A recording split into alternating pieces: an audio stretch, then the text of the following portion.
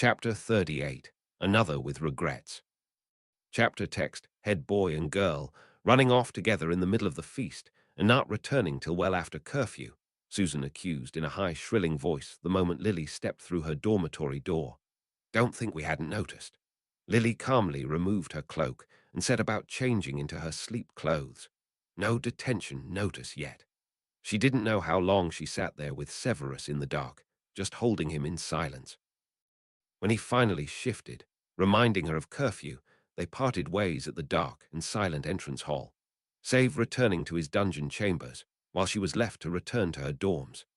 Lily dodged the prefect patrols deftly, having known their patrol route like the handle of her wand. She stuck close to the rarely trod secret passages up to the 7th floor, narrowly avoiding the scrutiny of the mean and ancient cat that Filch owned.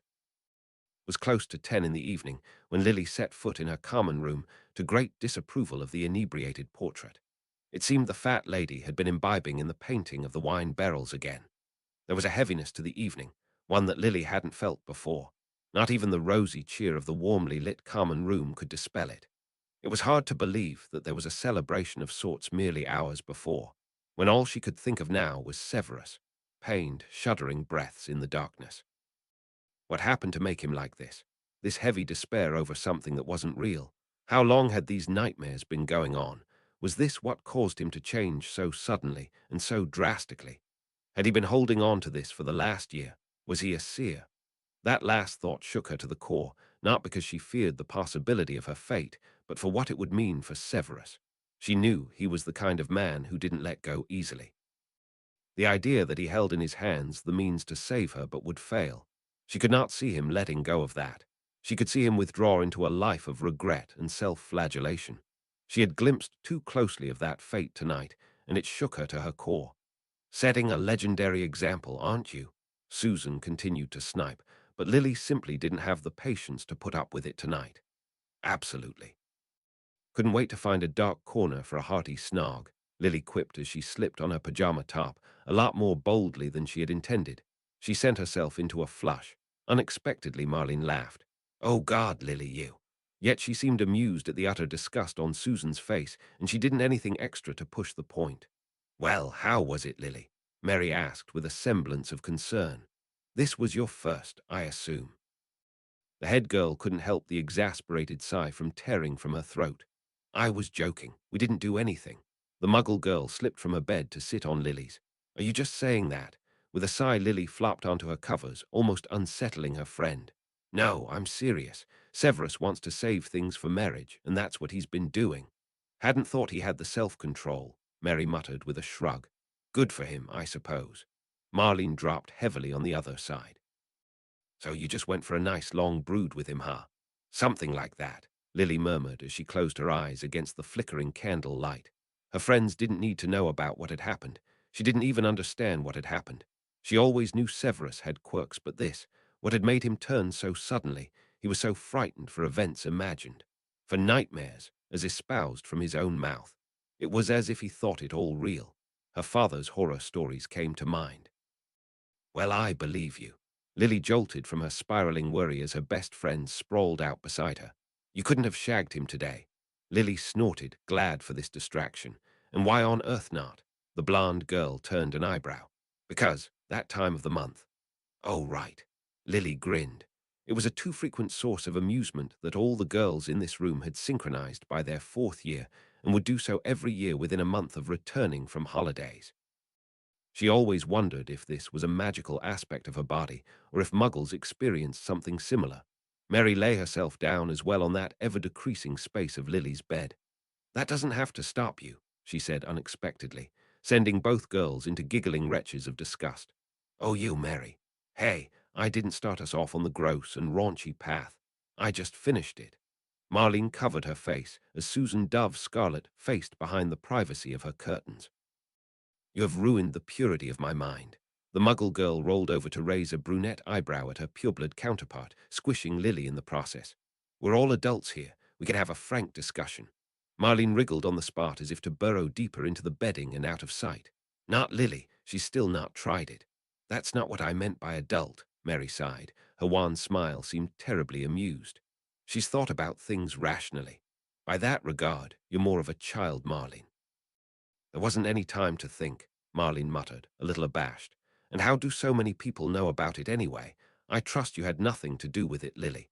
Almost unable to move, Lily managed to shake her head, not as vigorously as she would have liked. It wasn't me, I swear. You're not exactly being discreet with your affections, Mary offered in gentle advice. You can always tell when somebody's been doing more than tongue wrestling, especially the way you two go at it. The blonde girl raised a brow. You got all that by watching me snog. And Sirius Black is not a man who can keep his best friend's conquest secret. Marlene groaned. Us. Everyone knows. Obviously not, the Muggle girl reassured. Susan's not hopping it near and far. She still hasn't caught on. To which Marlene huffed a very relieved sigh. Still, he's such an arse for spilling, she complained as she turned on her back to stare at the canopy, freeing up some space for Lily to breathe. Always thought you two might have a fling, considering how open and breezy the both of you are about knocking it. Who says we don't? Marlene was immediately back on her side again, sealing Lily back in her cocoon. No, really. Mary grinned and shrugged. Whenever I'm between relationships, Sirius is always good for some fun. Don't fancy him for anything serious, however. I suppose he is a bit of a come-all, love-all. Can't tie him down for nothing. Not the sort that would settle quietly for a steady. Marlene nodded solemnly in agreement of faulty character. What about yours? Mary asked, leaning inwards. Thought you'd be sick of his preening by now. He knows he's handsome, and I like that he knows what he likes, Marlene answered lightly, oblivious to how her hair was smothering the girl between them. Mary grinned, leaning further in. Yeah, himself. Lily pushed aside the crushing presence of her two friends to sit up. Guys. Personal space, she gasped as she shifted to the bottom of the bed to sit facing the dew. Marlene sat up to turn a solemn eye on the girl. And we can't forget your guy. He's all right, Severus. Positively the kindest thing Marlene had ever said about him and offered without prompting. Lily felt a little taken aback. Thanks. You feeling okay? The blonde girl squirmed, almost as if the words from her mouth lent her physical discomfort. Sorry I was an ass to him before. I can see a little of what you mean now. He's done a lot for everyone here, even more for some. A smile edged upon Lily's lips, the cloying worry of the night pierced by the reminder of what was important. Heard about Remus, huh? Yeah, Marlene nodded, a little abashed. James told me about his little problem. Mary raised a brow at this attempt at subtlety. Did Snape help with his werewolf problem? The suddenness of this revelation elicited a gasp of delight from Lily, as well as a groan from Marlene. The blonde girl slumped back into the mattress. Did everyone know but me? With Halloween's end, Snape's mind uncluttered, bringing with it the shame of his mortifying behavior around Lily. It wasn't enough that November came with its own assortment of headaches, but now he could not help but remember how humiliatingly clingy he could be.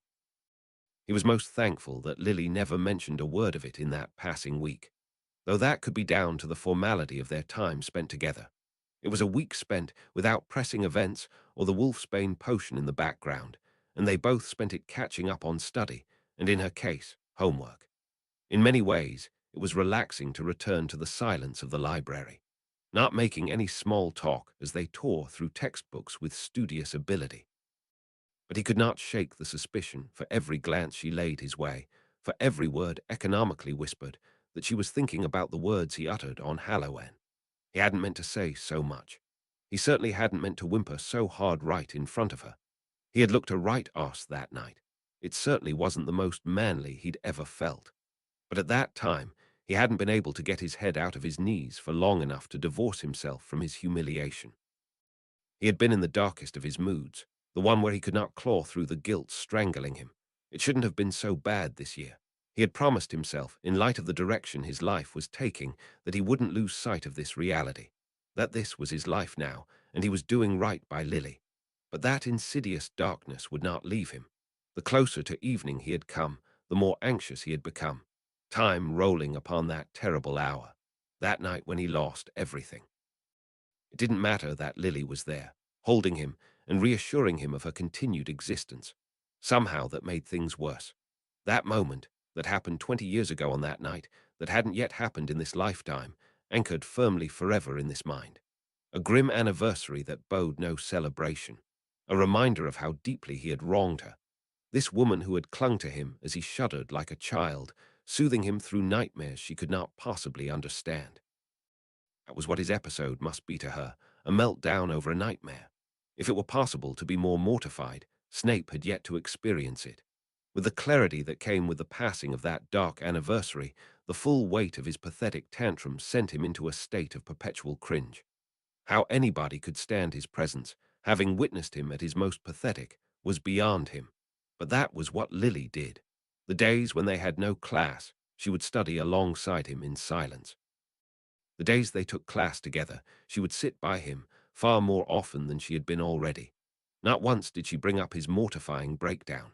That was how his time with her on Friday ended, parting at the end of Charm's class with only a reminder to arrange further time off on the weekend of Petunia's wedding. Another joyous event to look forward to. Spectacular. You seem less chipper this evening. Is something the matter, Severus? Dumbledore prompted as Snape glanced up from the headmaster's old alchemical journals. I'd like to know your definition of chipper, Dumbledore, Snape grumbled as he sipped from his cup of wonderfully strong black tea, imported from the far reaches of the South Orient. These recent tutorial evenings had been held solely for his benefit, and it was poor form to waste it. He was not technically a student, and he would not emulate their ingratitude. The headmaster's blue eyes twinkled annoyingly at him from over his own reading. One might believe you're not looking forward to attending this wedding. Snape almost pursed his lips in a most Petunia-like expression. Whatever gave that away, he spat. Do not fear, your potion will be in good hands, Dumbledore assured lightly. Though it's been many years since I was truly tested in this field, I have the utmost confidence I can handle this. Snape scowled lightly. I have not forgotten that you too are a masterclass potioneer. I have no further qualms about your gracious offer to take on the task of this thankless potion this month. And frankly, he could not give a toss about whether it turned out functional. Then please speak of why you are in such a black mood, Severus. Everything is well, I hope. The headmaster inquired further, quite politely. Would that I was able to excuse myself from the prospect of another weekend with Petunia and her gluttonous fiancé, Snape muttered. If Dumbledore doubted his excuse, the serene man made no indication. So it is simply gloom in anticipation of impending festivities. The headmaster smiled as if in understanding. I wager there might be some contentment to be had in entertaining dread for something so banal. His smile receded, especially with the coming dark days. Days that will not pass, Snape growled with narrowing eyes. I trust you have applied my gift appropriately. With a solemn bow of his head, Dumbledore fell into contemplative silence. Snape's eyes narrowed. After all this time, we still only have the three. I confess, Severus, I am no closer to another Horcrux since we last spoke. The headmaster's brow crinkled with unspoken concern. Why on earth not? Snape snapped, feeling the bile of panic rise. He had been content to leave the matters of the war at the back of his mind, thus far, trusting the infallibility of Dumbledore like so many of the foolish before him. Something he knew not to be true, a lesson taught harshly to him by circumstances of both lifetimes. For his part, Dumbledore seemed rather calm at the prospect of being powerless to stop the impending storm of death and darkness. He calmly sipped his tea, loaded with sugar and cream. Helena holds a vital piece of that puzzle. A piece she is unwilling to give up. So, compel it out of her. You are the headmaster. The ghosts obey your command.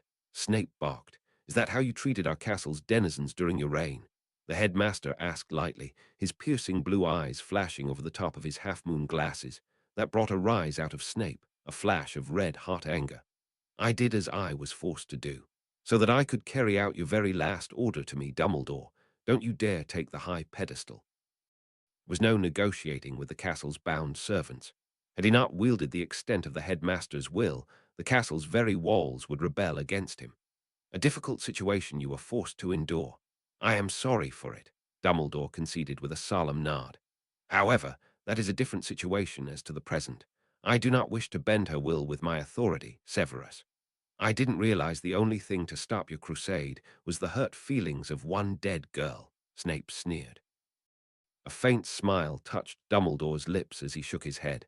Eventually, it would not, but for now we have time. He brought his teacup to his lips for another infuriatingly calm sip of his tea. Besides, do you see a clever Ravenclaw as Helena is to be one easily compelled to give up her hidden heart? I would think she would be at least as elusive as you in her answers, and you should know how easily one gets lost in pursuit of half-truths. Snape scowled hard into his lukewarm cup of tea, as if the complexities of the war were somehow down to this cup of warm, bitter brew. This idea of sitting back and letting the answers find their way did not sit well with Snape. A patient Slytherin he might be, but even he knew one did not rely on luck for matters of utmost importance. "Do you even know what piece you are looking for?" Snape asked in a muted tone. "Perhaps," Dumbledore answered lightly. "There are several ancient artifacts associated with Rowena Ravenclaw, but only one that stands out most prominently. Her lost diadem disappeared centuries past, perhaps before her death even." Snape could not help shaking his head with a scowl. If it was lost centuries past, how could it possibly be the item we are looking for? How could the Dark Lord procure it when it has been buried by the centuries? "Yet again, perhaps," Dumbledore quipped lightly. "I hold no certainty to this theory. Only that the only person in existence who lived during that era, who could give us the first clue about the mysterious fate of the diadem, is Helena Ravenclaw. She wasn't the only one." Snape realized with sudden clarity that he had heard her name from the lips of another once before. A ghostly denizen of a past none knew of, garbed in robes from centuries long past, whose ghostly regrets bemoan the wrongs inflicted to his dear Helena. "I may know of another who weathered that era," Snape declared through clenched teeth. The prospect of intruding upon such dark regrets sat heavy within his heart. The dungeons proved void of the Baron. Usually that ghost was not hard to detect, as everywhere he haunted, those damnable chains clinked and rattled. The sound could drive Snape mad should the Baron be ever inclined to haunt him in true. But thankfully, that ghost avoided the living as earnestly as the living avoided him. That unfortunately was proving an obstacle this fine Saturday morning as Snape searched for signs of that elusive ghost. He knew someone unliving was down here, as there was a fine residue of fresh ectoplasm along the corridor walls. However, it wasn't long before he discovered the true culprit behind the ghostly trails. Coming upon the student potion storage room, Snape heard a loud rattle. He yanked open the door, expecting to catch students in the act of theft, but instead found Peeves the poltergeist, hanging slimy tendrils of stinkweed above the classroom entrance. With a snarl, Snape blasted the poltergeist with a binding curse, and with a high-pitched squeal of surprise, Peeves dropped his roll of stinkweed and floated with his arms bolted stiffly to his sides. Poltergeists were the rare form of spirits able to affect the physical world of the living, and as a result were also one of the few spirits that magic worked near normally on. For whatever reason, that creature's infuriating mouth refused to stay closed. "Ooh," head boy Snapey, sticking his absurdly long nose into where it's unwelcome. So ugly mirrors would rather crack than reflect GRRK. His ghostly tongue flew to the roof of his mouth and stuck. "Speak only to answer my questions, Peeves." "I will not ask twice," Snape snarled at the blissfully silent spirit. "Where is the Baron?" With a flick of his wand, he unstuck the poltergeist's tongue. "Snapey, Snapey, why would you be looking for grumpy old Baron? Wouldn't you rather look for little Lily Evans?" He cackled madly, then puckered his lips in mockery of a kissy face. The fact that he was at the mercy of the young wizard did not sweeten Peeves' caustic tongue in the least. Snape didn't know why he thought Peeves might relent. He was honestly becoming too much of an optimist. Without another word, he sent him bouncing against the walls of the potions cupboard, almost unsettling a jar of powdered rat spleen. The mad jester of a poltergeist shrilled and giggled, seemingly unfazed by the ill treatment. "Snuck off on Halloween together, down into the dungeons, I hear. Searching around in her dungeons, were you?" He giggled madly as Snape flushed, fueling the potion master's irritation. "One last chance, Peeves," Snape said in his silky, threatening tone. "Tell me where the Baron is, else when I find him I will inform him of the havoc you have been wreaking in his domain." That got a rise of fear from that undead fiend. "Baron is at the highest point. He likes the fresh air and sunshine when he rattles and moans. Up in the astronomy tower." That made sense. With a nod of thanks, Snape flicked his wand and regagged the spirit. The poltergeist glared indignantly as Snape smirked, and slammed shut the ingredient storage door. The curses would wear off eventually, in possibly a week or so. Snape seriously doubted anyone chancing upon the stricken poltergeist would take mercy to that abominable spirit. He had warned Peeves that there would only be one chance given. That uncooperative jester had refused to meet his terms at the first asking, so no mercy would be given. At the very least, however, no word of the poltergeist transgressions would be spoken to the Baron. Snape was, after all, a man of his word. The ring was an imperfect guide. It pointed in one direction, but oh so imprecise about how much distance and how many floors separated them. Lily had spent all morning tracking her fiancé back and forth along the dungeon route. Infuriatingly, he was not standing still long enough for Lily to get a reasonable gauge of direction and descent. It was only when Save emerged from the potion passage did Lily finally catch him. "I have been looking all over for you," she demanded, making him freeze in his step. She was quite certain that was his way of startling. "We have to start on the potion." Lily was quite confident that she could have brought it through its first stages without guidance quite adequately, but for whatever reason, Severus had his laboratory door locked. Severus turned about, dipping his head in a show of contrition. Surely he hadn't forgotten. "Apologies. I forgot, thought so. To tell you, Professor Dumbledore has taken over on brewing responsibilities this turn of the month." Lily frowned. "What's the occasion?" she asked, eliciting a strange glare of disbelief from Save. "Have you forgotten?" Lily's mind began to backpedal to ponder on what that might be. "Your sister's wedding is in 2 weeks." A true groan of horror escaped Lily's lips. I must have suppressed that unpleasant memory. A sentiment that Save must be able to get behind, for he nodded quite understandingly. "Hence why Dumbledore is easing our passing month." With an almost unperceivable tilt of his head, Save indicated for Lily to follow. She trotted a few steps to catch up with his long strides, taking them down the path out of the dungeon corridor. "I barely know what to do with all the spare time," Lily chirped excitedly.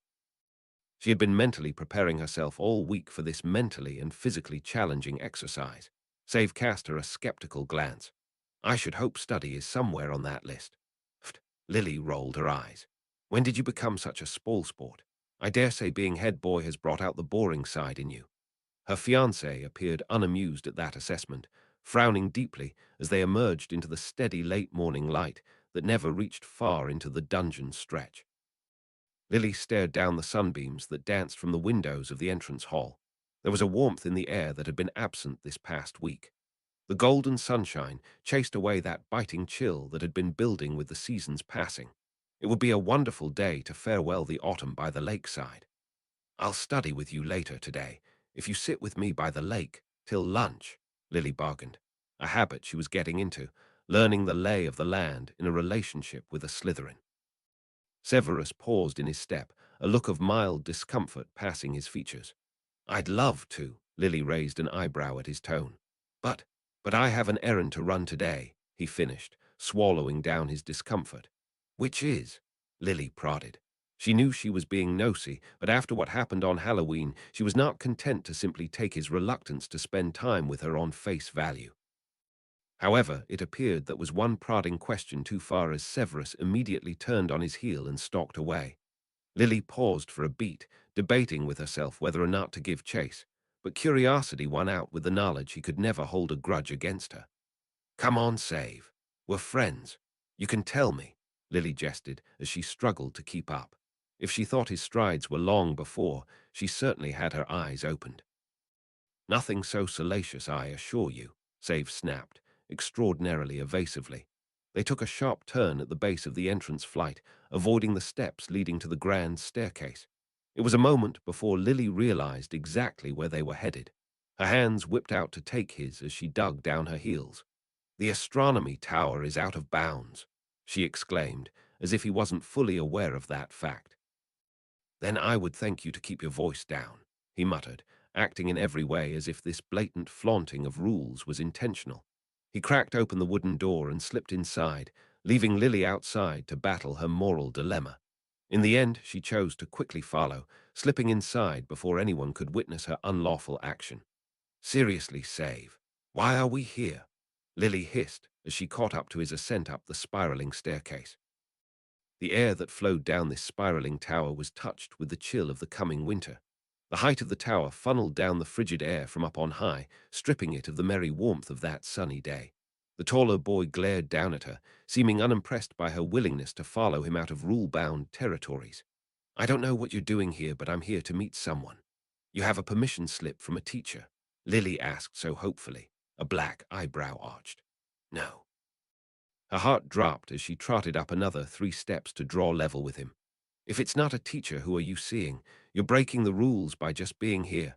Not so boring anymore, am I?" Despite everything, Lily could not help the sudden snort of laughter.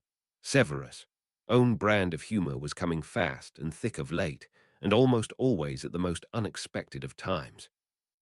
That amusement, however, turned in the blink of the eye as a ghostly visage suddenly loomed high from the walls, scattering her wits with the sudden fright. "I thought I told you to keep away from the tower," came the booming voice of the bloody Baron. The voice caught in Lily's throat as she struggled to think up a reasonable excuse for why they were out of bounds. Before words could pass her lips, Severus stepped forward, but it wasn't a denial that passed his lips. "I would not be here willingly had I not been in search of you, Baron."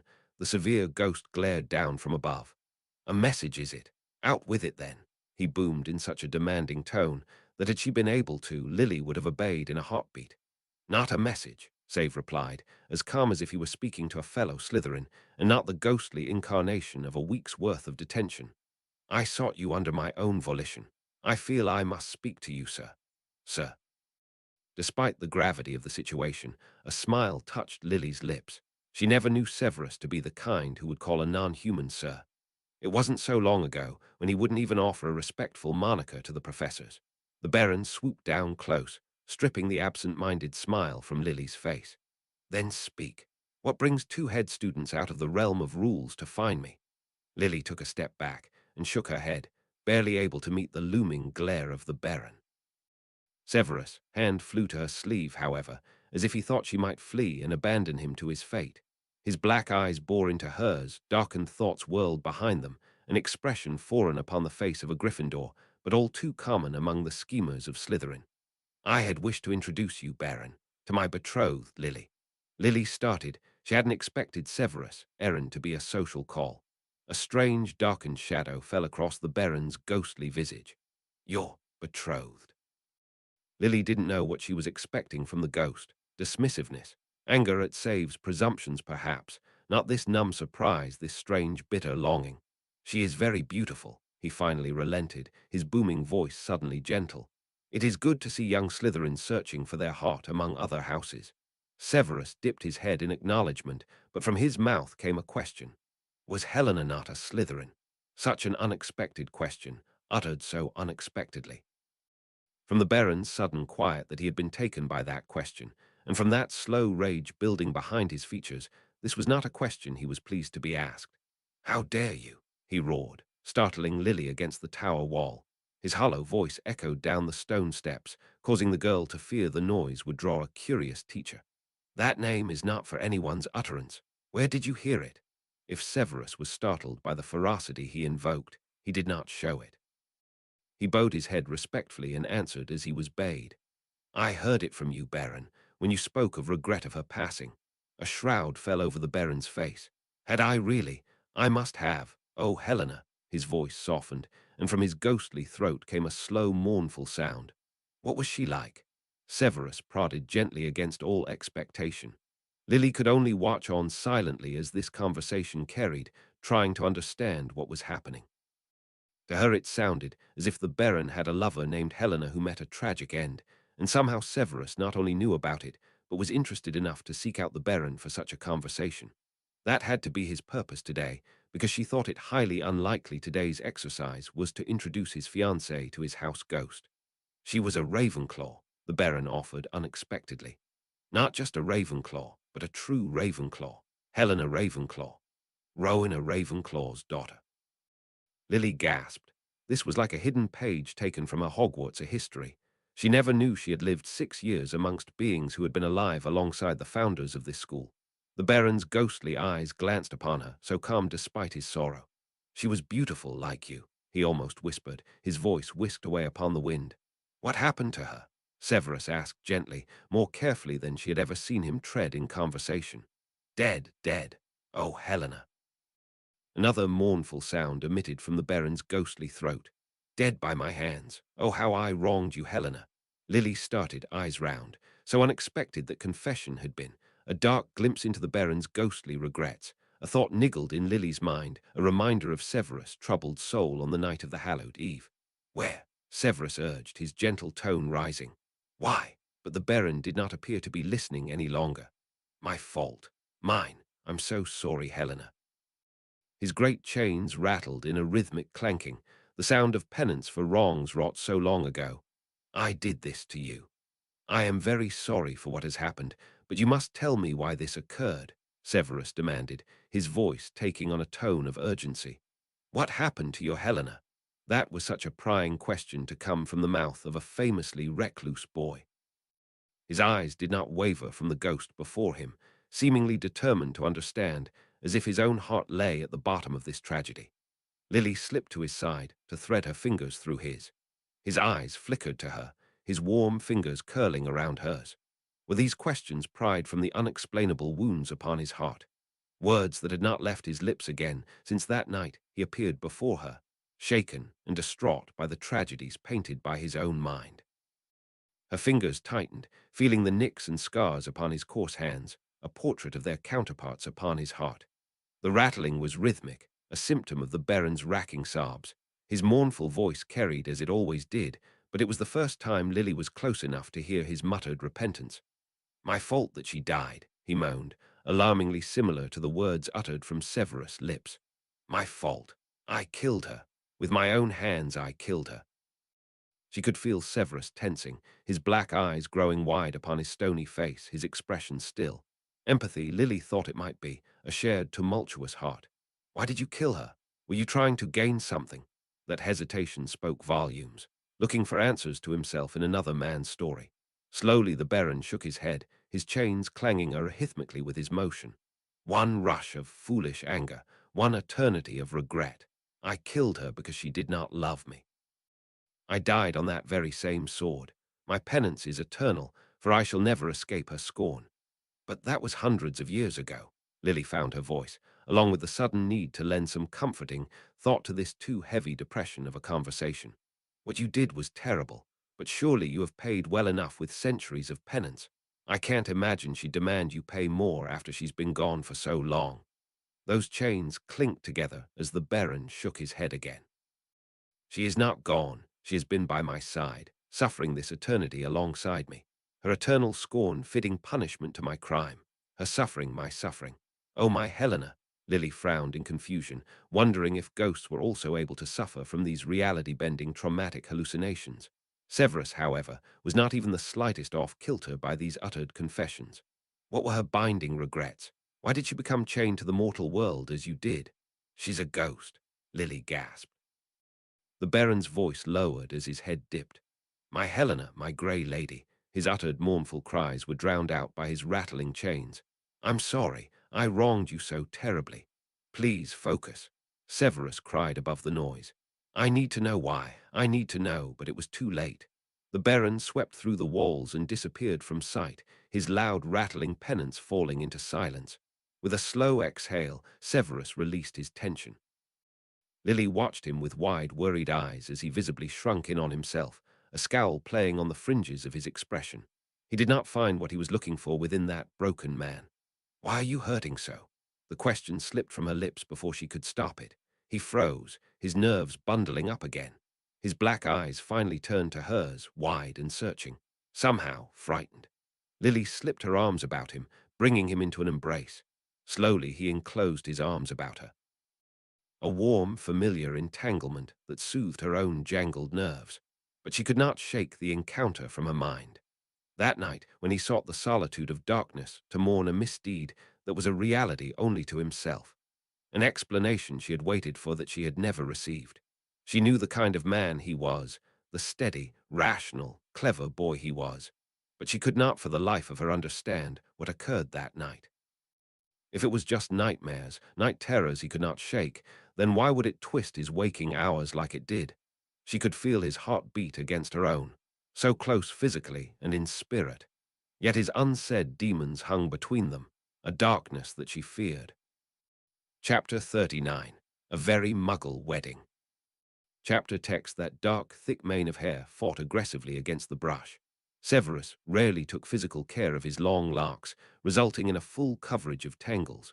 Lily's fingers darted across those thick strands, struggling alongside the valiant hairbrush. "Do you really have to pamper me so?" Severus grumbled heartily, as he had throughout the entire process.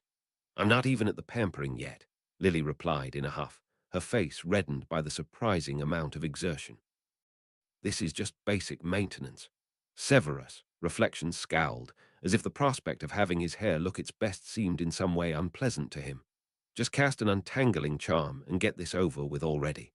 "No," Lily replied in a forced calm tone. "That charm almost always causes your hair to frizz badly," she explained slowly, as if trying to teach the concept to an exceptionally slow learner. "Though in this field, Save would qualify. Why would I care how my hair is behaving?" He continued to grumble. The struggling girl almost snapped at him. "Well, it's my sister's wedding today, and I kind of do care about how you'd look in front of all my relatives." That caused him to fall into silence, but for the briefest of pauses before his snark escaped his thinly pressed lips. "Should have thought of that before you dated me." "Excuse me." A giggling snort tore through Lily's throat, ruining her stern-faced expression of disbelief. "You look fine. It's just you could stand to look a bit neater." Severus' look of disbelief was not in the least tempered. "There's no need to lie to me, Lily. I know I'm not pleasant to look at." "Oh, don't be like that," Lily huffed as she returned to straining that brush against his thick, unyielding hair.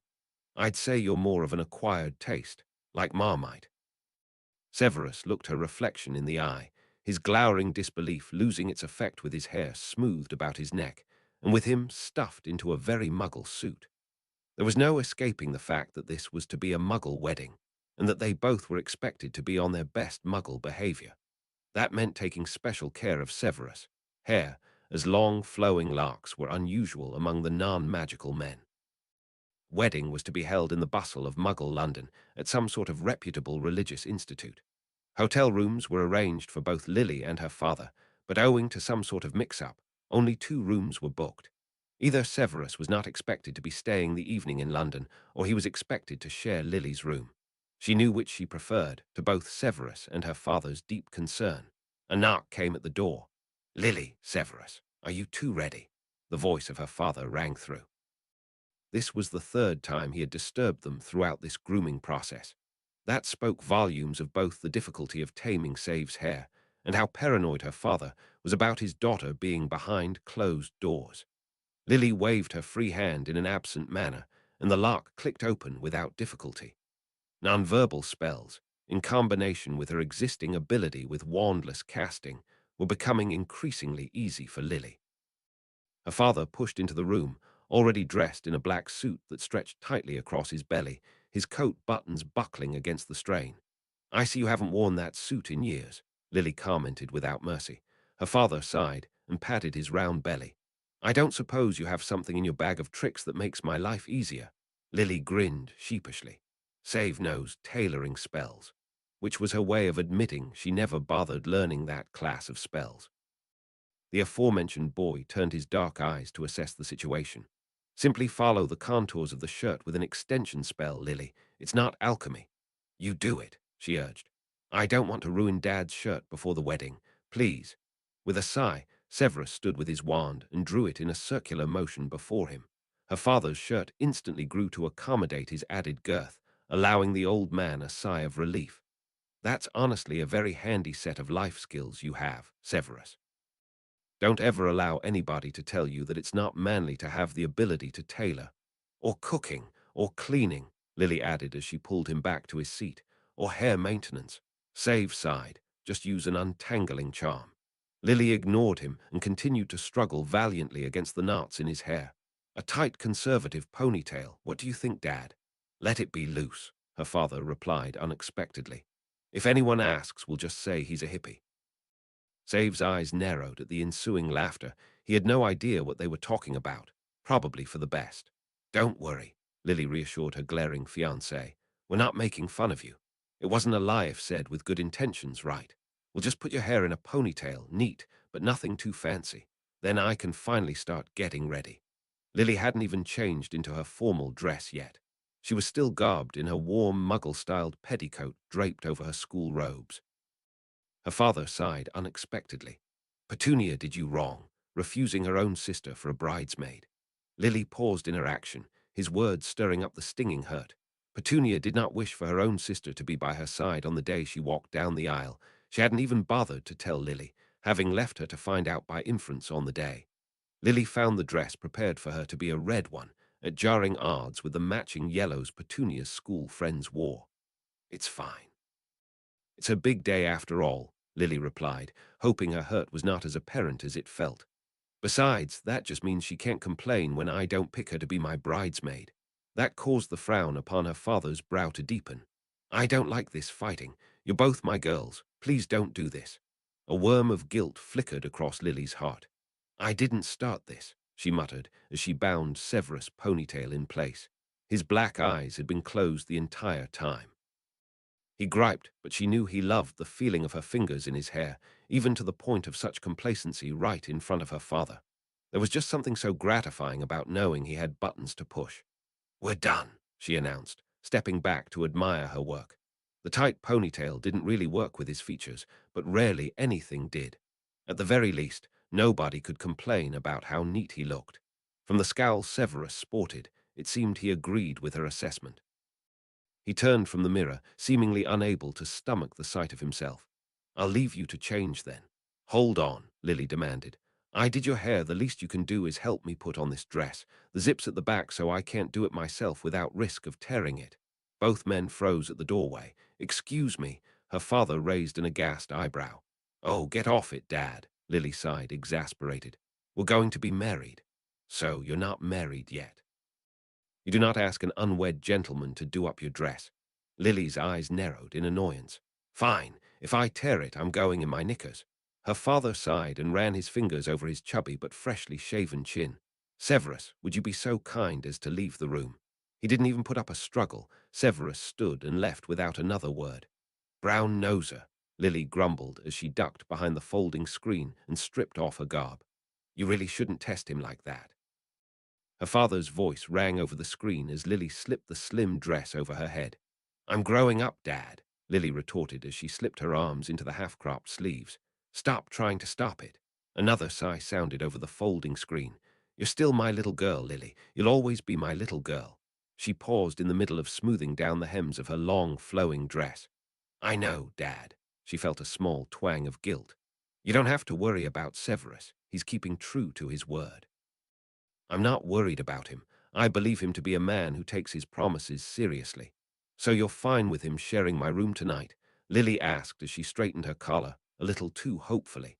"Lily," she sighed and stepped out of the folding screen, turning her back to her exasperated father so he could do up her dress. "I get it. It's fine. He'll just pop on back to home. It's just one apparition jump for him. It's not that I don't trust you too, I just—" Her father's warm voice trailed off as Lily stepped away to shrug on the bathrobe to ward away the mild but chilling breeze while she made further preparations. "I was young too once, you know. I know how hard it is balancing morals and temptation at that age," her father offered, unexpectedly candidly. "Your mother didn't make things easy for me either." Among topics a young girl didn't want to think about, her parents' romantic life rated quite highly. "Right. Gotcha. Boys get worked up," Lily muttered, hoping to ward off this mortifying topic before it lifted off the ground. "And you're beautiful, Lily, just like your mother," her father continued as Lily sat down to style her hair and apply a touch of light makeup. She wasn't left with a lot of time after how long she spent on Severus, mess of a mane. "I ask that you be considerate of the poor boy. I'm certain he's trying his best, but it doesn't take much for one to forget their better conscience. And just what if things spiraled out of control? Does it really matter in the long run?" Lily asked as she applied a light touch of foundation. She was already quite pale. The application of a further layer of white was more for the concealment of her smattering of freckles. All little tricks taught to her by her friend and fellow Muggle-born Mary. "No, it doesn't. You're right, it doesn't," her father relented unexpectedly. "You don't live in my world. Society's expectations shouldn't play too damning a part in your life. But he'll know, and if he's the sort of young man I believe him to be, then breaking his word will bother him. That really was exactly the kind of man he was. With a sigh, Lily relented. I get it, Dad. Don't worry. There was almost no time for anything else. She had to rely on magic to stick up her hair. Somehow spell work always wound the hair bun up so tightly it looked artificial. For the rest of her makeup, all she could manage was a light touch of lipstick alongside a smattering of blush. Eyeshadow and liner were certainly outside of what her time would allow. Well, what do you think? She asked as she turned to model for her father. Like a beautiful young lady, he graciously answered as he handed over her muggle-tailored cloak and planted a kiss upon her forehead. And soon you'll be a wife, and probably someday a mother. But for now, you are my daughter, so be my little girl for a little while longer. Lily reached up to hug her old chubby father. I will, Dad, she muttered, careful not to smear her newly applied foundation onto his black tuxedo. Her father smiled his easy, warm smile. Come on, then. Let's go celebrate your sister's big day. It won't do to keep her waiting. Checking that she had her invitation and hotel room key in her purse, Lily pushed open the door. She found Severus waiting there patiently, glowering away the attention he was getting from other passing guests. His eyes turned to her the moment she stepped out, twirling before him to showcase her outfit. His eyes skimmed over her form quickly. Despite his attention being invited, he was still visibly skittish over admiring her so overtly. Well, what do you think? She prompted with a knowing, cheek-filled grin. He paused, and for the briefest moment Lily had thought her beauty might have literally taken his breath away. Except his next words brought her back down to earth with the most humbling of suddenness. I preferred you without makeup. She glared, aghast. 30 minutes of work, and he dismisses it all without any sugar coating. He quickly backpedaled. I mean, you look beautiful already. Why did you have to change anything? Cosmetics make you look artificial. Her father sighed as he stepped forward to lay a meaty hand upon Severus' shoulder. I think it's about time you and I had a talk about the secret to a long and successful marriage. Snape had never been to a wedding before, much less a muggle one. However, after this experience, he was eternally grateful to have been denied for so long. A greater waste of time over ceremony and pomp he had never experienced. He had sat scowling in the pews for what seemed like an eternity as Petunia, dolled up in the most untasteful pile of ruffled white, stood before her elephantine betrothed. Before them stood some equally abhorrently dressed muggle man who talked long and winding circles about the matter. How difficult could it be to pronounce a man and woman wed? But eventually, time moved on, and the pact was made official. Petunia flocked off arm in arm with her newly anointed husband, followed by her tittering pack of yellow-frocked bridesmaids. Snape noticed Lily watching them with something akin to longing, a touch of sadness in her green eyes. She wasn't asked to be a bridesmaid by her harpy of a sister, and Snape knew not how to console her of that. Silence was his only answer to her unhappiness, and that thought did not sit well with him. Petunia's ire was apparent, too, in the reception hall. Petunia and her husband took center seat in a crowd comprised of her father and her closest friends, as well as her husband's colleagues, and a woman so hefty she could only be a close relative of that elephantine man. Even a bulldog got a seat at that table, causing there to be no doubt as to the intention when she arranged for her sister to be sat at the table furthest from hers, with all the relatives that could barely be recalled. Haven't seen you since you were a tiny little lass. An elderly lady made pleasant enough small chat to her distant relative. Do you remember me, Lily? An awkward smile passed the girl's lips. Apologies, no. How could she? If the lady hadn't seen Lily since she was little, then the same must apply the other way around. Snape struggled to not voice that thought. It did him no good to antagonize Lily's relatives. I'm your great-aunt Morris, your mother's brother's wife. Oh, great-aunt Morris. Lily exclaimed with a bright smile. Snape could not tell whether she was being genuine. Either way, the elderly woman seemed satisfied. Last I heard of you, you were finishing grade school. Which secondary school did you end up attending? A public school, I hope. St. Mary's. Lily answered without a moment's hesitation. A well-practiced lie, to be sure. Snape could appreciate its delivery. A Catholic school, the lady tutted. Your father's insistence, I'll bet. For whatever reason, religion tended to be a touchy subject among muggles. With a dissatisfied huff, she turned her attention upon Snape. "And who's this young man you brought with you?" Lily grinned as she threaded their fingers, dispelling any doubt within those questioning eyes. "This is Severus, my fiancé." Raised eyebrows appeared around the table. Nobody said a word in the contrary, but Snape lived too long to be so naive as to believe that silence came judgment-free. "He's certainly—" But then the entrée arrived, and Great Aunt Morris could not look more relieved to be spared the burden of finishing that statement. A serving of crepes appeared before Lily, seeming to set right for her all that was wrong about the day. "Holy smokes, look at the fanciness of these hotcakes." Lily grinned as she prodded her serving with her fork. "It's called a crepe," Snape informed her as he received his lobster filling, the single fanciest meal he'd had this lifetime.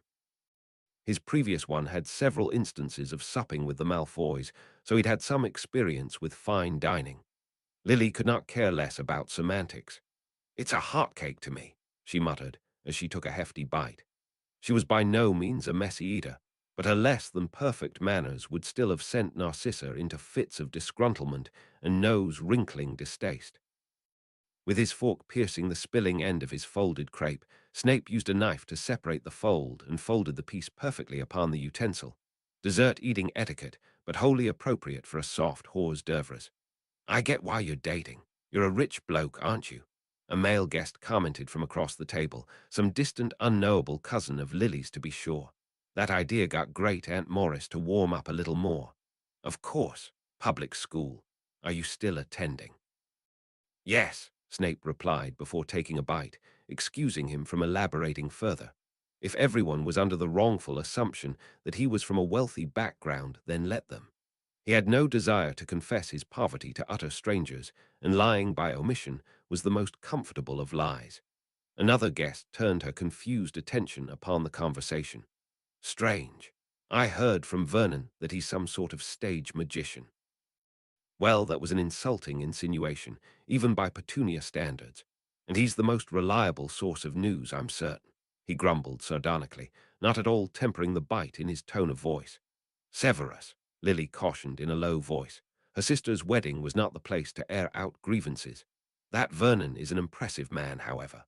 Great Aunt Morris conversed as if she did not detect the antagonism in Snape's voice. "An assistant director already at his age. Petunia is set for a comfortable lot in life." Lily did not even set a glance her sister's way as she muttered frostily, "I wish her the best." "Oh, your fiancé will do fine too, I'm certain. Old money is just as good as new money, I'm sure. Better, some would say." Lily rolled her eyes. "I don't love him for his money." The single most ridiculous assurance she had ever had to make. "Of course not, dear," Morris reassured her with a proffer to toast with her champagne glass. "To true love and all that." While the male relative muttered under his breath about pretty girls and something to do with prospecting. Slowly, dinner passed. A heavy main followed that rich entree, and Snape could envision himself regretting his intake later. He was honestly quite relieved when dessert came. It signaled the end to feasting. He had no intention of eating the portion of the flambéed peach tart placed before him, but he purposefully ordered it knowing Lily would take it off his hands. Youngsters and their sweets. He did not remember ever having the taste for it. Another reminder of what distance in age and experience lay between them. However, even if he were so inclined to overlook any moral obligations in the matter, even after several solid years' worth of hard work, he doubted he could afford even half of what was on display today. Especially not with the expected salary of an immediate graduate. Not if he wished to provide and maintain a home and comforts as well. This was a conversation he'd already had with Lily, one that precipitated into a day's worth of moodiness. "Let's marry straight after graduation," Lily had suggested, not long after he had proposed. That had precipitated a long and arduous discussion on why that was not practical from a monetary standpoint. Not even going into the dubious moral qualms about marrying so young. Money was already going to be tight in their young family, especially when he was bringing next to nothing into this relationship. Only the clothes on his back and the promise of a better future. Though he had no doubt he would eventually be able to deliver. That would do nothing to fill their bellies or put a roof over their heads in any immediate sense. That wasn't even counting the war that was shadowing the horizon, and his knowledge of how that would very likely disrupt the building of his future. The wisest course would then be to postpone it indefinitely until all had settled around them. But that idea did not sit well with Lily. An argument ensued where she could offer no better reasoning than that she loved him dearly, another lovely thought that cannot fill a belly. In the end, however, she did make one level-headed suggestion: that they use the funds her father saved for her tertiary education on their wedding instead. The wizarding world did not have a magical equivalent to university, and her father had already suggested to gift it to her in galleons as a graduation gift. It would be enough to cover a small ceremony, not nearly enough for something this sized, but it would be enough, she said. But that was a suggestion that could not sit reasonably with Snape's pride. A grand reminder that he was unable to provide her anything. Useless in every sense of the word, a plague on her life. She could have had so much better. He felt sickened by that thought. She had married Potter in his last life, a memory that blackened his heart each time he touched upon it. But he could not deny that vile boy could have at the very least provided her stability and comfort Snape could only dream about. There was no solution to be had that day, not with both of their tempers rubbed raw. But for her it faded quickly into distant memory, not brought up again between them thereafter. But Snape was a man who could never let go. The memory remained, chewing at him from the inside out, reminding him harshly of his responsibilities to her, no matter how much he wished to discard his pride and take the easy route, to seal their lives irrevocably and to have her bound to him in true. Perhaps for the first time in his life, his pride sat upon the side of his moral compass, for without it he was certain his selfishness would have overturned any decision to wait. Perhaps it was fortunate that the wedding was such a sour event, for Snape could not imagine a sensitive soul like Lily not picking up on his shifting mood. The meal had ended, and tables were being moved back to clear a dance floor in the middle. Petunia took to it with her wail of a husband, partaking in a slow waltz. After the first few dances, couples began to join in, a good thing too perhaps, as Vernon looked as if he was teetering on the brink. Even the most pace of motion seemed to take its toll upon the man's sedentary bulk. Snape glanced to Lily, wondering if he ought to invite her to dance. They had danced only once before, to music unsuited for the waltz. He proved himself skillful in the craft, while Lily proved she had never touched a lesson. He supposed McGonagall never found a reason to school her charges on the art of dance, while Snape took his lessons under the tutelage of purebloods. Another gift he received from Lucius a lifetime ago. Steeling himself for the expected stares, Snape stood and offered his hand. "Shall we?" The smile was instant, not even the least bit self-conscious about dismal past attempts.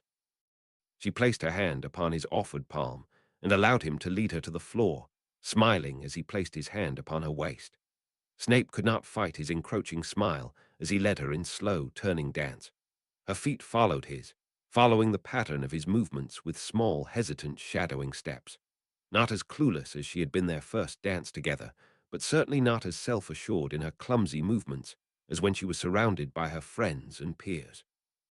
He took her through those slow, pivoting steps, steering her deftly away from the meanderings of other dancing couples. With the music drawing to a close, their movements drew them back to their table. Sitting in Lily's seat was her father, seemingly discarding protocols to sit with the less celebrated members of their family. My household would be quiet indeed, but their mother would have been proud. The man turned his smiling eyes upon his daughter, embraced in the arms of the man who he had blessed to marry her.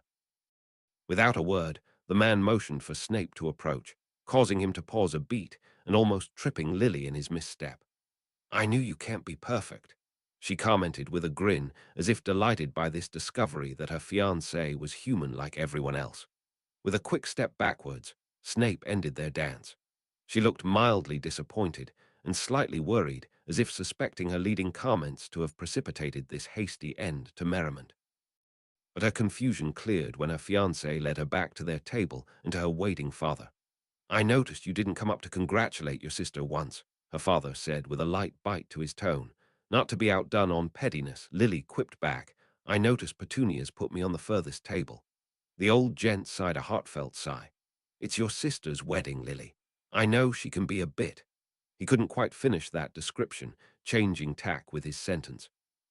"She's your sister, Lily. And if you can't be above it all for her on her wedding day, then Lord knows how things could ever settle between the two of you. It was a childish streak to hold on to such pettiness, something Snape was guilty of indulging in no matter his age. To her grand credit, Lily, however, relented to her father's point.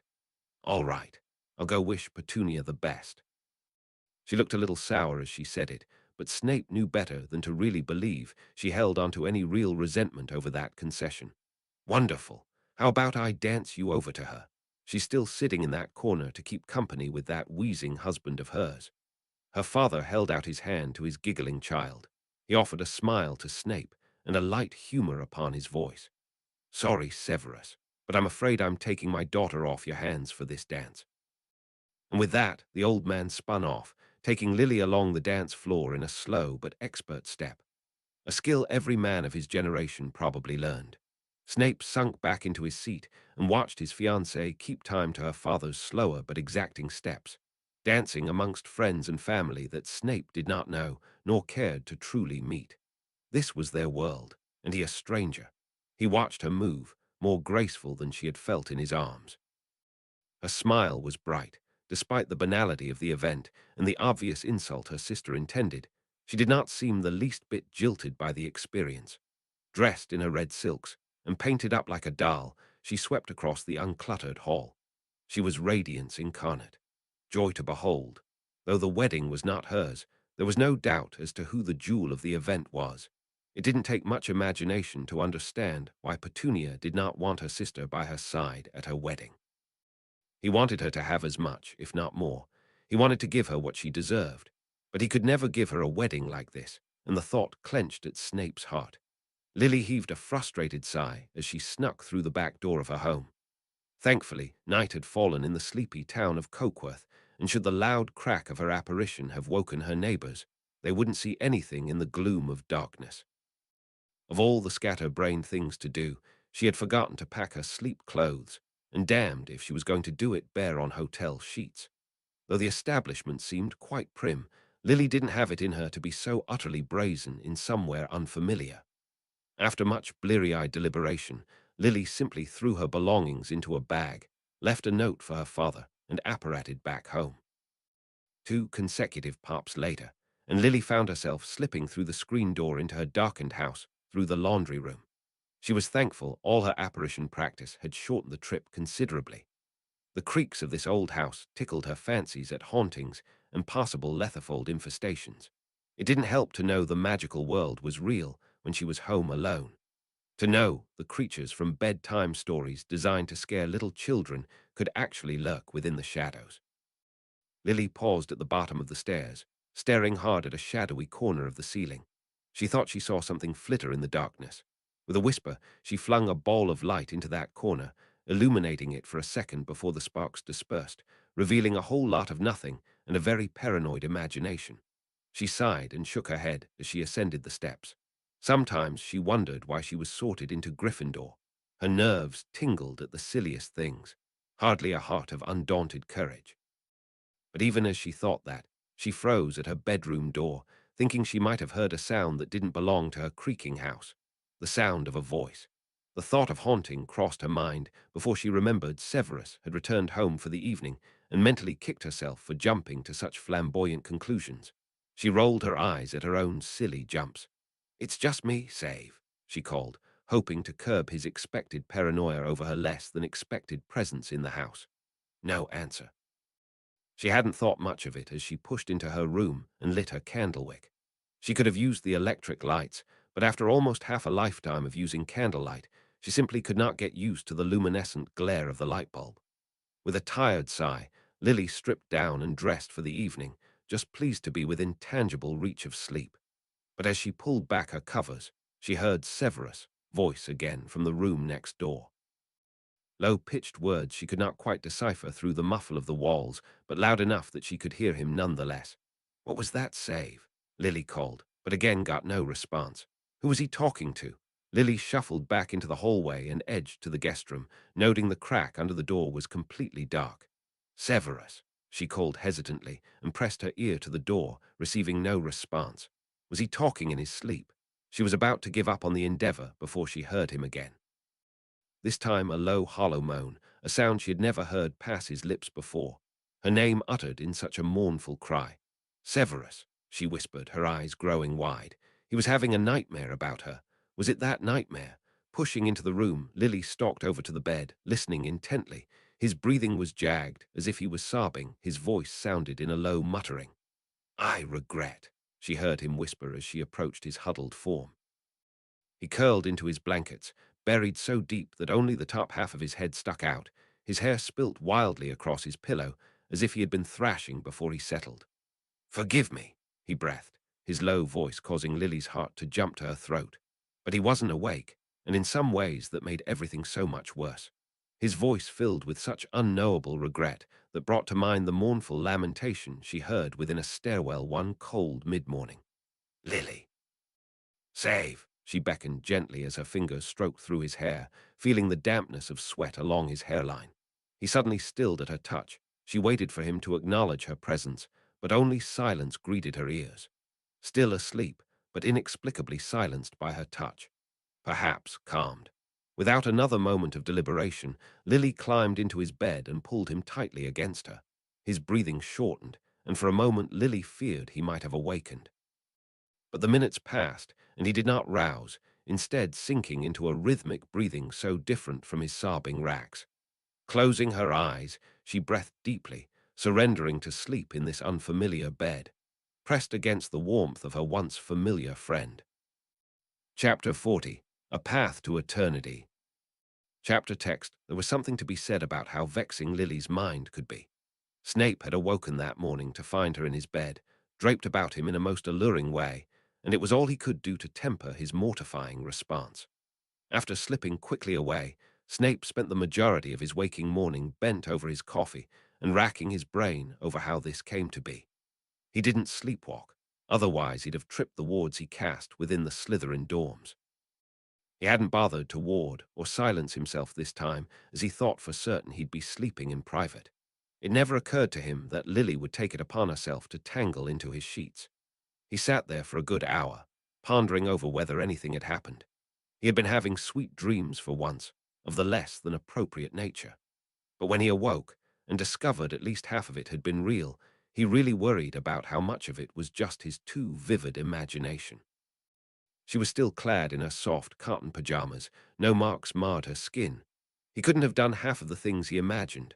That thought was a relief, and somehow a little disappointing. His coffee had been cold by the time Lily, garbed warmly in her bathrobes, found her way downstairs.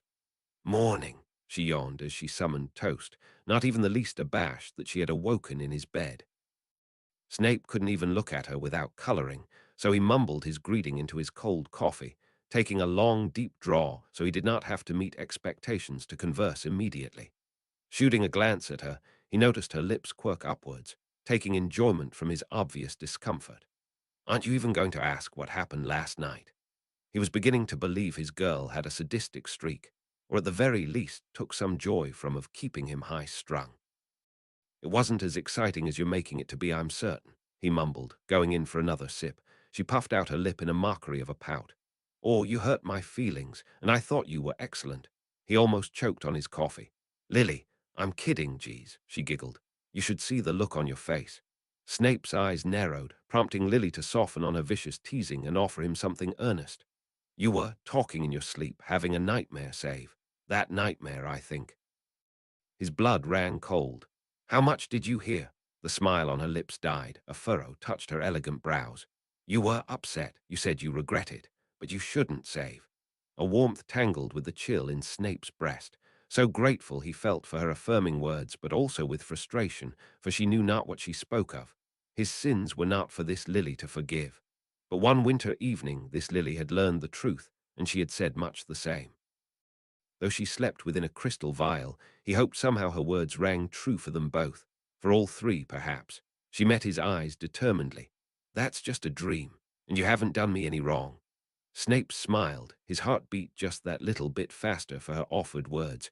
However, any reply that might have been forming on his tongue was cut off abruptly by an unexpected entrance. I should think not, young lady.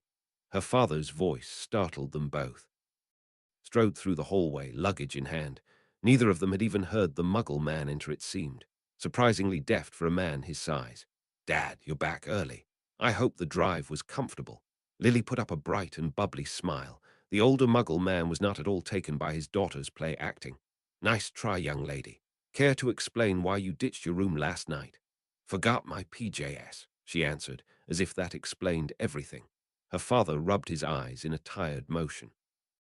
"And rather than buy yourself sleepwear from the hotel front, you thought you'd fly across half the country." Without an ounce of contrition, Lily rolled her eyes. "I didn't fly, Dad. What an archaic idea of witches you have in your mind. And I'm certain the fact that Severus was here alone had nothing to do with your decision." The suspicion in the man's voice was palpable. "Why no?" Lily's voice held a suspicious tone of sincerity. "It hadn't even crossed my mind when I made the jump. Honest." Her father turned his gaze upon the boy in question. "Severus." "Nothing happened," he answered, almost flinching at how suspicious his honest answer sounded. With a frown and a sigh, the concerned father sat back into his chair and waved his hand in dismissal. "Fine. I'll give you two the benefit of the doubt. Breakfast, Dad." Lily offered in optimistic truce, summoning slices of brown bread from the packet. "Hot cakes, please," her dad mumbled, as the newspaper flew through the window and landed upon the table before him. Two servings of transfigured hotcakes sat upon a porcelain plate in short order, along with a mug of coffee. He took a light sip from his steaming mug and unfurled his paper. "Will you two be staying for lunch today, or are the both of you dashing off back to school after our late breakfast?" "Would you rather we stayed?" Lily asked, mild sheepishness touching her composure. "I always welcome your presence, Lily." Her kindly father smiled. "When you leave, I'll be counting the days till Christmas break." He glanced up at the young man across the table. "You're coming too, right, Severus?" Snape glanced up from the brown toast that had materialized during the conversation. "Christmas is your family's event. I do not wish to intrude." A strange look passed between father and daughter. Save." Lily's lips twitched in the outline of a smile, despite the concerned frown upon her brow. "Your family, too." Her father nodded in affirmation. "And I would not have you miss another Christmas with family." As potions drew to a close, Slughorn brought out the list for Slytherin's stay-on over the Christmas break. Snape could not help but feel a little at odds for not being one of those who stood to add his name to the list. "Going home this year?" Lester asked from down the bench as he packed his scales away. Beside him, his partner Urquhart wiped down the bench in a show of good potioneering etiquette. "Oh, he's coming home with me," Lily answered from Snape's side, no longer awkward over the idea of speaking openly to Slytherins. There were few that could brew to a standard of himself, but Lily was a very close second. Even had he not craved her proximity, there would have been no question as to who he would prefer to be paired with. Beside her, her two friends Marlene and Susan exchanged glances. "And your dad's all right with all this whole thing?" her current best friend asked, making vague gestures in the air. "Oh, Dad's totally bought into it," Lily replied, linking arms with her boyfriend beside her. Snape didn't buy into this whole public show of affection business, but he was becoming comfortable with small gestures. But if she was hoping he'd ever attempt to initiate a public kiss, she'd be waiting for many years to come. "So when's the wedding?" Susan asked in a tone of voice obviously meant for the obnoxious spectrum. If Lily detected it, she gave no indication in her answering reply. "Right after graduation, we're projecting." Snape's eyes narrowed. "Actually, after graduation," she snapped, turning an upturned brow at him. Public was not a place to bring forth this well-worn argument. Snape cast his eyes downwards to his bag, carefully loosening the fragile buckle. His bag was living on borrowed time by his vigilance and care, and 5 or so strengthening charms looped about its seams. It was battered and worn, and struggling beyond its capabilities, but it would survive the year by will or by hope. "I certainly hope, when you send out your invitations, that you wouldn't forget your favorite professor," Slughorn boomed before them, causing Snape's eyes to whip up from his packing. Laughter rang forth from the delighted girl beside him. "Wouldn't dream of it, Professor Slughorn." "You can fill out Save's side of the chapel." Snape buried the discomfort her words brought about. He did not need everyone to know his distasteful family situation, even by inference. Lily was never the type to make distinctions over public knowledge and what should remain private. Of course not. People from loving families never understand. Slughorn, however, gave no indication he heard the implications of Lily's words. I would certainly be most delighted. What say we have a special slug club get-together to celebrate the occasion, say this weekend? That sounds lovely, Professor. From the smile on Lily's face, Snape feared she was going to go ahead with that farcical idea. He quickly spoke up to dispel all notion. We have head student duties. We cannot attend. In actuality, he had to start the brewing process for the Wolfsbane this coming weekend, but he at least had enough prudence to distinguish between what sort of information had to be kept to himself. Oh my goodness, he's right, Lily gasped. Christmas decorations go up next week. It was good that she was playing along. They had agreed to work with their prefects through their collective breaks throughout the rest of next week. Schedule had been set even before they left for that tedious wedding, clearing their weekend for their return to their monthly potioneering schedules. There was something exceedingly satisfying about working in concurrence with his wife-to-be, both in the brewing arts and in a well-spun lie. Slughorn seemed none the wiser, beaming with delight over his favorite little slugs. Of course, of course. Duty always comes first, I say. Soon to be husband and wife, working together for all student welfare. Why, I feel like a proud parent. Parent would have to imply you did some parenting. Snape thought uncharitably, but did not voice those scathing thoughts. He had become used to keeping his acid tongue on the inside. With a hum, that portly professor waddled back to the front end of his classroom, readying the setup for the next class to enter. Lily turned to Snape with a little wink and a nod towards the door. The majority of their companions had already left during the course of the ensuing conversation, with only Marlene remaining. Apparently she was part of the Slug Club, though Snape's memory did not serve him in this regard. She had been apparently invited over her connections in the Quidditch world, as she had an uncle who played beater opposite of Ludo Bagman on the Wimborne Wasps. Slughorn hadn't been quick enough to snag the Quidditch champion in his youth, but the niece was the next best investment. Susan Shaw slipped out quick, Lily observed to her best friend as Snape slowed a step behind them to allow the girls to walk abreast without his interference. The blonde Gryffindor girl rolled her eyes, because Urquhart slipped out faster. Poor guy. Lily shook her head, then turned and slowed a step, forcefully dragging Snape into the conversation. Level with me here, save does Susan really have a chance? No. Snape hadn't even bothered to pretend to consider this question. He had come to respect Urquhart for his quiet, reserved ways. He did not believe the boy deserved a prattler for a wife. Well, you never know. Life's full of surprises, Marlene muttered in an awkwardly indirect manner. Like who would have thought your life would have turned out like it did, Lils? Snape didn't award her a reply, but he could read between the lines. To her credit, Lily didn't let those implications pass without a fight. Save's a great guy, though. I wouldn't have it any other way. Surprisingly, I guess I can see that now. Snape's eyebrows darted upwards as that blonde girl, Potter's girlfriend, met his eyes with a smile and a nod. You're not a bad guy, Severus. Treat Lil's right, y'all here. This was new. But from Lily's smiling eyes, he understood this wasn't an entirely unexpected development. His reputation must have been improving amongst her friends. He did not dislike the idea of putting her life at better ease. I would not dream of bringing her ill. That's what I like to hear, Sevy. She brought her palm down onto his back in a surprisingly heavy-handed pat, actually stumbling the boy to his eternal humiliation. With the increased volume of interhouse interactions, there would need to be talk about personal space and how boundaries need to be respected. Slytherins and Gryffindors were not cut from the same cloth. Lily, however, could not be more delighted over this turnabout. Maybe next time I bring him to come around to watch your next game. Snape was certainly not delighted by that prospect. I don't think. Mercy came most unexpectedly. Considering how completely we just whopped Slytherin's arse, I doubt he'd wanna be seen supporting a Gryffindor game, Marlene reasoned most smugly. It was as good an excuse as any. Just a front row seat to your wedding is good enough for me. I don't suppose my boyfriend is invited, is he? No, Snape replied without even a pause to think. He'd be dead before he invites Potter to his wedding, or dead again. But we'll totally invite you, Lily reassured hurriedly. Heck, I want you to be my maid of honor. Really? Marlene's eyes narrowed. Me, not your sister. Definitely not my sister, Lily huffed. She was likely still sore over being jilted, but unexpectedly her next words mellowed.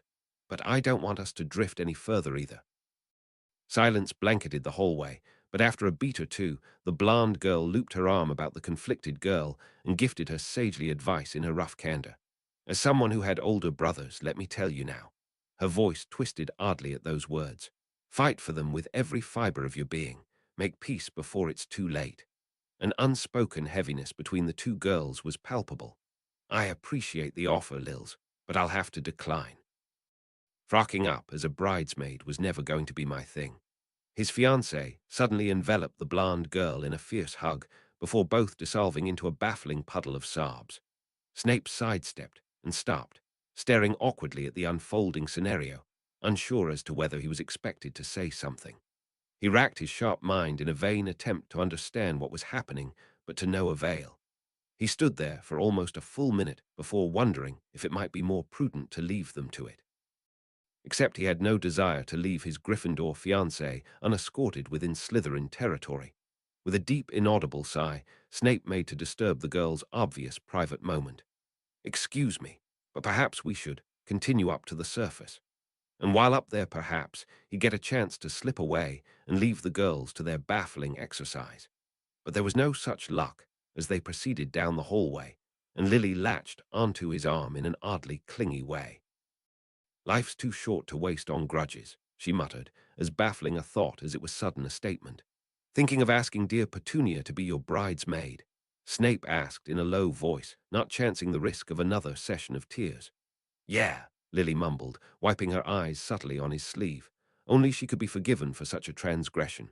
That tomboy of a girl, Marlene, was wiping her puffy red eyes. Shit. You better not blab to anybody that I cried, Severus. Surprisingly, she appeared comfortable moving onto first-name basis with that frigid boy. You have my silence. I give you my word, Snape offered, quite intentionally avoiding the use of her name. He did not wish to distance Lily's best friend with formal monikers, but to use her first name so casually would be to invite discomfort upon himself. They emerged from the darkened dungeon corridor into the cloud-cast surface world. The dim greys were enough to provoke bleariness to even the most adaptable eyes. Unfortunately, the first sight to greet Snape's adjusted eyes was that of Potter, looking at the scene with an air of unwelcome concern. But without a word, he enveloped his girlfriend into a loving embrace, seeming to sense something was of concern without a single word from her. Something Snape realized he had missed as he felt Lily's arms tighten around his. The McKinnons had lost their two elder sons during the course of the summer. It hadn't been something Snape was aware of during the first course of his life. After their minor breakdown, Lily had explained to Snape what had transpired. A shared moment of consoling over Marlene's loss. It hadn't even been a year since her brothers were buried. Killed at the hands of those Snape would have once joined in the midst of his ravenous fervor. At the very least, he could console himself with the fact that the death of the McKinnons was not his direct responsibility. He would have joined too late to have struck down the two brothers and left too soon to have wiped out the rest of the clan. Other murders, however, were linked directly to the consequences of his actions. Names and faces he could no longer recall. Guilt for those horrors wrought was a long way in the coming, for there had never been any room in his conscience. Snape had been in a royal brooding rut by the time his patrol came around that night, and to compound his disquiet, his patrol partner was the worst choice of that horrid lot. "Good evening, Snape. I hope things have been finding you well," came that werewolf's grating false politeness. The already agitated head boy was not looking forward to 3 hours worth of ignoring spurious comradely. "I will tell you this now, Lupin, so there are no misunderstandings. I am in no mood to indulge idle chatter." To which that cursed boy smiled in his seemingly unoffended way. "I hadn't realized the simple exchange of pleasantries was such a chore for you, Snape." Snape's eyes narrowed. Ever since Lily's skill in the wolfsbane steadied itself, Lupin became far bolder in his unavoidable interactions with the frigid head boy. It seemed the knowledge that his fate did not rest entirely upon keeping quelled the temper of a known temperamental individual had emboldened his tongue to loosen.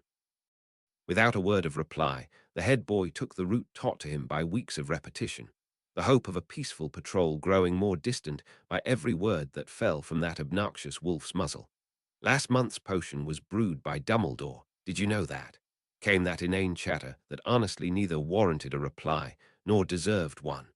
Lupin continued as if he hadn't noticed his frosty reception. But after taking that potion, I felt funny for a few days after. I mean, it worked well on the night, but I felt like I had a frog in my throat the day after, a very hot frog. They rounded the bend, wearing the root of the ground floor. Not just that, but there was this weird metal-like taste in my mouth that lasted for almost a week. Went to Madame Pomfrey for it, and after testing that I wasn't bleeding on the inside, she told me it will go away. Was he actually trying to ask for the potion master's advice? I mean, Dumbledore brewed the potion, and I don't doubt the headmaster. Not one bit. And for the most part, there was nothing wrong with the intended results. Just the after-effects were a bit off. He trailed off. The air was heavy with expectations of an answer. Snape suppressed a sigh. First of all, if you wish to ask me about the potion, then do not beat about so infuriatingly aimlessly. The blonde boy grinned sheepishly. You had made it clear you didn't like me. I didn't think a direct questioning would get me answers, but at the very least, it would shorten this conversation. Snape set his jaw, just wanting for this aggravating patrol to be over. After a moment of vindicating silence, the potion master finally relented a morsel of thought. It's likely dragon's blood. Lupin's head whipped around. Excuse me. Supposedly this boy had a sharp mind, but goodness, he could be dull. Dragon's blood in potions can produce a side effect known as hot swallowing and a lingering aftertaste. Snape hoped that would be enough to have him left in peace, but he simply was not having any luck of that sort of late. Why did he add that? I mean, if you know, Lupin probed, obviously wording the question in a way to provoke Snape's defensiveness over his absolute command of potioneering knowledge. He almost refused to rise to that bait. Almost.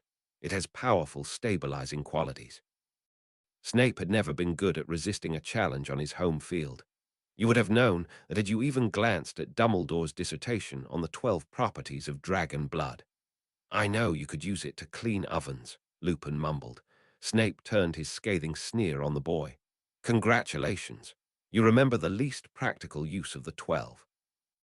There was never any doubt you were better than me at this, Lupin offered, laying on the humility thick, but Snape found the comparison more insulting than anything. Why would Dumbledore need a stabilizing agent, though? He continued, not seeming satisfied with what he'd already received. Snape sighed audibly then. I doubt he needs it. It is far more likely he's pioneering a new method to brew that potion. Really? Why? It works already. Lupin's voice was full of chirpy curiosity. He had honestly become too energetic since taking the potion long-term. With a darkened scowl, Snape refused to answer. He had been more than generous indulging that deplorable boy's idle curiosity.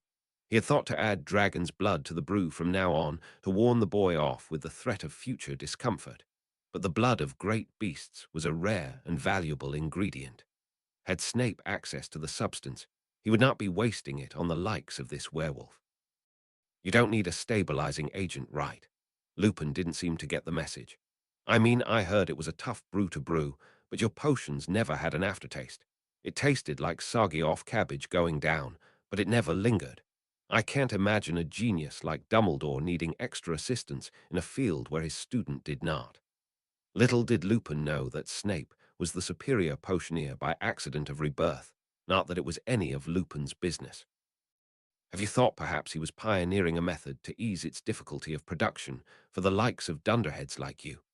Considering how extensively they had wrought their destruction on their last attempt, a little dragon blood after taste should be the least they have to endure. The first-floor girls' bathroom may never be rid of the lingering odor. Yet another reason for that washroom to be avoided, on top of the intrusive wailing that emanated from within. At the very least, death had spared the ghostly myrtle her olfactory senses. So it's easier to make now. Lupin's eyes lit. Doubt it, especially not for you, Snape sneered. If I recall, you couldn't even brew an adequate Wiggenweld. That little detail didn't seem to deter the boy. But say, Peter. With great effort, Snape suppressed his irritation. I highly doubt that slow-witted boy could keep up with the fast-paced demands of this potion, even with a stabilizing agent. If you wish to continue to count on your safe monthly passing, then I suggest you release these fool notions rattling within your skull and leave this to the proven competent. Silence fell between them. blissful, tranquil silence. He began to suspect now that it wasn't to last, so he reveled in it while he could. The cursed boy broke the silence, as Snape knew he would. Thank you for everything you're doing for me. I just didn't want to. I thought, if I could find a way to not inconvenience you every month. If you are worried that I might simply stop without warning, then don't. Snape ground his teeth, hating how conciliatory it sounded. I gave my word, so I will carry it out. I, at least, am genuine at my core, which was an ironic trait for a man who spent the better part of one of his lives as a spy. A smile pulled across that blond boy's pale face. We were all wrong about you, Snape, he offered, before lapsing into a blissful silence. For once it seemed the peace would hold, with neither boy willing to broach it. For Snape's part, it came as a welcome relief. However, as they mounted the steps to the grand stairwell, a great calamitous clanking and roaring startled the patrollers into alertness. The translucent form of the bloody Baron soared past, spewing apologies and lamentations upon the wispy trail of a ghostly lady. The grey lady whipped past as fast as her ghostly form could take, screaming, "Get away from me!" in shrill, near-hysterical cries. "Please, Helena, I regret it all. I didn't mean to." The cries faded into the depth of the darkened halls. Snape stared after the fading trail of the tumultuous spectres, feeling the pit of guilt within his gut over his own role in this upheaval. "What is going on with those two?" Lupin asked in what seemed to be a rhetorical way. This wasn't the first time this happened. Snape could not stop himself from asking, when else did this happen? "Not too long ago," Lupin answered with an uncertain frown. 3 days ago, perhaps, past curfew. The only people who saw it were those that could be bothered to turn up to a midnight practical in astronomy. Snape lapsed into silence, a frown beaded through his brows. There were implications to be had over a fuss amongst the ghosts, and more so for the likes of Helena Ravenclaw. How many of the Dark Lord's eyes watched from the shadows of the school? And what implications would he draw from strife amongst those that hold knowledge of his past deeds? Worse still, should his meddling delay Dumbledore's tasks, should his role in events result in the worst to come, his vows would be dust once more. "So you agree? Something's off about him?" Lily inquired quite insistently to her friend and fellow prefect as they laid decorations down the first-floor corridor. She and Remus were starting early, having both had a free period between Charm's class and lunch that Friday afternoon. "We almost had a cordial conversation," Remus replied with a musing tone. "The idea was absurd at this time last year, or even half a year ago, really." Lily nodded, agreeing with the notion as she tapped frost onto a passing windowpane. "I know, right? Something's up with him." "I actually thought it might be your influence softening him, Lily," Remus offered as he laced mistletoe under an archway. The girl didn't bother to humble her reply. "Oh, I know, he's been bending over backwards for me. He's sweet, but never pliable on things that matter to him. Like you guys. I quite like this new turnabout. I wasn't that keen about staying as tepid nemesis with the man brewing my medication." Remus threw his opinion out in the open, a refreshing take on the boy. He was looking hollow by the month, mentally and physically, and it was so heartening to see. With a light swish of her wand, a suit of armor rattled on the spot, before bursting into a bout of Christmas carols. She laid preserved frost along the seams of its rivets as it bellowed about a deer with a red nose. "Right, I get that he's become more pleasant to you guys, and easier to get on with to the average citizen." She tapped tinsel over the window arches, lacing it finely with the edging of the stonework. "But honestly, it's worrying me. What about his mental health? I don't want him to fall to bits without warning one day." "Did he give you the impression that he would?" Remus asked, as he turned his curiosity was touched with a hint of worry. Lily charmed an entranceway to snow upon passers-by with minimal effort. "Honestly, no. He's all broody and sweet, and hot and cold. Nothing's really changed with me." She swished her wand in an arch and threw a holly wreath upon a classroom door. "But he recently had a bit of a breakdown over bad dreams he had. Then he got better, and I thought that was that, except then I found out just the other night that he was still wrestling with night terrors." "I don't think he'd appreciate you telling me this," Remus muttered sheepishly as he conjured a snowman pattern onto the frosted window. "Or you won't tell anyone. You know how to keep a secret." Lily rolled her eyes. She mimicked his pattern in tinsel over that window. "I don't even think he hates you as much as he hates James or Sirius." "Oh, I beg to differ." Remus muttered with a nervous rub of the back of his neck. Save had a werewolf phobia, that much was apparent, but surely he didn't actually hate the poor boy who carried it. Remus honestly had no choice in the matter, and his life was the one turned upside down by his affliction. Save should be the last person to judge another for circumstances outside their control. She shook herself and pushed the thought to the back of her head. I just wanted to lay my troubles on someone that I know for sure wouldn't blab or worry like my dad. Watching him writhe under that nightmare really rattled me. Watched? Wait, what? Remus' faded blonde brows all but disappeared into his hairline. I thought Susan said you two were waiting for marriage. Of course, Susan would have spread everything said in their room that night as far and wide as her big mouth could take it. That's what you took from that I've been around Save while he slept. She felt a bit of red tinging her cheeks. He stays over at my household, you know, and he's got to sleep sometime. Hey, do what you want. I didn't mean it in any negative way. Remus quickly backpedaled. Mind out the gutter. Lily couldn't stop the blush from overwhelming her now. We haven't. Of course we haven't. I mean, it's not that I don't want to or that he doesn't want to. He promised Dad that he won't, and he's not budged an inch since then. An odd smile touched her fellow prefect's lips. He's the kind to keep his promises, isn't he? You have no idea, Lily sighed in a long, suffering way.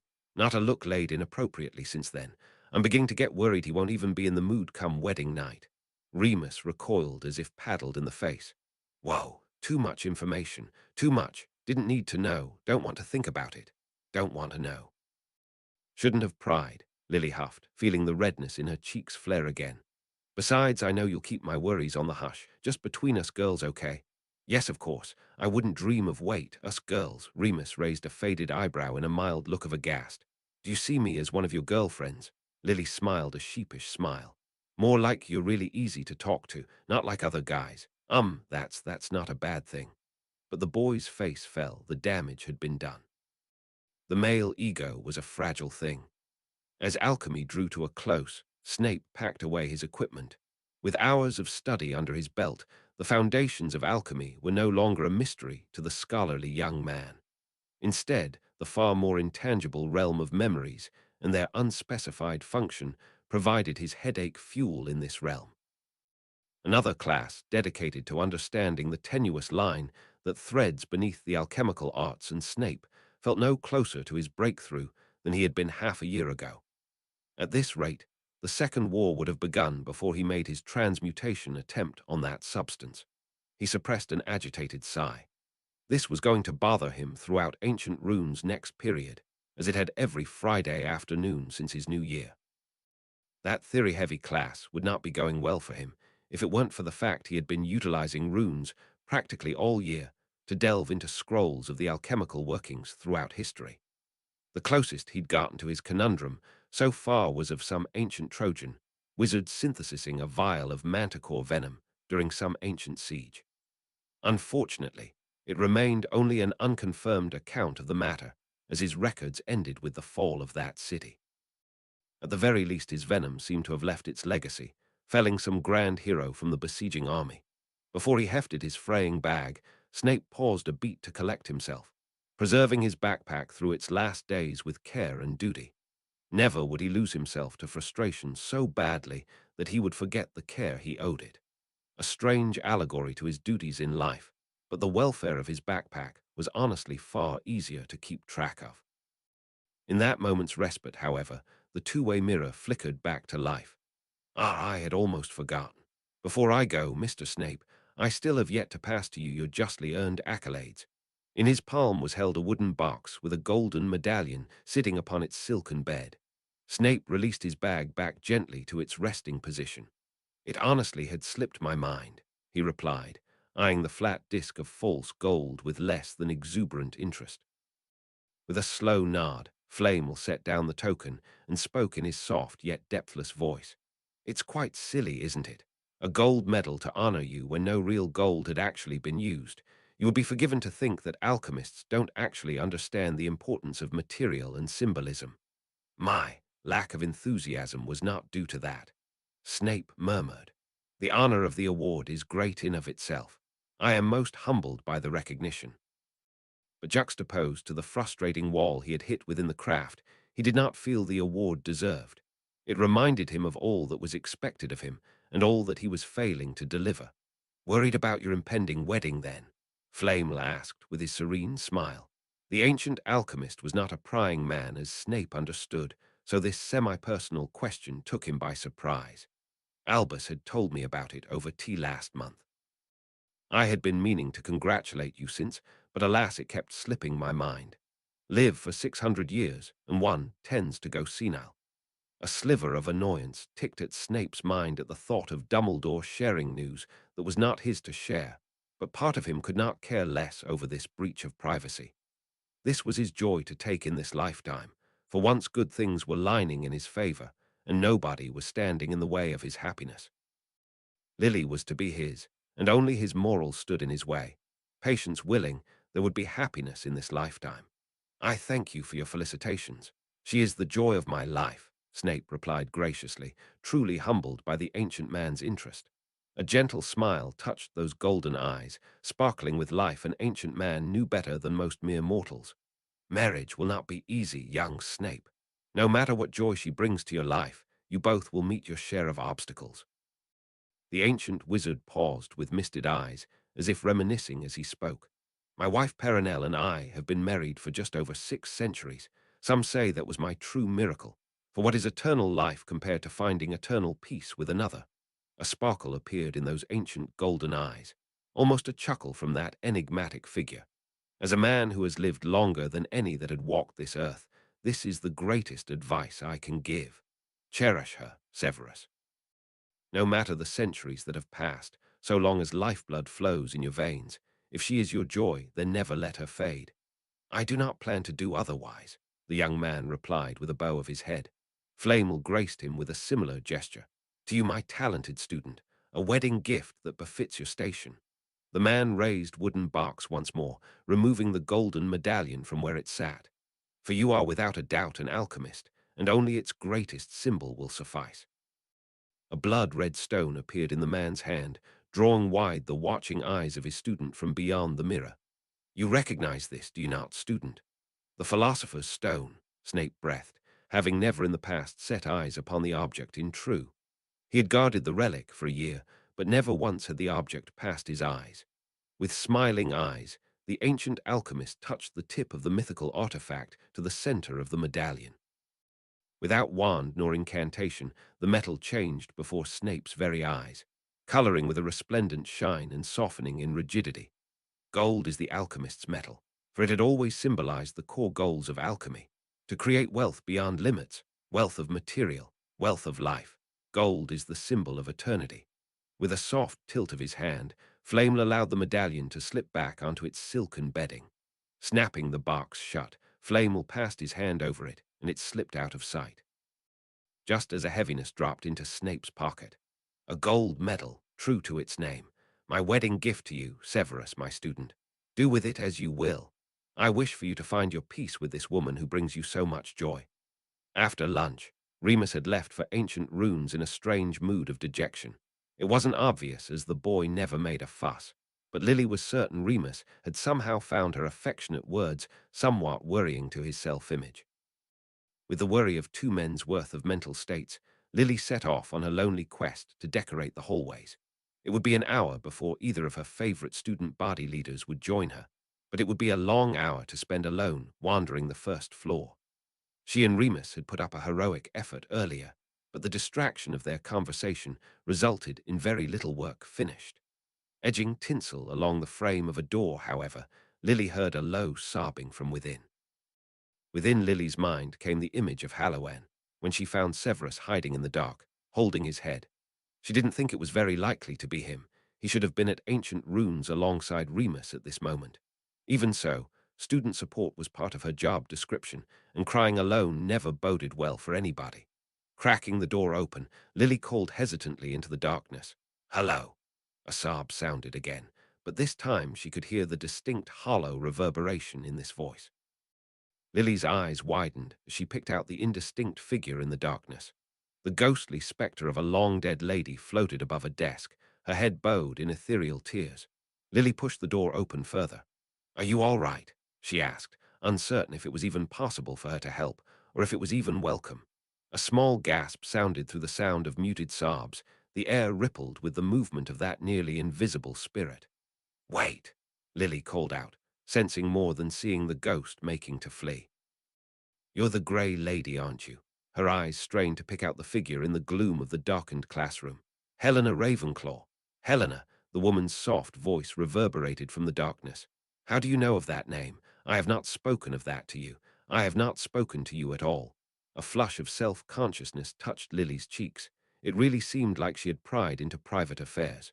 "Sorry, my name is Lily Evans, and it wasn't you who told me." I simply overheard the Baron. His mournful lamentations sounded in her mind. Regret spilt forth for wrongs wrought upon his Helena. Lily suppressed the shiver as that memory brushed against another of a fitfully sleeping Severus. The mournful words they uttered sounding eerily similar in her mired mind. But then her ghostly companion flared, incensed by Lily's words. How dare he speak of me? How dare he allow my name to pass his vile, murderous tongue? Is it not enough that I must endure his eternal presence? The anger in her voice chilled Lily's heart. The woman was murdered by a man who claimed he loved her, a betrayal most severe.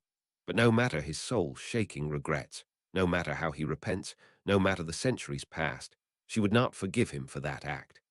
Lily could not even begin to understand the emotions that bound them, nor could she really try. She could only offer consolation with all the gentleness she possessed. "For what it's worth, I'm sorry for what happened to you, Helena," Lily offered in a soft, quiet voice. She stepped into the classroom and allowed the door to swing shut behind her.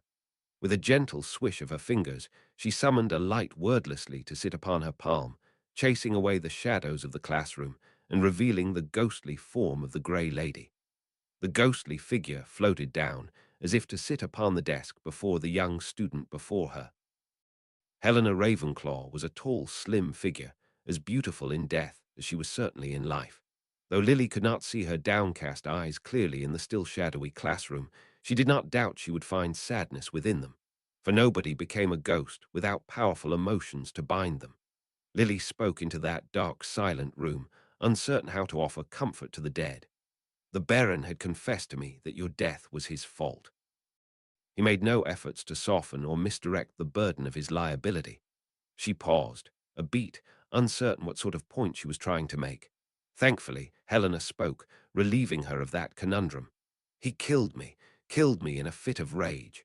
No amount of remorse could excuse him of that action," Helena said with fire in her hollow voice. "He ran me through with his sword when I told him I will not return with him. Killed me for rejecting his advances." Helena brushed open the front of her cloak, revealing a bloody wound over her ghostly heart. "What sort of love did he possess to have done what he did to me? What sort of forgiveness does he believe he deserves?" "He deserves none," Lily replied without hesitation. Her heart ached for this dead woman. She could not fathom the betrayal she must have felt. "I do not understand everything, Helena, but what he did was wrong, and you deserve peace from him." She paused, turning her next question over in her mind and wondering if it would be rude to ask. "Why don't you move on?" The ghostly woman turned away as if she took offense. Lily quickly backpedaled, worried the spectre would leave upon her misworded question. "Sorry, I didn't mean to be impertinent. I just don't really understand how ghosts work. If it is the resentment of your murder keeping you from moving on, it not be in your best interest to let go so that you need never see him again." Silence fell between them, and for the longest moment Lily believed she had erred greatly in her choice of words. What would she know of death and betrayal? Why did she think she was qualified to offer a centuries-old ghost advice? "My anchor to this world is not my resentment," Helena finally spoke with a slow shake of her ghostly head. "It is my regret. My regret that I had not been there to say goodbye to my mother." Lily's heart leapt before falling, that sentiment striking too close to her core. "I'm so sorry," she breathed, knowing too well how hard it was to lose a mother. "She had asked for me, my mother," the spectre continued, "on her deathbed, and I, the stubborn child, refused her call. When the Baron came for me, it wasn't just a proposition, but also at my mother's request to return me to her ailing side. I regret that I refused to return, that I died so fruitlessly that day and brought woe to the last days of someone who loved me so. I regret." Tears ran rivers down Lily's cheeks, brought low by the emotions evoked by the spirit's tale. I'm so sorry. I had no idea. I'm sorry. Just one ill-made decision, one moment's rashness that brought such heartbreak upon the one she loved most, and such eternal sorrow to herself. This was the fate of a spirit bound in regret, never to meet the object of her lamentation. Rowena Ravenclaw had passed from this world, perhaps expecting she would see her daughter in the great beyond, but fated to never meet again. It was a strange moment as Lily sobbed, while Helena stared with dry spectral eyes, her expression soft in the dimness. She won't ever forgive me, as I would never forgive the Baron. This is my punishment. She wouldn't want that, the sobbing girl cried before she could stop her outburst. Mothers love their daughters. She obviously loved you. She wanted you by her side on her last days. She loved you. She wouldn't want you to punish yourself. She would forgive you. Words she did not have the right to say. Words she could not stop. Lily sobbed as she fought for control of her emotions, unable to rein herself in enough to apologize. But instead of rebuking her, Helena Ravenclaw smiled. "Thank you. You are very kind, Lily Evans." And with that, the spectre whipped into the air and darted away, leaving the girl with an empty room and a heart filled with heaviness. Chapter 41. A Sudden Goodbye. Chapter text Christmas break was only a week away, and the season's joy flying about the air was getting under Snape's skin. Though he was still prickly with irritation over excitable children, he found he bore the burdensome joy with a lot less grudging reluctance. Jubilant celebrations were never going to be his thing, but at the very least, he wasn't going to sneer at the promiscuous show of festivities in jealous contempt. For once he had something to take joy in, and that was enough to untangle a thread from the cords of misanthropy bound about his heart. He would never be truly lightened of burden, but for this moment in his suffocating life, he had carved himself a piece of joy to call his own. Perhaps this was the reason he had striven to reach out to the lost in his house, an attempt to bridge the divide before it had a chance to grow. In hindsight, perhaps a little too optimistic a thought, fueled by the frivolity of the season. I need volunteers for the Christmas decoration, and thought perhaps some of you might wish to join us, Snape offered to the small cluster of what was left of the Death Eater gang. His eyes roamed the stony faces, meeting the glaring ones of Rosier and the timid ones of Avery. In truth, no extra volunteers were needed. The Hufflepuff's volunteers had returned with gusto, perhaps spurred on by encouragement of the civic-minded Amelia Bones. Even without the volunteer force of Snape's converted Slytherins, they would have done fine. Perhaps his attempt was doomed to failure, for he only received contempt in return. Hadn't realized your responsibilities began weighing on you so heavily that you must resort to begging for assistance, Rosier replied, with so pleasantly polite a smile. He was already a prefect, so his appearance at decorations was guaranteed, though the question was for how long. Ask sweetly enough, and I'm certain Avery might join you. The squirrely boy turned a nervous glance upon the lean-cut figure of Snape. Avery was the only boy in his house year group that didn't tower over him. Perhaps that was why the boy, and the man, had always seemed intimidated by his far more remarkable peer. Snape relented, realizing his efforts were falling upon deaf ears. "Don't feel obliged," he muttered before sweeping back to his side of the common room. Both boys were destined for the darkness of their known futures, and there was little Snape could do about it. He sank into his plush seat, relenting to a little bout of brooding, but it seemed of late he was not to be let alone. Urquhart pulled up one of the carved chairs from the tea tables to sit beside him, seeming content to join him in his sudden bout of moodiness.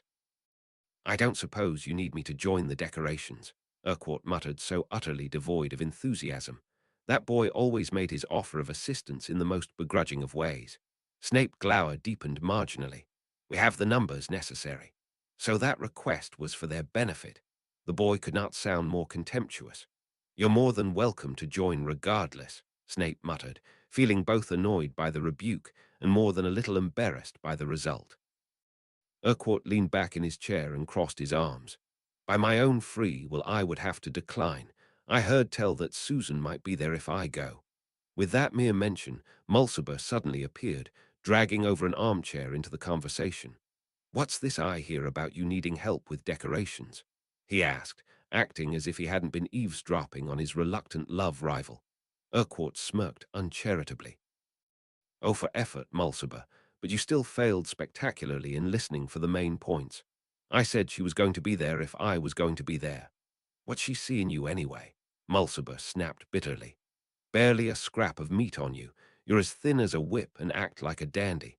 Perhaps it is because I don't act like a baboon and look like a pile of bricks that she finds me desirable, the sophisticated boy replied mercilessly. With a slam of his fist, Mulciber cracked the arm from his seat. You don't even like her, he roared. Enough! With one commanding sweep, Snape pushed the two chairs apart, mending the armrest in the same motion. Squabble if you must, but pick a corner away from mine. That large boy stood in a sudden, furious motion. You don't care one whit. You have your girl. You don't give a rat's arse about anyone else's struggles, he declared very loudly, not seeming to be aware of all the stares and sneers he was getting. I have to stand here while pretty boy over there toys with the heart of every pretty young thing he sees. To which the pretty boy replied, Yes, it's a pity there aren't more girls in the world with poor taste. Enraged into momentary silence, Mulciber looked as if he were on the verge of reaching over and throttling his rival. Then, just as suddenly, he turned and stomped away. Snape stowed his wand away, relieved he didn't have to intervene this time, but not overjoyed by the prospect of conflict to come. He did not need his two greatest allies within Slytherin tearing each other over some two-bit gossipy bint. Snape turned his dark eyes upon the equally glowering Urquhart.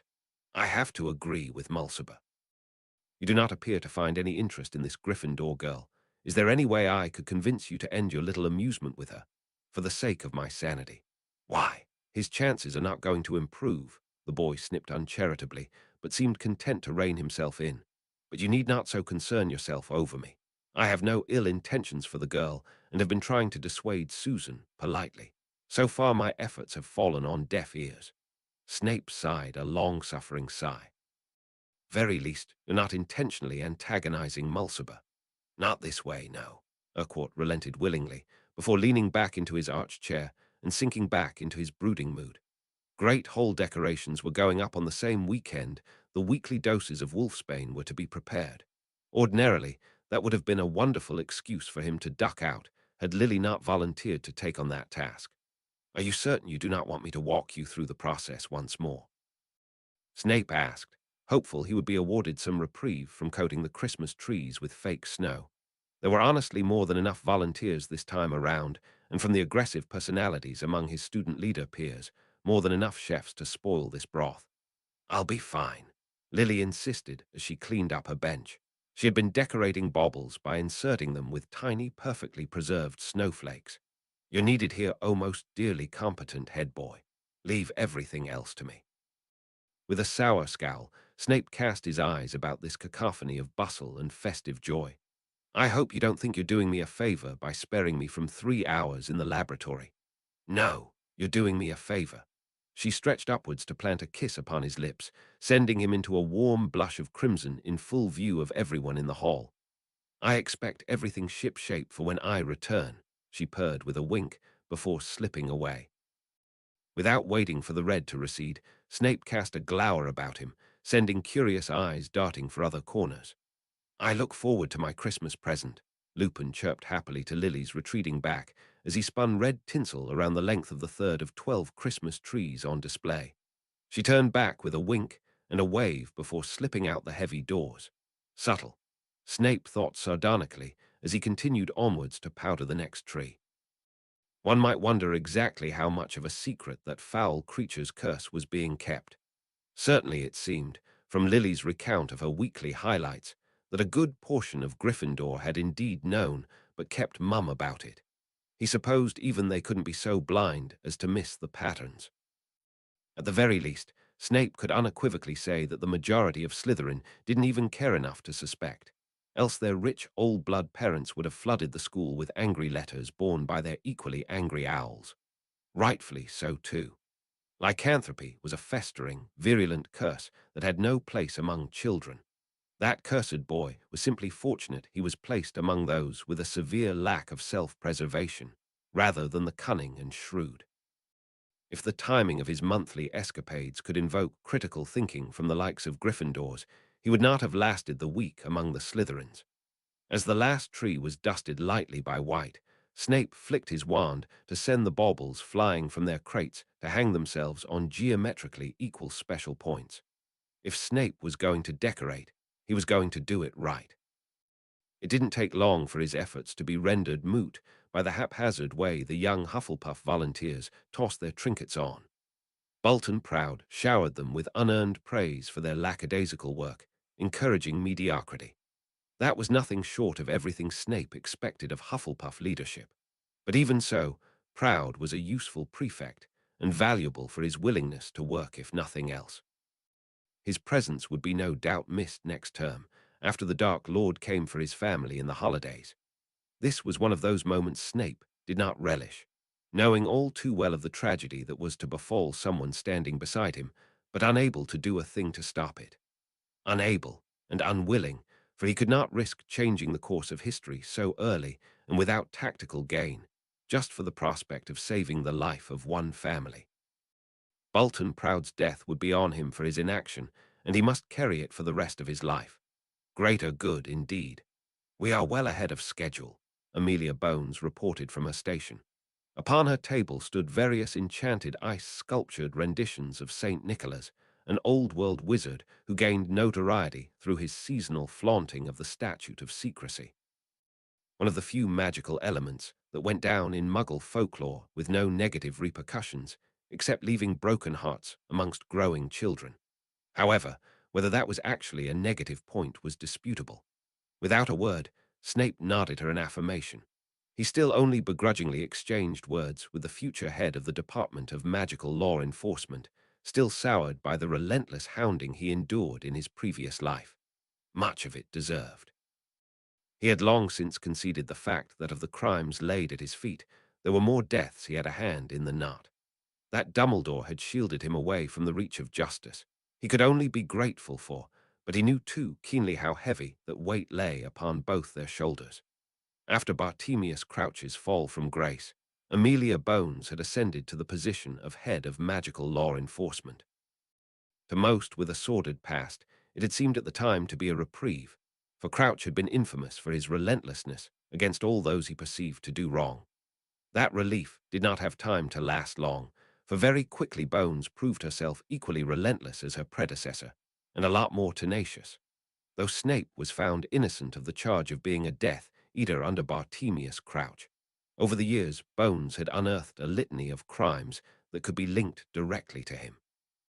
Things Snape was no longer proud of.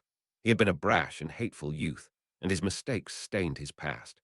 His remorse and use for the light was the only thing that spared him in Dumbledore's eyes, but not in the eyes of Amelia Bones. Even as the years slipped away, he was called back to account for more unearthed atrocities. He had been a Death Eater in true for a mere 2 years of his life, yet that was enough to accrue a list of sins greater than the sum of his soul. And ultimately, he had paid for it with a lifetime of regret and misery. Lily's death struck a blow so deep that it tore the dark veil from his eyes, and her love now gave him the courage to look back. He had wrought so much wrong to so many. Families torn apart by his actions, directly and indirectly. He could remember still the feeling of life being taken upon the tip of his wand, tears and snips upon his soul for foul actions he willfully committed. Even as he stood now upon the right path, he found he could not face his once persecutor without feeling heavy shame. Happiness now touched upon his life, yet it was filtered through the now cloying darkness of his past. The question kept surfacing over and over again. Do I deserve this? It is no small feat you did, Snape. The Slytherin turned to that familiar stern voice intruding upon his dark thoughts. Pardon, he asked cautiously, reassuring himself that Bones was not a Legilimens. He turned to meet those stern eyes, keeping his mind walls carefully in place. There was no judgment braced upon her square jaws. What I mean is, I admire what you have done. She turned away, and Snape followed her eyes to the small cluster of Slytherins shuffling behind a horde of Hufflepuffs, scrambling to fix the tapestry the clumsy Badgers had attempted to hang askew. A great service to the school, perhaps the world. What a great deal you make of the relief brought to a few lonely children, Snape muttered sardonically. A frown touched Bones' heavy brows. I would think you of all people should be able to tell how far the consequences of your actions would reach. considering how close to the epicenter you had been just prior. Indeed, Snape stated in a flat tone, not willing to give away more than that. It had been so obvious to all that his path once lay adamantly in the depth of the shadowed darkness. A constant reminder of his past that he could never escape from, nor should he. In this world where his life remained untainted by the evils he had once perpetrated, he became the only one able to hold himself accountable to it all. Not deterred by Snape's frosty response, Bones continued. Not that I find wisdom in looking a gift horse in the mouth, but I have to wonder, what precipitated this change of heart? Am I to assume it was all to woo head girl Evans? Assume what you like, Snape muttered, turning away to busy himself with vanishing the pine needles shaken loose by the burdens laden upon the great festive trees. After a beat of silence, Bones conceded. Perhaps the reasoning is too private to publicly dispense, in which case I apologize for the prying nature of my questions. Rather than leave things on that ponderous but amicable tone, Snape's scathing tongue undid any illusions. Do not mistake my silence, Bones. I'm simply in shock that a Hufflepuff possessed an ounce of curiosity. Why, for a second there, I almost mistook you for a Ravenclaw. Immediately, those heavy brows drew together, but the words from her mouth were not of taken offense. I will have you know, Snape, that curiosity is not a trait exclusive to Ravenclaws, just like loyalty is not exclusive to us Hufflepuffs. You, however, are still attempting to prove the adage of Slytherins and unpleasantness. Snape scowled, feeling for the first time in a long while like he was the child being told off. You prod into what concerns you not. Do not act so haughty when I snap at you. My concerns are my own, and I do not need your fair-minded hypocrisy commenting upon it. Bones set her jaw. Hypocrisy. There's nothing hypocritical about fairness and mercy. But there was more than this youthful version of the persecutor of his later years could possibly know. If she believed there was any forgiveness for those who chose badly in youth, then she did not show an inkling of such to him. With half a breath, Snape turned away. I wish to speak no more of this. He hoped the stern Hufflepuff would defy his expectations and not pry any further. Surprisingly, she complied. But it shouldn't be a surprise in the least, because this time they were not meeting under interrogation as they had in his past. She pressed no further, instead turning her eyes back to the Slytherin helpers. Stony face barely changed, though her words rang a sentimental note. Admittedly, you surprise me with your ardent dislike of me. I'm confounded as to how it had gone so badly when we last crossed paths. She paused a breath, but whether she expected Snape to cut in, she gave no indication. She turned and swept away to the beckoning request of a young Hufflepuff assistant who was struggling to catch a reindeer decoration she had accidentally animated. None of this had been the stoic Hufflepuff's fault. Snape knew this intellectually, but could not quell his impulsive responses. She too was a different woman, younger, kinder, and untouched by the decades of soul-twisting work fighting the darkest of the darkness. Perhaps it had simply been the unremarkable reason that at this moment she was but a young woman with little to no responsibility or power. She could act upon her personal morals rather than bear the weight of the halls of justice. But Snape could not shake the grudges he held in his previous life, even for persecutions earned justly. It was his fault, not hers, and he fully acknowledged that. But he was never a man who could let go. He glowered darkly to himself, turning away so that none could see his turning mood, warding away the curious glances he would likely receive from his reformed snakes. He was a poor symbol to measure against for all those who would choose their better selves. With only 4 days to go, Christmas break was breathing down their necks. Contrary to her usual last-minute routine, Lily already began her packing. Though she returned home every holiday, and with every one of those came a certain level of anticipation, this one struck a special chord with her. Severus was returning with her this Christmas. She had not celebrated a Christmas together with him since their first year at Hogwarts. There was going to be family, feasting, and gifts exchanged in the sleepy mornings in front of the warm fireplace next to snow-touched window panes. Save was going to complain about being unable to contribute to this tradition of gift-giving, and they were going to reassure him that the terrible scarf her father picked out for him didn't clash terribly with his face, figure, and style. All while Lily boxed away her new Muggle-made pen, never to be used again. It was going to be a family Christmas with her wonderful Slytherin as part of the family, and nothing could make her happier.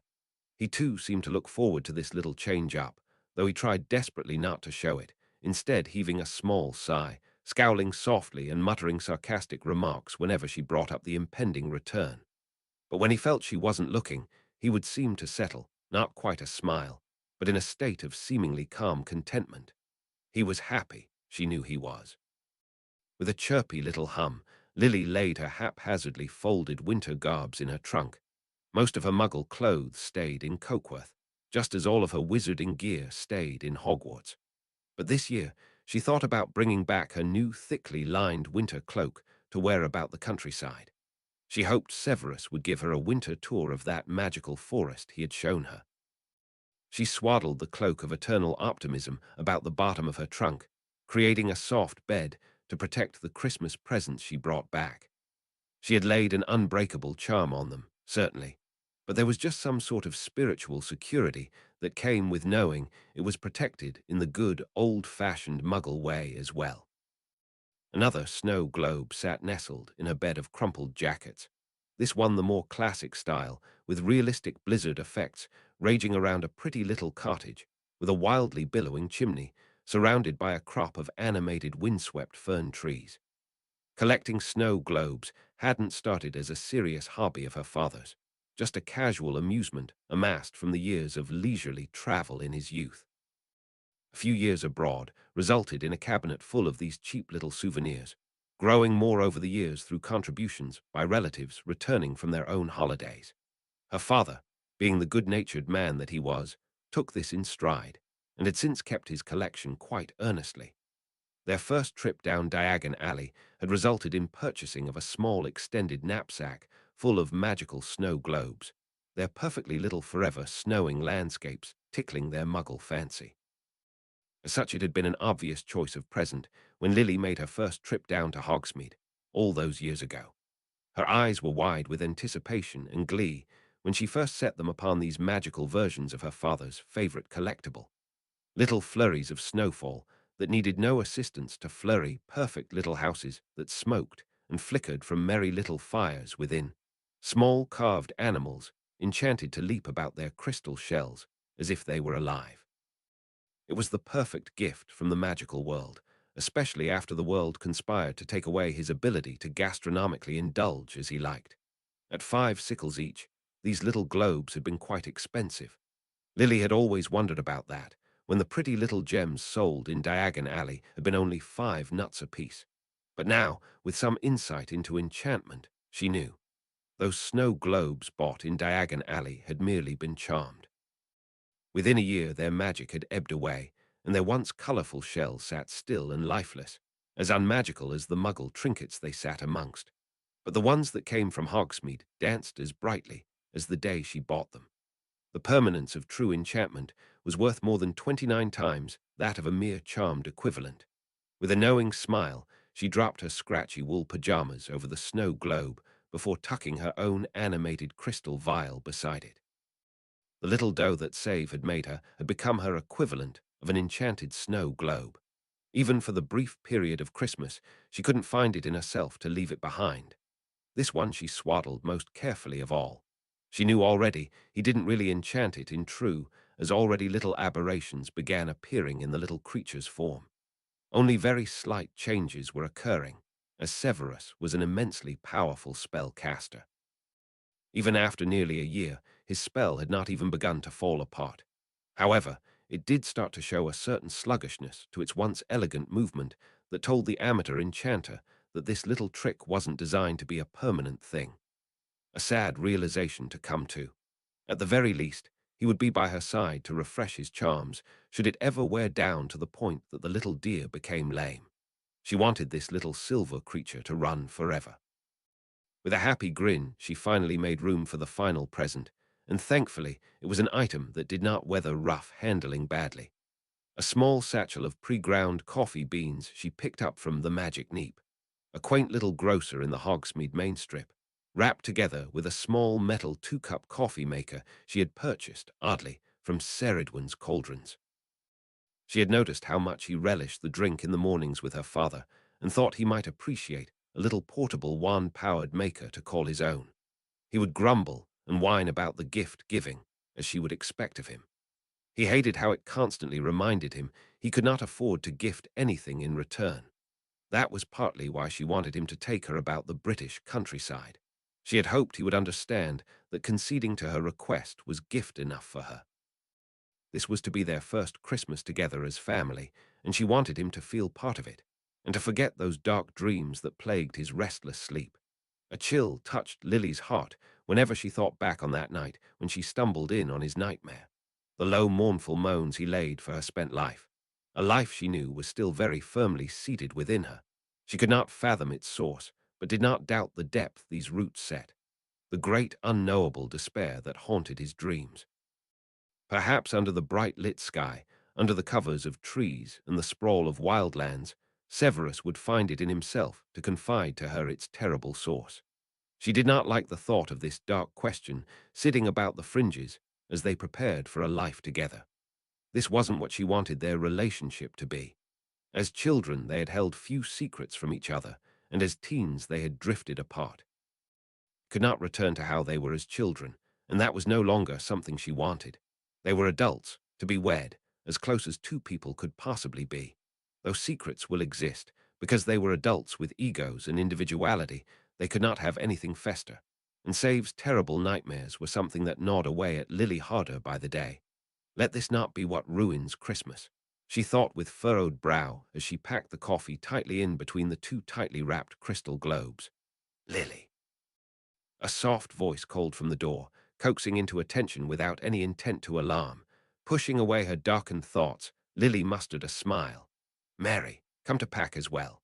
The throngs of excitable Gryffindors hung in the warm pockets of the common room, feeding off each other's Christmas cheer. Nobody returned to their rooms these evenings before they were well and ready to sleep. A strange look flitted across her friend's face, almost of worry, confusion, and fear. Lily. The head girl felt her smile melt away as another chill touched her heart. Professor McGonagall is in the common room. She says she needs to speak with you urgently. Lily felt her heart plummet. Whenever the head of house came to personally collect a student, it was always received as an omen of foreboding nature. And from the expression on her friend's face, it was foreboding indeed. What did she say? She breathed as her feet found their way to the door. She didn't say. Mary turned her back to lead the way down the stairwell. But she had that stony face. You know, the face where she isn't smiling at all on the inside. Their stern professor always seemed to have a strong poker face, and that she did for the uninitiated. But for the students fostered 7 years under her stern guidance, they knew how to see beneath that shell. Lily felt her pulse quicken along with her step. Mary matched hers without turning to look. They rushed down the stairs to be greeted by a hush in the common room. The silence was more out of place than anything could ever be within these welcoming walls. Standing at the portrait, pulled as straight as a stand, was their head of house, Professor McGonagall. Lily could see without even needing to approach that it was dark news that the professor had brought. There was no humor twinkling in those concerned eyes, no anger edged along those light lines that lined her cheeks. She held herself tall and formal, calm to not alarm the students. "Ms. Evans, walk with me," she commanded with a gentle tone as the head girl approached. Without a word, Lily slipped out the portrait hole, leaving behind that suffocating silence building behind her. She fell in step with the stride of her tall teacher, taking a pace she knew the tall McGonagall had set for her students' comfort. Lily could not settle her heart. As they descended the grand staircase in silence, she fought the urge to run. Fear as she never knew it clawed at her heart as every terrible scenario whirled about her clouded mind. She opened her mouth to ask what this was about, but found her tongue wrung dry and her voice become inexplicably absent. After what felt like the longest time, they had finally stopped, and it took a long moment more for Lily to realize they had arrived at McGonagall's first-floor office. The door opened without a touch, and the stern professor stood aside, her hand held in a gesture that beckoned her student to enter first. Lily was being made a guest in the professor's office, not a student, and this was ringing every alarm bell in her mind. "Please seat yourself, Ms. Evans. I do believe I need you to brace yourself for the conversation we're about to have." The professor urged her hesitant student as she swept in around the desk. But instead of sitting herself at her low-backed chestnut seat, she moved to conjure a set of armchairs by the fire.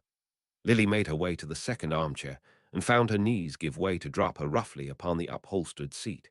If her rough treatment of the furniture irked the stern professor in the slightest, she gave no indication.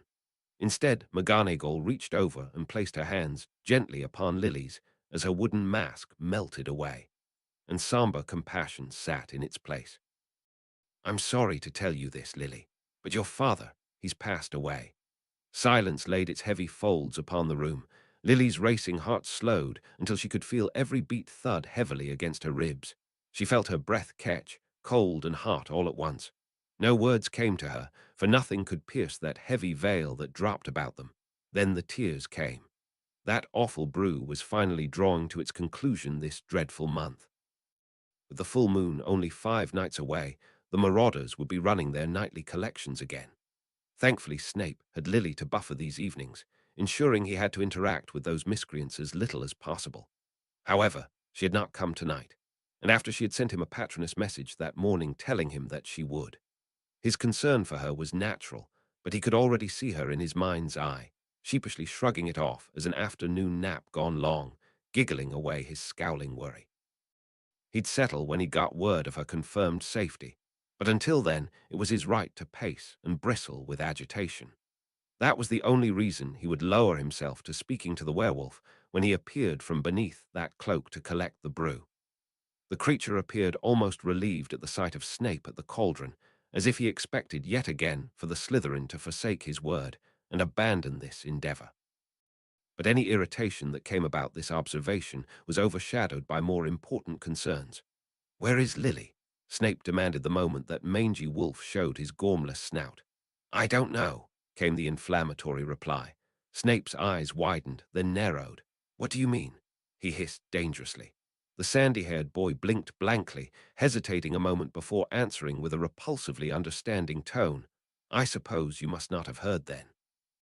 Gossip must still not reach Slytherin very quickly. Spit it out. Snape growled dangerously. A look of discomfort flitted across Lupin's face. Professor McGonagall came to collect her earlier this afternoon. She hadn't returned since. Snape felt the hairs on the back of his neck stand on end. "Don't give me that, and expect me to believe you did not run to your damnable map straight after to spy on her." A grimace colored Lupin's face, peeling back his disgenuine mask of attentive politeness. She sat with McGonagall for a long time. He spoke softly with a strange tone to match his equally and suddenly downcast demeanor. She was there for about half an hour and she left. She came up to the 7th floor and disappeared. We're certain she entered the come-and-go room. She hasn't come out since. You expect me to believe that none of you nosy Gryffindors thought to go after her. The curiosity alone would have sent you sniffing, Snape snapped uncharitably. "I know what that means," Lupin admitted quietly. "McGonagall brought me before her fireplace once before, for my mother, when she passed away." Snape's blood ran cold, memories of sitting with Slytherin children by his own fireplace, clumsily easing them into news of family tragedy. "Lily's father." "I think so," the Gryffindor boy whispered. Without another word, Snape thrust the potion into the boy's hands and strode to the door. He did not bother to lock his lab as he left. His wards would have to hold. He did not have the patience to herd the damnable boy out of his territory and secure it through his seething mind. He knew the man had met his end before his daughter, for why else would her only son have ended up under the tender mercies of Petunia? He had known this, but never bothered to find out how and when. To think he ever claimed that he cared, he could not even think past his own need of her to know even the barest of the strife within her short life. For all the good he could do the world, he could not help her world. "Wait," came that irritating voice behind him, followed by the sound of a door slamming quite hard and jogging footsteps. "You're not going to try to get in, are you?" Snape scowled and did not answer. If it were possible to quicken his step without breaking into a jog, he would have. "I just need to tell you, it won't work. If you ask for privacy, the room won't open for anyone else until you're ready. And I think Lily would have wanted privacy. She needs me," Snape hissed, surprising even himself with his outburst. "If the room gives her what she needs, then it will not turn me away." She was not the sort to suffer in solitude. She was a soul as different to him as night was to day. With a sudden hurried step, Lupin appeared behind him and placed an infuriating hand upon Snape's shoulder. There were not enough words in the Oxford Dictionary to describe how unwelcome that werewolf's touch was, but before Snape could make his best attempt, Lupin placed a finger to his lips and tilted his head to the staircase. Their voices had attracted Mr. Marley, Filch's long-haired Maine Coon pest, its bright golden eyes glaring at the transgressing students as its tail whipped back and forth. This cat was never the tattletale as Mrs. Norris had been, or would prove to be, but it at least was a good indicator that the curmudgeon caretaker was not far. Before Snape could take another step towards the cat-guarded stairs, Lupin threw the invisibility cloak about them both. With a jerk of revulsion, Snape made to pull away from the shared proximity, but in a show of rare assertiveness, the werewolf held on tightly. "We're too tall to share this without some effort. Stick close and crouch." Snape made to snap at the creature at the vile suggestion, but the thought of Lily stayed his pride. She needed him by her side, and he would not risk capture upon his own willfulness. And though he could not bend his pride to ask, this obnoxious boy, this marauder, had offered without a word. He would have thanked him had his pride allowed. Great monolithic pillars of old books and knickknacks stretched upwards into the darkness of the cavernous room.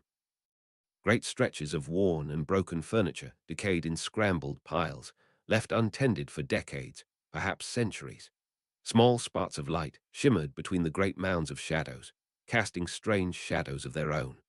Contraband could be seen jutting from once secure hiding spots, revealed by the weathering brought on by the passage of time. He could pick out the form of a fanged frisbee, hovering menacingly over a distant mound, marking out an area Snape hoped to avoid. Snape walked with a soft, silent step as he stretched his lit wand before him, the great gilded doors fading into the darkness behind him. The entrance had materialized at his approach without any effort of his own. Without waiting another moment, Snape took for the door. Lupin had offered to come with him, an offer Snape had sharply rebuked before slamming the door upon the boy's face. If the creature had an ounce of forethought, he would return to his dormitory under the cover of his cloak, and not have himself serving detention alongside the stress of the impending full moon. Snape stalked into the depth of the shadows and trusted the ring that bound his heart to show him the way. He felt Lily in the darkness of this great chamber. His heart pulled him in the direction of where she hid in this shadowy labyrinth. Picking carefully between perilously stacked towers of trinkets and oddities, brushing up against flakes of decay from ancient leather-bound books, Snape pushed carefully into the darkness. Hidden in the depth of this labyrinth of lost and broken things, Lily was alone and in pain. He heard her before he saw her, the gentle sound of sobbing twisting his heart. With his hand bracing upon the roughened surface of an old blistered and peeling wardrobe, Snape skirted silently around it and approached the figure huddled beneath its shadow. Her face was hidden in the nook of her arms, resting upon her knees. How long she had sat huddled like that was a question Snape did not wish to be answered. He hesitated to approach, uncertain as how to alert her of his presence without startling her, unsure suddenly as to whether his witness to this very private pain was even welcome. For all the confidence he had as he rushed up the grand staircase, it all bled away in the face of such raw pain. But as that moment of cowardice passed, Snape gathered his unfaltering courage. He stepped silently to her side and dropped a comforting hand upon her shoulder, causing her to start and hiccup loudly in shock. Her green eyes were wide and reddened by her aggravating tears, irritating the skin beneath her eyes into red puffiness. Her lips were pale and chaffed, noticeable even in the half-light of this dark and shadowy pocket. Her robes crumpled at their creases, telling tale of how long she sat in her slumped, sobbing form. "It's just me," Snape whispered softly, turning his hand to grip her firmly and stop her from pulling away. Surprise faded from Lily's tear-stung eyes. Her lips quivered as she forced a smile from those pale lips. "Hey, Save." Snape slid himself to the floor beside her, his hand upon her shoulder snaked around to her other side, pulling her close. He said not a word as she laid her head upon his chest and turned inwards to the roughened fabric. They sat together for a long moment, no words upon the musty air, their breaths the only sound within that silent hall. Then the weeping started anew. Softly at first, a gentle shake of Lily's lithe frame, but soon her heart-clenching sobs reached Snape's ears. He wrapped his other arm about her, holding her tightly as she wept. Memories of weeping alone touched Snape's mind. He would have never wished for another to stumble upon his shameful displays. Though he knew intrinsically that Lily was a different creature, he could not help the instinct to look away from her raw emotions. His dark eyes wandered his surroundings, catching upon anything but the weeping girl in his arms, keeping his attention on the oddities about him. The potion. Lily's soft, quivering voice pierced the silence. Snape prompted, still unwilling to look away from a worn and chipped bust of a hideous old wizard. The shivering girl shifted in his arms. Did finish the potion. She shifted, wiping her tears away, but whether it was upon her sleeves or Snape's robes he was uncertain. Lupin got his blasted potion, he answered with a grumble, eliciting a surprising giggle from Lily. I was supposed to be there, wasn't I? She muttered, voice tired but touched with chagrin. I hardly think I would hold it against you given the circumstances, Snape muttered, tightening his arms about her a fraction. He just remembered he hadn't scrubbed down his equipment before he left, and if Lupin didn't at least think of soaking his cauldron before leaving in pursuit, then the dratted boy was getting rust flakes in his horrid dose tomorrow. So you heard then? Lily sniffed as she raised her puffy eyes. He could not meet them without feeling his failure press upon him. I'm sorry, for not being able to stop this, for being so useless. Don't be. His heart stopped. It's obviously not your fault, Lily answered thickly, her eyes shimmering brightly even in this dim light. Apparently heart distress. It's common with his condition. He was found by the neighbor when she noticed the paper at the front door was untouched. Apparently Dad was sitting snug in front of the telly, as if asleep. He probably nodded off watching his favorite shows. She gave a watery hiccup, prompting Snape to bring his fingers down her silky hair. A gesture that brought great comfort to him, he thought might bring to her a similar measure of catharsis. When is the funeral? He asked, his voice a quiet husk. A tired sigh preceded the answer. Thursday. Petunia took it upon herself to arrange it without even bothering to contact me. Good thing I started my Christmas packing early, I suppose. Snape felt a pulse for Petunia. That vile woman would have allowed her own sister to miss her father's funeral over her petty jealousy. But this should not be a surprise coming from the woman who would go on to neglect her very same sister's son. Another duty Snape had failed in his self-pitying stupidity. It seemed as if he could never pull himself together enough to do right by her. I'll get everything sorted. We'll leave by tomorrow afternoon. Lily glanced up, a smile touching her pale, chapped lips. Skiving class to come with me then. Snape's black eyes met hers, wide with incredulity that she would even consider the two matters similar in proportion. To damn be my school attendance. I will not leave you to mourn your father alone. He was to be my father as well. Her smile dipped as her eyes widened, his words catching her off guard. Then to his abject horror, the tears welled up within her eyes once more, racking her in bodily sobs. He wasn't he? Your father-in-law. He tightened his arms about her, pulling her into his chest. He was more of a father to me than my own father had been. I know, Lily muttered in a watery voice. I think he was really looking forward to having you as a son-in-law. He really warmed up to you. She shuddered silently, the sounds muffled by the fabric of his robes, but the thin material did nothing for the tickle of her sobbing breath. We were going to be family. Snape closed his eyes as Lily sobbed into his chest, feeling the weight of his failure press down upon them. Chapter 42. Beginnings from Endings. Chapter text. The funeral had been held at the local church that Lily's father had attended every Sunday. A small service, attended by colleagues and friends, and what little family he had left.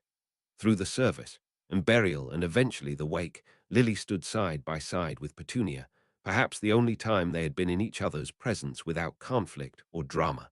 To think, all it took was their father's passing. Petunia, too, looked somehow smaller without her husband at her side. Vernon Dursley apparently had a lot on his plate at work before the upcoming Christmas holidays and could not take the day to come to the funeral. Even as Petunia gave that excuse, time and time again, it sounded hollow upon Snape's ears. It seemed even she doubted the earnestness of her husband's excuse not to be by her side during this difficult time. It wasn't as if Snape felt much better for being at Lily's disposal. He barely contributed anything at all. Lily flitted around, thanking her father's colleagues for being there, greeting the mourners and sending them off. Snape hadn't said more than 2 sentences during the entire affair, one of which was to restate how sorry he was for the family's loss. He kept by Lily's side, silent but present, until the last mourner departed and the house fell silent, more silent than Snape had ever remembered it being. It was just him, Lily, and Petunia left in that lounge room, the silence making the usually quite decent space feel uncomfortably small. Neither sister spoke to one another, their eyes reddened by the stinging tears they were both too exhausted to shed. The silence was finally broached as a tired sigh snuck through Lily's lips. Dark circles were beginning to take hold beneath her eyes. She hadn't slept well. Snape hadn't checked up on her during the night as he fought his own battles against sleeplessness in the guest room of the silent Evans household, shrouded by silencing wards. In hindsight, perhaps he should have. Lily had once attempted to keep him company through the night during a difficult time. Perhaps she had expected the same of him. That little relief from the stifling silence was all Petunia needed, as an invitation it seemed. I suppose we'll have to discuss Daddy's will, won't we? Petunia leapt straight into this topic without any easing or preamble. His solicitor already contacted me. I assume he had yet been unable to get a hold of you. Lily groaned. We have to do this now. Her pale hands clenched upon the stained linen of her handkerchief. I should think this is a matter of most paramount importance, Lily. Our father is dead. His estate is to be divided as per his wishes, and I think you and I need to discuss and agree upon what is on offer. Petunia ploughed on relentlessly and quite sensibly in Snape's opinion. It seemed he thought we would fight over our inheritance because very clear instructions had been given in this regard. Then everything is sorted. Lily muttered, wiping at the tears that threatened her vision. I don't want to think about that right now. Though personally Snape would have welcomed the distraction from mournful thoughts. To Petunia's credit, she did not relent nor lose her temper. You need to know this, Lily. Had divided his estate so that I would get his savings and assets, but you would get the house and all its possessions. That makes sense. You always hated Cokeworth, Lily muttered. The house would have been wasted on you. That we can agree upon. Petunia pursed her lips and gave a long, derisive sniff. But wait. Lily turned her green eyes earnestly to her sister. Isn't the house worth more than Dad's savings and stuff? Yes, Lily. Petunia's lips smoothed to a thin line. You got the bigger half. Daddy always loved you more. Or he thought she needed the help more, Snape muttered, his voice a little hoarse from his insistent silence. That harpy woman turned her reproachful glare upon Snape, as if he were something scraped from the bottom of her shoe. Our optimist of a father. Surely he hadn't thought he'd die so soon as to worry over his talented daughter's financial welfare. Otherwise, why would he have left her a house with a mortgage she had no way of repaying? Lily grimaced. The mortgage from Mum's funeral and legal costs. I told Daddy not to pursue the driver through the civil courts. I told him it would get expensive. Petunia sniffed again. He never listens to me, does he? We're all paying for it now. What happened? Snape asked, his brows stitched together in concern. He had never asked how Lily's mother died, and the realization sicked him. What a specimen of a fiancée I am, with a tired wipe of her eyes, Lily answered. When she was driving downtown, she got into an accident. It was a young man in the suburbs just a little ways over. He hadn't checked both ways when he turned from a side street right into the path of Mum's car. Another tear wiped by that crumpled handkerchief. Even Petunia turned away. It was his fault, but the criminal court did not pronounce his guilt under incomplete evidence, so Dad pursued him in civil court. And racked up a debt upon this house, Petunia muttered, in a tone more defeated than angry. He wanted a little justice, Lily muttered with a wet sniff, but there was no mercy from her sister. What good did it do him in the end? That little win was barely enough to cover legal costs. Sure, that scum was taught an expensive lesson, but we wound up sharing that lecture. How much is left on that mortgage? Lily conceded without any more fight. Too much, Lily. Snape felt his heart grow cold. In his mind's eye he saw a Lily from another life, sitting through this ordeal under different circumstances. For she had Potter in that lifetime. Matters of wealth and debt would not have even touched upon her concern. What small middling muggle debt could hold a candle to the mountains of gold within the Potter vaults? Useless, I'm useless. I need to go. Snape stood, his face a blank mask. I have to finish today's brew. I have to start it now if it has any chance of getting there by tomorrow morning. He had brought down his cauldron to keep his blasted promise. A mere distraction from a day like today, one that he was grateful for. Lily's pale lips lifted weakly. I'll leave that in your capable hands, Save. He left the sisters alone in that room, feeling every bit the failure as Petunia had accused him of, and twice the coward as he had ever denied. Stuffing the small stoppered vial into a brown paper bag, Snape summoned the great grey owl from the branches above to ferry the bottle to the castle hidden in the Scottish Highlands. Tomorrow, a different bird would sit in the branches waiting, for no bird could fly a package that distance on consecutive nights. Snape sighed as he stowed away his sealed cauldron upon a shelf in the shed once used for carrying Muggle tools. His own tools lay washed and dried upon a separate rack. Any rust and caked foulness left from the neglect of 2 nights ago now scrubbed clean. There was no real wash basin in this shed. Instead, Snape had conjured one, with a trickling water source above it to simulate running water. He ran his hands through that freezing water, scrubbing carefully from beneath his cropped nails. An exercise in avoidance, perhaps, for he had already scrubbed clean his hands of all residue before he packaged the potion for delivery. The few hours of distraction this exercise had bought him he was grateful for, but he had to return to Lily's side and share in her mourning, else what kind of man was he? But her sadness, he feared it so. He vowed to protect her, but what could he do against insidiousness from within? He knew all too well of how crippling it felt to lose someone you loved. What could he possibly do to protect her from something that had repeatedly defeated him? Vanishing the water from his conjured basin, Snape pulled his cloak over his Muggle suit, still unchanged from the funeral. He had worn the same suit bought to attend Petunia's wedding to the man's funeral. Almost poetic if it weren't for the fact he hadn't a choice in the matter. Stepping out the warded door of the backyard shed, a wave of frozen wind threatened to strip him of his warming enchantment. The shed had been adjusted to a temperate climate befitting its use as a temporary potion lab, but outside of those bounds winter was wreaking havoc. At the very least Muggle houses were sturdy, Snape thought to himself as he stepped through the back door and began knocking the snow off himself, but he paused midway through the motion. From within the house, he heard the most peculiar sound. Laughter. Snape stood frozen at the door for a long moment, his sharp mind attempting and failing to dissect what was happening. Why was there laughter? Was he mishearing the sound of crying? The feeling of melted snow biting into his shoulders was what spurred him back to life. With a wave of his wand, Snape dispelled the mess he made and dried his clothes from the encroaching melt. With a cautiously silenced step, Snape headed to the living room, a frown etched upon his forehead. Both sisters were giggling in a baffling display of merriment, and when Daddy thought he won the raffle, he clean knocked over a lamp in his exuberance. Little did he know he was holding the ticket upside down. Petunia's hyena baying punctuated the story, sending both sisters into another round of jubilant laughter, rendering the watching boy into stricken confusion. Why were they happy? Were they not in mourning? Dad could be such a silly sausage. Lily breathed through peals of laughter. Sometimes it was hard to believe he's a doctor, Petunia agreed. If only his patients could see him trying to work anything electronic. Took him half an hour to figure out the TV wasn't turning on because he hadn't plugged it in. Another round of exuberant laughter. Snape stood unnoticed at the back of the lounge, unwilling to disturb them.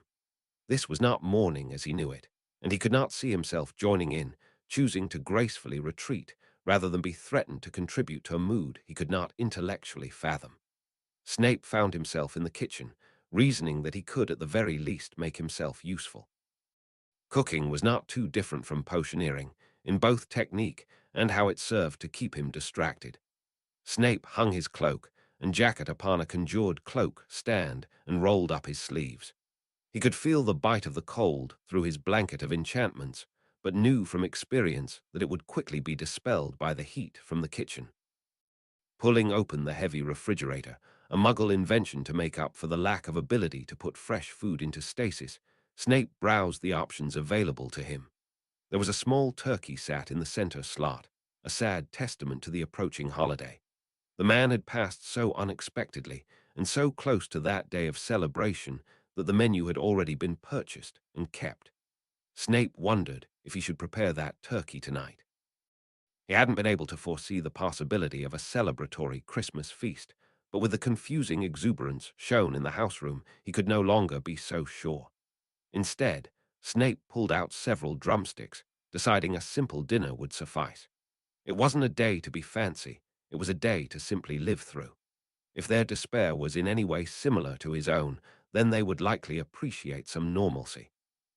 Summoning dishes from the cupboards and setting vegetables on the side to chop and dice autonomously, depositing them in a thinly oiled baking pan, layered, seasoned and buttered with cream and a magical grating of cheese. For the chicken, Snape preferred a knife.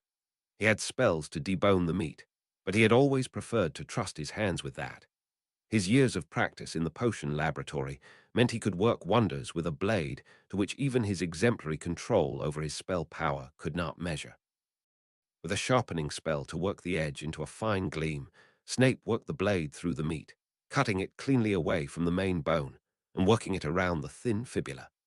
He created a marinade composed of garlic, ginger, and herbs in a blend of honey and a dash of white wine vinegar from bottles that looked as if they hadn't been touched in years. Snape set that aside to allow it to seep. It honestly wouldn't do to rejoin the sisters in the living room as they grieved in their odd way. Instead, he stood by the oven, glancing periodically between his pocket watch and the oven timer until he had determined it was time to put the chicken to the pan. As he set the butter to the pan, a tittering of giggles yanked Snape from his blissful routine. He glared to the doorway at the two girls, doubled over in a fit of unfathomable laughter. Sorry, Save. Not laughing at you, Lily gasped through her peals of giggles. She so obviously was. Both girls were red in the face and found themselves seemingly unable to communicate through their raucous behavior. Snape glared in confusion as he laid the chicken skin down into the spitting oil, knives and chopping boards already washing themselves off thoroughly in the sink. "Which one of you is to be the wife?" Petunia asked between gasps. "I can cook too," Lily whined as her giggles faded. Her smile, however, remained as brilliant as it was confusing. Snape bowed over his sizzling pan, as if in dire concentration so that they wouldn't see his self-conscious scowl. He had spent a 38-year life entirely a bachelor. Of course he'd have to know how to cook. Not that he'd expect either of them to know. If he looked at it objectively, it did seem strange a 17-year-old teenaged wizard should know his way around the kitchen like he did. "Sorry, Save. Really wasn't. Didn't mean to laugh at you," Lily beseeched from behind him. "I'm just giddy." But Petunia was not so merciful. "Maybe you should get him an apron, one with frills and pink to highlight the gloom of his eyes." Both girls fell into another round of fitful giggles. Snape glared down to the oil spots forming upon his white shirt. In his distraction, he had foolishly stood too close to a spluttering pan. "I don't need an apron," he muttered sourly, as he brushed the oil spots away with the tip of his wand, quite certain the mental image of him in that god-awful, unflattering domestic gear was rattling about their imaginations. Even he couldn't suppress the thought that came to mind as much as he could the shudder that came after. His mood must have sapped the mirth from the room as the tittering of both sisters petered away. Only the sound of sizzling chicken remained, and there Snape stood, prodding it uselessly, as there was honestly nothing he could contribute to during the cooking time beyond waiting for the skin to crisp on high heat. He couldn't take the awkwardness that followed his curmudgeon rebuke to that encroachment upon his pride. They had just lost their father, yet he couldn't even begrudge them a cheap laugh or two at his own expense. "Well, Lily, you best do your bit in the kitchen." Petunia spoke up in a voice that was surprisingly devoid of her nose-wrinkling superiority. "If you are to be a wife, you can't leave your man to do the kitchen work. Old-fashioned thinking, to be sure. And leave you alone to fetch the linens. What kind of host would I be?" Lily quipped her sister with a grin, taking a jab at the woman's long-held absence from the household, or perhaps her new title as home owner, as temporary as that may be. Snape felt his heart constrict again, a flush of guilt he was glad to be able to sort out with his back turned to company. Petunia's petulant voice rang out once more. "I am perfectly capable of navigating this household. I do not need you to hold my hand as I arrange my own living situation. My old room will suffice." "Oh, wait, no. Save's using it right now." Snape's dear desire to see the look of horror upon Petunia's face warred with his own similar horror over the idea of her staying the night. I think not. You will just have to make different arrangements. I am absolutely not having him in my room. Hear that, Save. You're bunking with me tonight. Have a little decency, Lily. Yet again, his look of horror prevented him from turning to see Petunia's no doubt matching expression.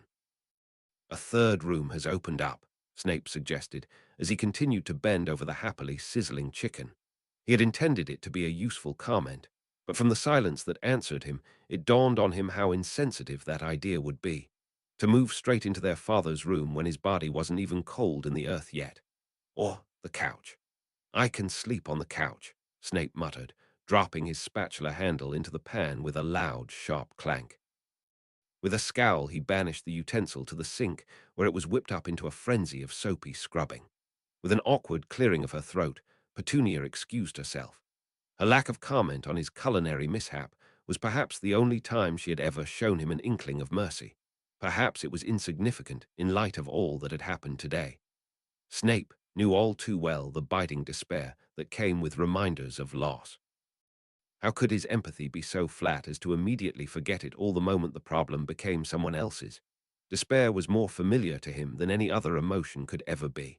"So, you gonna put me to work?" Lily asked lightly, a little too close to Snape's elbow. He turned slowly to face her and her small, wonky, and confusing smile. How could she smile so close to her time of loss? How could she laugh so soon after the burial? "Onions," he muttered into his chest. "Just one. Small." "What's it for?" Lily asked as she did as she was bid, making small talk to dispel the atmosphere as if she was actually interested. "Gravy. I'll make it with the oil drippings from the chicken." Snape withdrew from the countertop, so Lily had the space to set up and chop. Without ever seeing her wand, an onion selected itself from the pantry and met the knife upon the newly washed chopping board.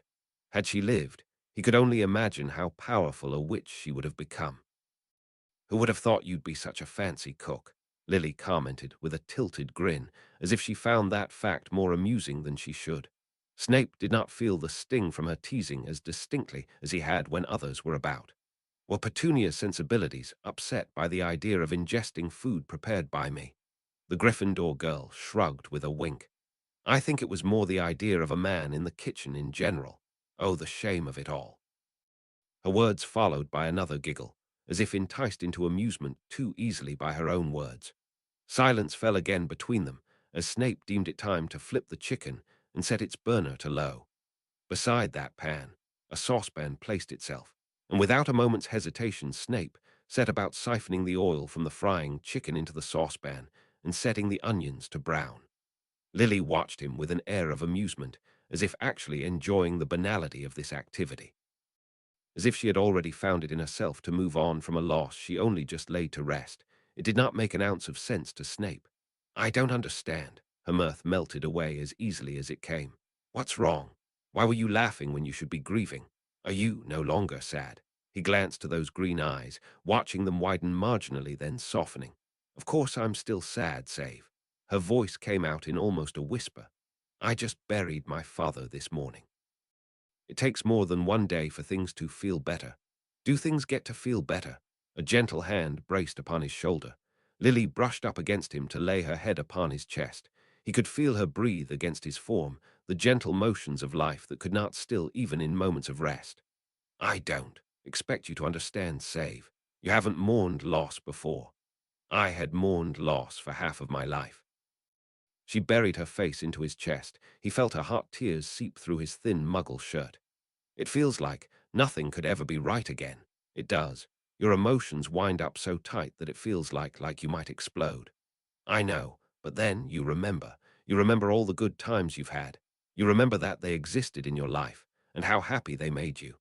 Then even the smallest thing, the most insignificant memory, makes you smile, brings you peace."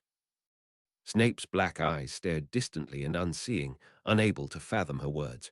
After her death, there were no smiles, though there had been few to begin with.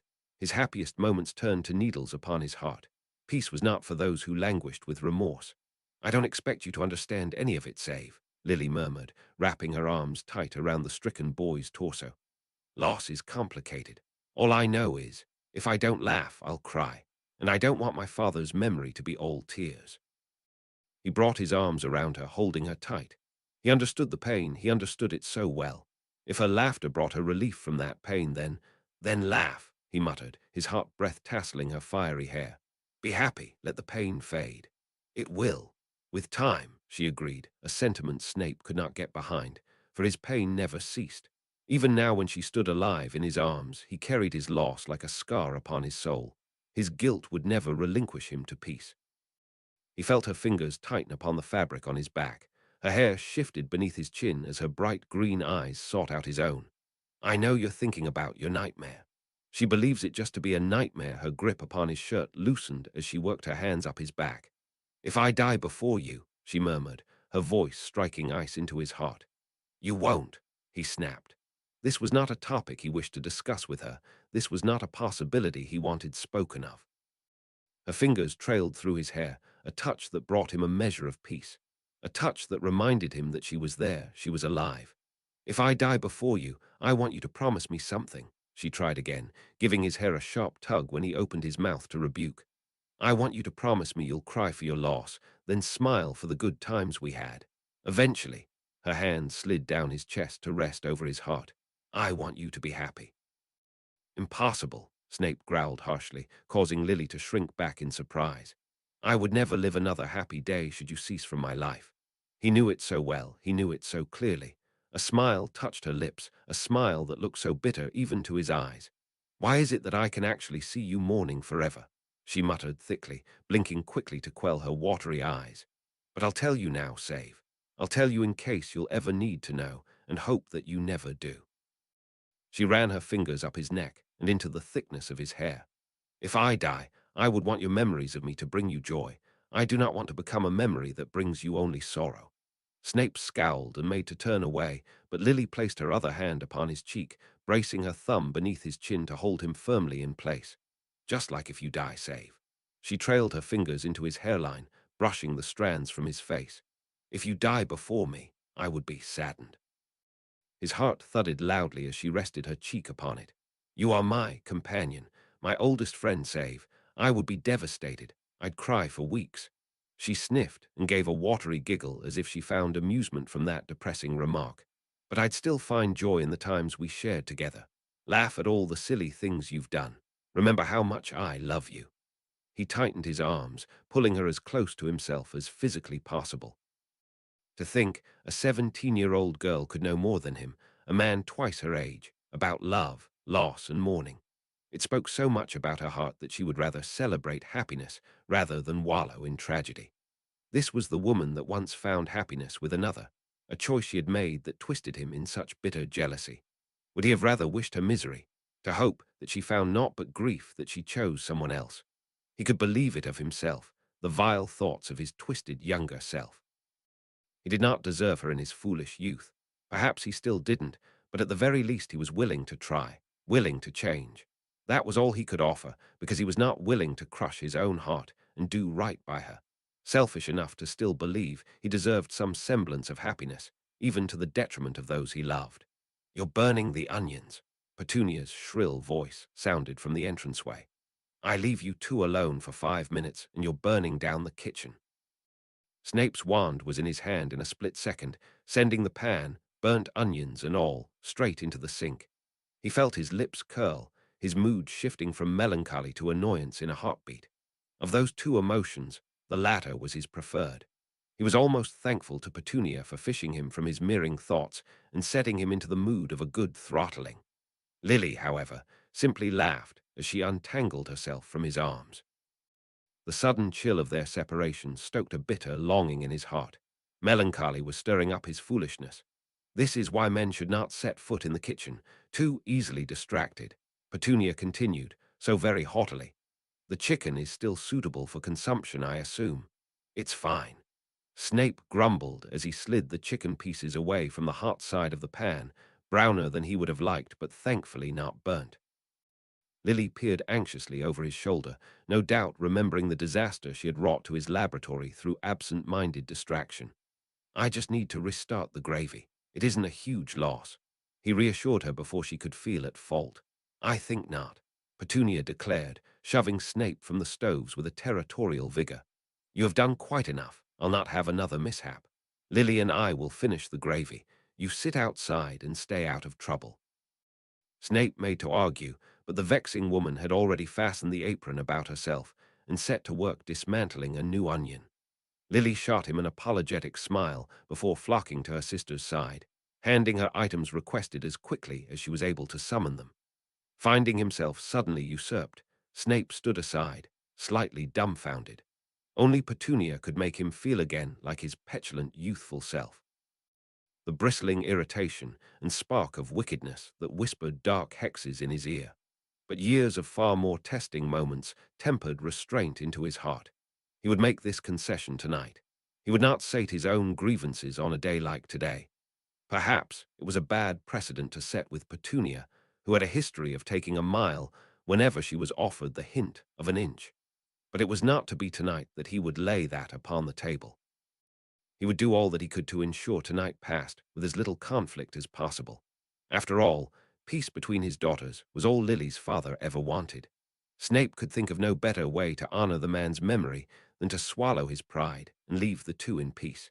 Even if nothing would come about between the two sisters, tonight would not be marred with conflict. Tonight, at least, will pass with a semblance of peace. It ranked among the most surprising things within Lily's short life thus far. Severus, dressed in his bathrobes, standing sheepishly at the door to her bedroom. He looked on the verge of bolting as she stared up at him with a bleary-eyed smile. I wondered who would come a-knocking at this unreasonable hour. "Couch not doing it for you, Save," Lily teased in a whisper. Her sister slept only a room away, and if she awoke, Lily knew she would never hear the end of it. From the mild scowl upon his face, Lily could see he was beginning to regret whatever fancy brought him here. "It's nothing," he muttered, already turning away. Lily's hand flew up to catch his. "You're here already, might as well have out with it," she prodded mercilessly with a sweet smile. Despite her exhaustion, she had been having a hell of a time trying to sleep, and Severus' presence was honestly quite a welcome distraction from her second attempt to do so. She feared quite keenly the press of sorrow that came with solitude, the wallowing thoughts she could not keep at bay without company or activity. "I had come to say good night," Save muttered in his so endearingly self-conscious way. "You woke me up to say good night?" Lily questioned relentlessly, with an upraised eyebrow and a knowing smile. His scowl receded, still aggressively refusing to meet her eyes. "I had thought you might find difficulty sleeping. My apologies for my incorrect assumption." "No, you were right," Lily confessed. "I was really struggling to get to sleep." "Disturbed thoughts?" Save asked softly. "Yeah," Lily confessed, her smile dying upon her lips. "I can't stop thinking about Dad, about what I had last said to him. What were my final words to him? When was the last time I thanked him for just being there?" Those dark eyes gleamed gently in the gloom. "I confess I hadn't been candid with you, Lily. I came here to check on you." A smile came to her lips. It was incredibly sweet of him to do so. "And if it isn't so presumptive of me, I wondered if you wished for my company tonight." The smile slipped from her face in surprise. "I meant it not in any lascivious way, only that you won't be alone with your troubled thoughts." The surprise did not still Lily for long. Without giving him time to change his mind, Lily yanked him in through the door and closed it behind him. Without even pausing to think, she brought up privacy wards about her room, causing the invited boy to raise an eyebrow in suspicion. "Only to keep you company, Lily. I'm not about to break my promise to your father." "I know. It's so we can talk without disturbing Petunia."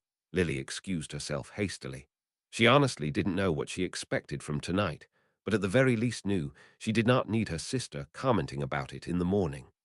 Lily slipped back into her covers, the little warmth she built into that nook already dissipating in the minutes she was away. Her woolen pajamas were finally breaking into a semblance of textile comfort, and at the very least were keeping her reasonably warm so the shock of returning to cold covers wasn't terrible. Severus looked exceedingly awkward as he made his way to her bed, laying his wand by the bedside before undoing his bathrobes with the utmost reluctance. Instead of wearing pajamas like the rest of modern society, Save insisted on wearing a nightshirt, as if his sensibilities hailed from the 1800s. Even when Lily took him to shop for a new one in the summer, when he was left without much of his personal effects, Save bypassed the entire selection of pajama tops and bottoms to choose from the selection of robe-like sleepwear. All he needed was the nightcap to complete his reimagining of Ebenezer Scrooge. "I swear your nightshirt makes you look 40, Lily grumbled as he slipped into covers. "The exact look I was going for," he replied with unexpected humor, his black eyes all but lost in the deep shadows of the room. Lily pulled in close, tangling her arms about his exceedingly warm body, and watched him squirm with the proximity. He hadn't even noticed she was peeling back his silly little robe until she pressed her cold fingers straight onto his back. He actually hissed in surprise.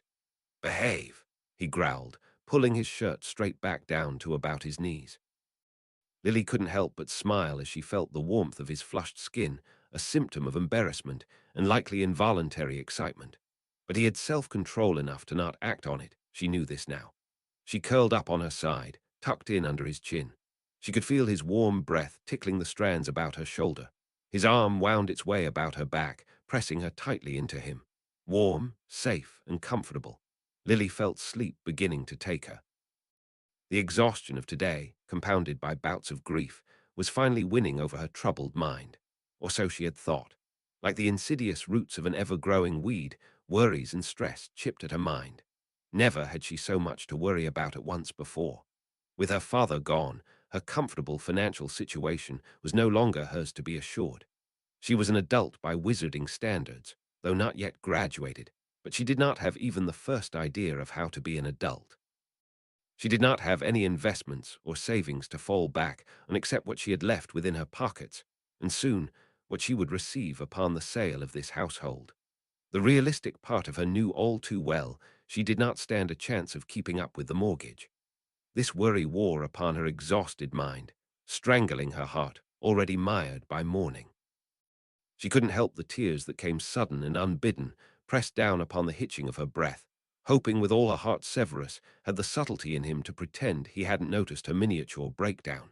But Severus could never be counted on to let a moment of weakness pass uncommented. "What's wrong?" he muttered, his hot breath tickling again down her back.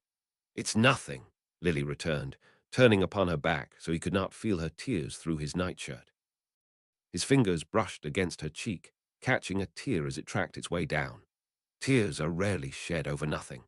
"I'm just sad, Save," she muttered thickly, feeling the dread in her heart over what was happening to her. She would return to Hogwarts far worse off than she had ever been in her life. The idea of an idyllic life awaiting her graduation, of easy support until she could find her place in her world, was crumbling beneath her feet. Severus shifted, loosening the hold upon her waist to trail his fingers through her hair, an imitation of her own efforts whenever she had to comfort him. "I will be here for you, Lily, such that it may be," he murmured softly, breaking away the strangling vines upon her throat and heart. "I'm not alone in this." She didn't know why, but that thought brought her an immeasurable amount of relief. Severus was in many ways worse off than she was, but she had never heard him complain once about his awful lot in life. Perhaps he had as a child, before adult sensibilities whispered to him that his life was not the norm, and that his lack was something to be ashamed about. But Lily had known, had always been so sure since their days together as children, that nobody had more to offer the world than Severus Snape. What would there be for her to fear with him by her side? It's weird to say Save, but this Christmas was supposed to be about you, she shifted, seeking his dark eyes in the oppressive darkness. It was supposed to be about welcoming you to the family. For a long moment only silence answered, and she had thought perhaps he had nodded off. But then his voice brushed aside the silence once more. "You have always made me feel welcome." She felt a smile touch her heart. A strange idea tickled at the back of her mind, a thought that was in equal parts sudden, and no doubt to his mind, wrought with Gryffindor abandon.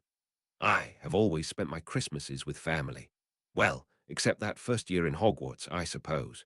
I had chosen to spend it with you, which in hindsight I think actually counts all things considering." She felt his dark eyes take hold of hers. Even lost in the darkness she could feel his heavy stare. "This Christmas, with Petunia leaving in the morning. And with Dad's passing, it'll just be us." "I can't say I'm sorry to see Petunia leave," Save muttered tartly, probably framed in good humor, but meaning every sentiment. Lily smiled, a small, tired smile. She brought her fingers upon his cheek, tracing the sharp ridge of his cheekbone, trailing her fingers down to his stubbled chin. He hadn't shaved for a while, it seemed, because she knew now that it took more than a couple days for even the lightest of stubble to break upon his pale skin. She had never known him to be careless in his personal maintenance. Events must have taken their toll upon him as well. "Can I ask you something, Save?" she broached, feeling a flutter of nervousness in the pit of her stomach.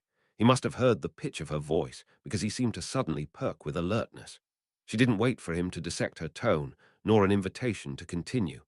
"Why are we waiting to get married?" That question must have taken him by surprise as he stilled where he lay. "You've gone over this." "Yeah, but things have changed," Lily uttered in the rush, pushing herself onto her elbows as if physical height would make her seem more convincing than before.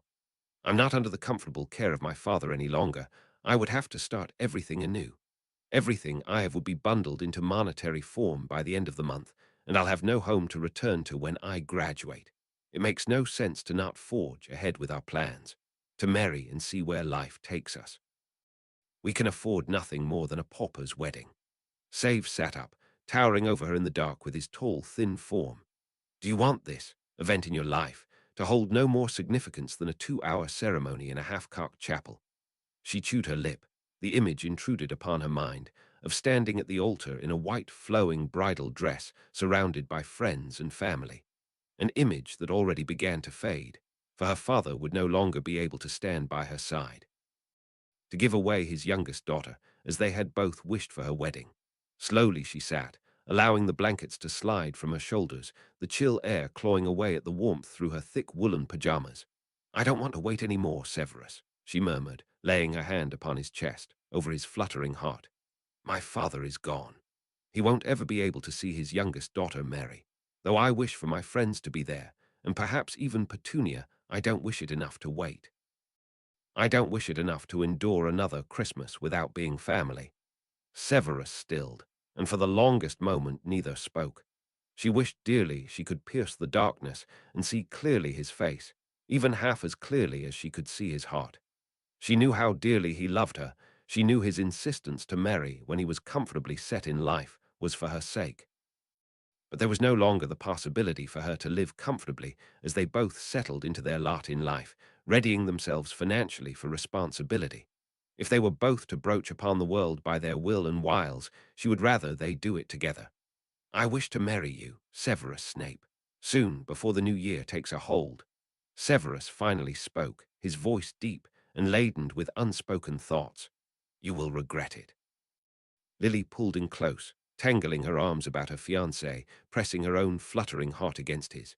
"To bind my life with yours, to live my life in love and loved in return, I won't regret it, Save. I promise I won't." The minutes passed, marked by the beating of their heart. She did not know how long they sat there, tangled in an embrace of doubt and anxiety. She did not know what the future held for her, how difficult her life could possibly become, but she knew one thing for certain. She would rather face it with love in her life, and deep in his heart she knew he must too. She felt his smile more than saw it, a small relent of breath that set her heart to song. There won't be many respectable chapels that do weddings on the cheap at this time of year, especially not at this short of notice. Anything will do, Save. She could not help the grin that threatened to split her face in two. His hand had trailed along her temple before brushing down the length of her hair, a tender touch that held within it anticipation, worry, and joy. "Then we're really rushing into this." "Oh, you've rushed into far more questionable situations before," Lily quipped lightly, pulling him close. "Like into my shirt when we barely took up snogging." She felt the blush more than saw it. She wondered if he could sense her wicked grin through the darkness. "Are you never going to forget that?" He muttered, laying his forehead upon hers, his breath mingling with her own. "Never," she replied and leaned in, and found a similar smile pressed upon her lips. It was perhaps a blessing and a curse that religion only had a casual place in magical society. During the Christmas period, where Muggle churches would be working upon rotation, the small chapels that served the magical folk only had one service upon the day for those few rare believers that still persisted in a world where magic existed. Because these wizarding churches were not swamped by the season, Snape was able to find one available. Even with New Year's only a heartbeat away, it was able to fit into its schedule a small marriage ceremony for the price of 6 galleons, a blessing and a curse. For that meant he had the means to keep his promise, made on an emotionally charged night, to a girl who belonged to a house known for reckless decision-making. Snape adjusted his robes for the 5th time today, picking at the embroidered cuffs upon where twin deers leapt from the sleeves. He was pacing before a mirror, glaring at the reflection as if challenging the man who stood there to deny him this day. This day he wanted since he first laid eyes upon his Lily. To marry the girl that had seemed but an impossible dream. To entice her into elopement and deny her the life she was meant for. He met his own black eyes, scowling into those judging pits. He was not impatient, but she was, and despite his own better judgment he had conceded to her ill-thought-out wishes. Would she still feel the same in a year's time, a month even, or even upon the other side of the conjugal bed? They had not even been courting for a year. A sharp rap came at the door, followed by a thick Scottish accent. "Ye best be ready, laddie. Your girl is ready for the chapel. 5 minutes and we're starting." "Fine," Snape barked, perhaps a little sharper than he intended. He worried his sleeves again, his thumb tracing over the form of the leaping doe. He tilted his head back, worrying the tension from his shoulders without moving too brusquely to upset anything in this tiny room. The church had offered him and Lily both a change room to prepare in privacy for the ceremony. A perk he had wasted by turning up already fully garbed and unwilling to do more for his own hopeless appearance than pull his hair into a slightly neater loose ponytail. An irrational fear suddenly gripped him, that upon setting foot into the chapel, Lily, standing garbed and painted like a little porcelain doll, was going to take one look at the travesty of his face and realize what a mistake she had made. There was no question she would stand at that spot today, looking so achingly beautiful that even the chaplain would wonder what she was doing with a tragedy like him. Petunia certainly hadn't sugar-coated her remarks. She was quick to tell Lily and him how excruciatingly stupid their decision to rush into this had been, and how she absolutely refused to be part of something so absolutely foolish, the only member of Lily's family, and refusing to show for a 2-hour ceremony. And as for Lily's friends, she made no mention of any intention or expanded effort to contact any of them. Perhaps she did not wish to appear the fool amongst them. The teenaged girl who rushed into marriage before she had even finished school. Perhaps she was ashamed to have them here in this small ceremony held in a tiny church within the tiny village of Bankery. This was not the start Snape wished to offer her. Every fibre of his sensible being was screaming at him to stop this madness, to take her out of this chapel and talk some sense into her stubborn skull, to tell her this wasn't what she wanted. There was more to life than to be married at the age of 17, but all that was dwarfed by his own desire, his own selfishness that reared its head upon the sound of opportunity, that reached for this and refused to let go. He wanted her to be bound to his life. He wanted her in his world and in his bed. Teenage desires warring and winning against any adult rationality he could muster. Patience faded upon the altar of want. He did not, in his love-stirred heart, wish to wait the years that would make things right for her too. Guilt was not an emotion Snape wished to carry to the altar, but as he stepped from the room and set his sights upon his beautiful bride, he could not shake the heaviness of his conscience. She was so beautiful, stepping up the aisle, her formal red muggle dress as close to a bride's dress as they could possibly manage. Her lips were painted and her eyes were penned, but the powder upon her skin was light, and her freckles still shone through upon her cherub face. She had remembered he loved her freckles, but along her neck she wore that necklace gifted to her by a man who once upon a time would have stood in Snape's place. That fine chain of gold bearing rubies upon its center, reminding him of everything he was not worthy of and everything he denied her. He had professed his love for her beyond anything he'd ever loved. Yet that love was not enough to twist him from his selfishness and tell her she was worth more than this. She was worth more than a 6-galleon wedding at a tiny Scottish village, unremarkable upon any map of magical Britain. He had proposed to sell his disc of pure gold to, at the very least, fund a grander wedding at a later date, but she had refuted the very notion. At the very least, he should have insisted that they postpone this slapdash wedding. She deserved more than to be rushed through a decision made upon an emotionally compromised night. Worth more, but he was too selfish to deny her. He wanted this so badly. To have love in his world, a life he had been too long denied by his own foolish actions and the cruelty of chance. Why did his happiness always lay upon the other side of his conscience? Why was guilt the one thing that was constant in his lives, always entwined so deeply with one woman he loved? Why was he unable to stop himself from binding it there, to invite upon himself this burden upon his better heart? He loved her enough to want what's best for her, and was clever enough to know that it was not him, not now. But he could not muster the will to tell her so, to deny himself the life he pined for. Words were being uttered by the chaplain, formal words intended to forge this ceremony. No words made it through his haze of guilt and self-revilement. No words passed his lips when he knew things were not right. But she stared up at him, those bright green eyes filled with excitement and delight, as if she wished for things to happen this way, as if she wouldn't regret it all in the years, or perhaps days to come. And he was all too willing to fool himself into believing it.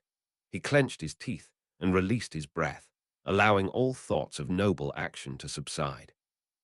He wanted this, burned for it, enough to bear any guilt that was to come. He had so little in his life. Why was it wrong to want something? Why could he not be allowed to act selfish for once, to do what he wanted to do, to simply once be happy? Chapter 43. The Promise of Always. Chapter text morning came with a strange warmth and a haze of half-woken dreams. Lily's skin felt flushed against the soft quilt that lay heavy upon her form.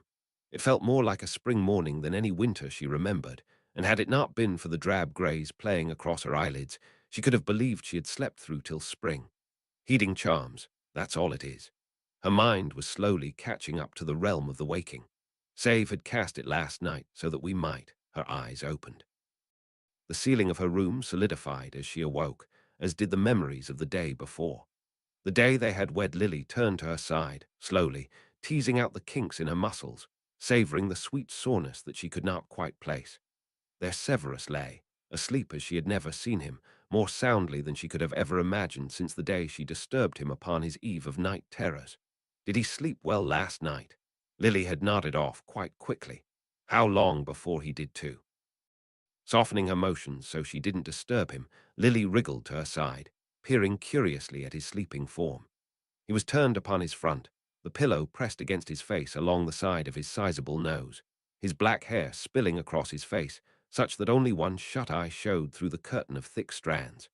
His hand rested awkwardly between them, as if he had fallen asleep holding her, before the natural rhythms of sleep drew them apart. He looks at peace. She had noticed the worry upon his brow every day leading up to their slapdash wedding. His sensibilities must have been warring, as she knew they must. She had feared that in the end, sentimentality might win out, and he'd call the whole thing off in some misguided sense of nobility. She had feared it right up till the moment they said their vows, when he hesitated upon his words. "Do you, Severus Snape, take this woman to be your lawfully wedded wife?" The chaplain had prompted, to which he had stood stricken and uncertain for the longest moment of Lily's life. But with one word, he had dispelled all of her fears and sealed their lives together. Always. A smile touched Lily's lips. It wasn't as if he was the kind of man who would improvise lines to act overly romantic. It felt more like he had forgotten his lines and quickly fumbled for the first thing that came to mind. But his sentiment touched her. Always, he had said. Shifting carefully in her blankets, Lily tried to wriggle closer to the sleeping form of her now husband. The motion caused the blanket to slip from his shoulders and the approaching girl to freeze, not because he had stirred, but because it revealed those scars she had long stopped thinking about. They were faded now, just white lines, crisscrossing across his back. No hard edges outlined them, and had the light been just a fraction dimmer, they might have been invisible upon his pale skin. Softly, she pressed her fingers along one, following its path across his pale back. Had this been the first time she had seen them, she might not have known what they were, or how much pain lay beneath them. More than any child should ever have to bear, she realized suddenly that he had stilled, his rhythmic breathing had ceased. Lily withdrew quickly so that she wouldn't disturb him further, only to find his dark eye open and staring intently at her through his thick curtain of hair. She didn't want their first words in the morning after becoming husband and wife to be on something so depressing, so with some effort she pushed thought of his scars to the back of her mind. "Morning," she murmured, pressing a smile upon her lips. Severus said nothing as he shifted, turning over as he brought his fingers through his tangle of hair and brushed it from his face. Lily's eyes trailed down his chest, noting he wasn't so thin anymore. He was by no means robust, but at the very least his ribs no longer stuck through his skin. A slender man would be how she described him, a healthy layer of fat over where it used to only be skin and sinew. She wondered if he'd take it as a compliment. His face too showed signs of this recovery. His cheeks were still sallow, but his face was no longer simply pulled thin. There was filling about his chin and smooth-shaven jawline, some plasticity to work with. His nose was still prominent, but it no longer stuck out as awkwardly as it did when his face was but skin upon bone. His brows, too, became fuller, casting even heavier shadows upon his eyes, if that were even possible. But nothing could hide the intensity of his stare, those black eyes that shone from his dark, sunken pits. His eyes were upon her, unwavering. Lily squirmed under the intensity of his gaze, sending her quickly snuggling back under her covers. "You're making me self-conscious," she muttered with a small smile, so that he would know she meant it in jest. Severus finally blinked and looked away. He turned upon his back and lay back down, directing his eyes to the ceiling without saying a word. Lost in thought, perhaps. With a huff, Lily wriggled to her side again.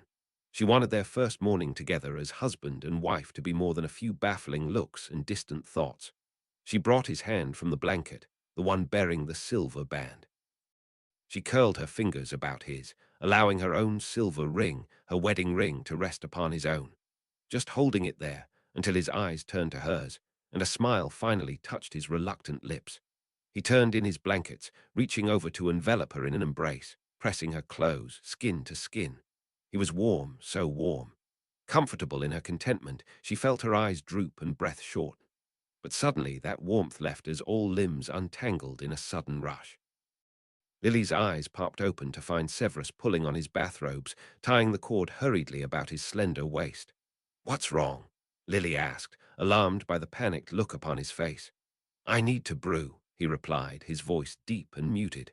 Confusion was all Lily's morning mind could muster. The full moon was already past. They didn't need to start wolfsbane for another week at least. "For what?" she asked, genuinely missing the mark. Severus paused in his haste to lay upon her a glare of disbelief. "For you, I do not need you risking pregnancy before your newts. Exams will be hard enough without sick and bladder issues and the judgment of those haughty devils spawn we call peers." A snort of laughter uttered from Lily's lips before she could stop herself. "That has to be the least romantic thing you could have possibly said to me first thing this morning." His dark eyes were on her again. "What part of this whole experience has exactly been romantic?" "Oh, I don't know, most of it." She gave a breathless giggle.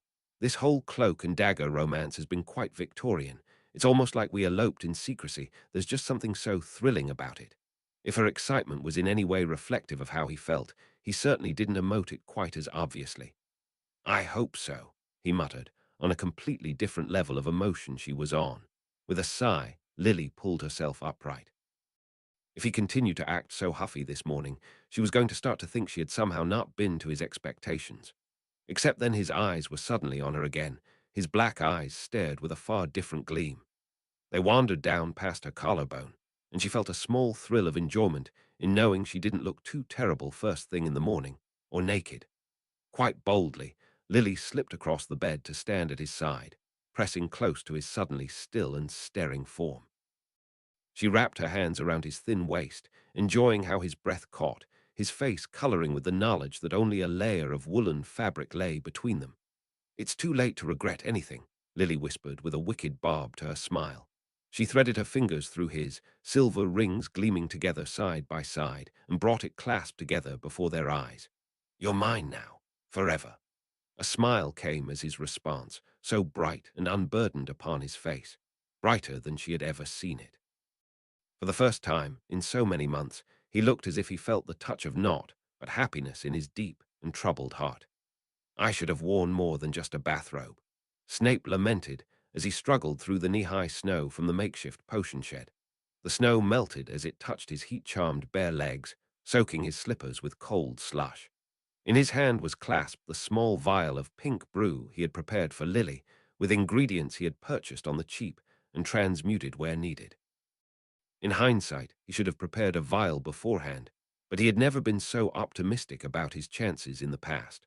Old habits die hard. He knocked off the snow before entering the kitchen, immediately taken by the smell and the sizzling pop of cooking sausages. A floating spatula prodded them to the side as an egg prepared to occupy the newly freed space, but not before a dash of oil flung itself from the bottle beside it. Lily sat at the table, trussed up warmly in her pajamas and bathrobes, her hair damp with signs of a freshening shower. In her hands, she held a newspaper with images disturbingly still and staring, thumbing through the pages in an off-handed sort of manner. "Drink this quickly. Don't delay," Snape commanded as he set the potion on the table. Lily glanced up from the muggle rag and did as requested. She gulped down the magenta liquid and smacked her lips in pleasant surprise.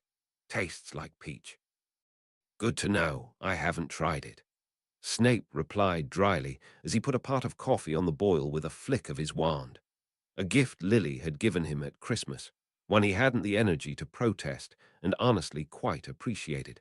And unlike the scarf Mr. Evans had left for him under the tree, he wasn't keeping it out of sentiment and obligation.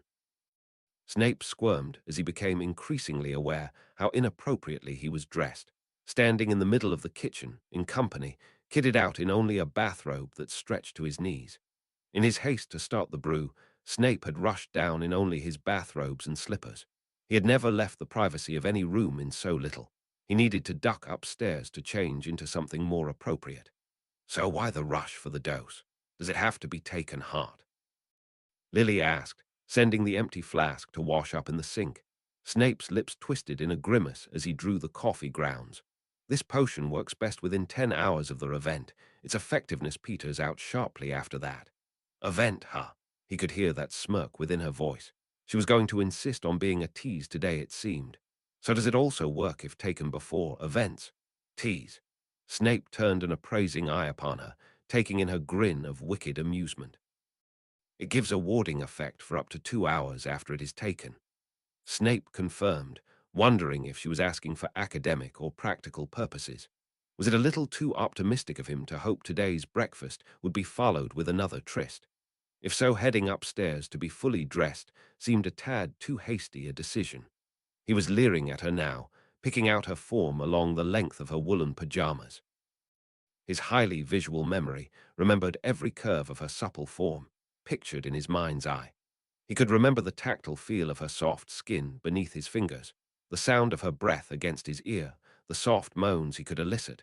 But his memory was too keen to be kind. With the force of his own knock-back jinx, his lascivious reminiscing was shattered by the unhelpful reminder that she was only 17, the very age one would be if they were his student. Snape almost groaned as that thought chased away his bliss. Though technically he was not a professor, and verily she was not his student, but this still reeked of immorality.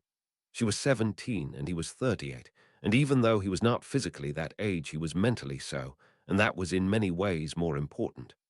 "Something the matter?" Lily asked, as she plated up the eggs and sausages with a wave of her hand. Snape turned back to his coffee quickly to hide any more of his turmoil from her all-too-sharp eyes and sense of empathy. "I think I need to get dressed," he murmured as he poured out his cup of coffee. He had made enough for 2 cups, but expected to drink both. Lily was not big on the bitter brew, preferring lighter, more citrusy drinks, as opposite to him in her choice of morning refreshment as she was in every other aspect in life. "You can wait until after breakfast, right?" Lily asked as she arranged the meal with a flick of her wand. A plate of white toast sat on a plate between them, already buttered and ready. He had taught her those spells only half a year ago, and already she had made them her own. Snape shifted uncomfortably. The thought of teaching her anything suddenly made his moral conundrum a whole lot worse. The fact that he was severely underdressed only compounded this unfortunate awareness of this situation. He had never felt more like a lecherous predator. Lily, however, was having none of his internal strife at the breakfast table. "Just sit your butt down and eat. You can wrap up later. I've seen your heating charm. I know you're not cold." Very self-consciously, Snape settled himself across the table, setting down his cup of coffee and pulling to himself his plate of high-protein breakfast. Lily already started on a transfigured toast, smiling even with a mouth full of crumbs, so oblivious to what she had done. Would she still smile had she known the man she had just bound to her life and took to her bed was her senior by more than double her age? She had known once, accidentally stumbled upon his secret. Carelessness on behalf of him and Albus Dumbledore that resulted in a blessing in disguise. Even knowing all she did, she spurred him to try, without which Snape could not have found the courage, the insensible audaciousness to confess. How selfishly he wished for her to know that she could knowingly consent to this irredeemable situation. But the memories of the truth sat bottled upon her mantelpiece, and he was not so foolish to risk her for peace of mind. Seriously, though, if coffee does it for your mood as it did for my dad's, I want you to hurry up and finish it so you'd stop being such a sour puss. Lily snipped from across the table, dipping her toast into runny eggs. I'll feel better dressed, Snape muttered in reply, but made no move to leave. For some reason, he actually felt like he needed permission to vacate the table, permission Lily did not seem willing to give. Oh, come off it. Stop with the adorable self-consciousness, Lily complimented rather backhandedly. I've seen a bit more now than just your skinny legs. Snape shifted in his seat in discomfort and irrepressible smug satisfaction. Apologies. I feel immoral, he confessed stupidly. She obviously would not understand exactly what was wrong in this scenario. Lily cracked a small smile over the rim of her glass. Or stop it. We're married. That was Dad's only prerequisite. Right, Snape muttered as he proceeded to disassemble his sausages into bite-sized pieces, but his brooding bother was not allowed to pass unremarked. The too young to be frolicking train of thought again, Lily suggested dryly, hitting the nail quite close to the head. I know it's hard to wrap your head around this concept, but we are the same age, Save. It's just not all of us were born middle-aged. And that doesn't bother you, Snape attempted quite bafflingly, that my mental age differs so drastically from yours. Insulted is more like it, Lily muttered with her eyebrows pitched quite perilously. Snape backpedaled. I did not mean you were childish, Lily. I simply meant I seem old, and I feared I don't know. You want my advice. Stop overthinking things, Lily offered with a point of her fork. And get started on your breakfast. Your eggs are getting cold. Snape obliged, selecting one of his bites of sausage and mixing slivers of egg into the mouthful. He never liked his eggs runny, but he didn't want to complain, especially when he was a guest to the meal. But surely he was not a guest anymore. He could only guess. He had never been married before. And if truth be told, I like that you're on a different level of mental maturity to me, Lily offered suddenly without prompting. It makes me feel like I'm married well, that I don't have to worry too much about the future. I don't even know how taxes work and whether or not they factor into our wizarding lifestyle. They do, just not muggle taxes, Snape replied almost on instinct.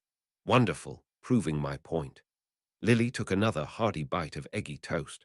Snape gathered his eggs about his cut of sausage and chewed his bites slowly, settling into this bizarre rhythm of normalcy.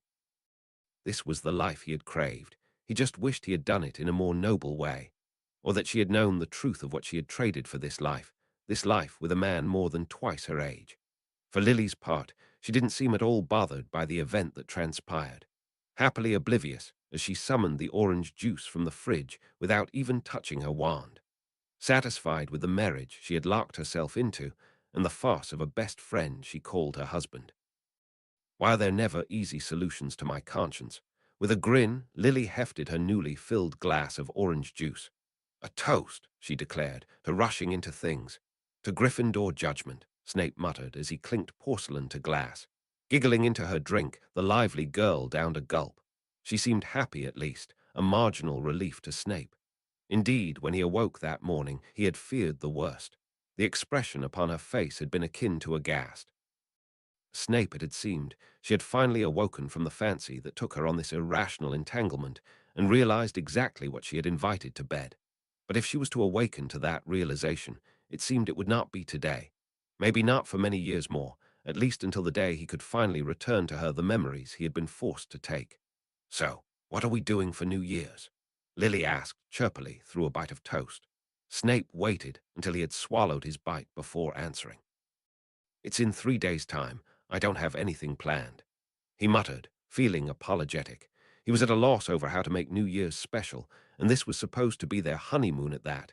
He couldn't even think that thought without feeling a squirm of guilt. Well, if you have no ideas, I was thinking about a movie that was just released in cinemas, Lily continued, bafflingly. Snape had no idea what a cinema was. It's meant to be a super popular science fiction thriller about space wizards with laser swords.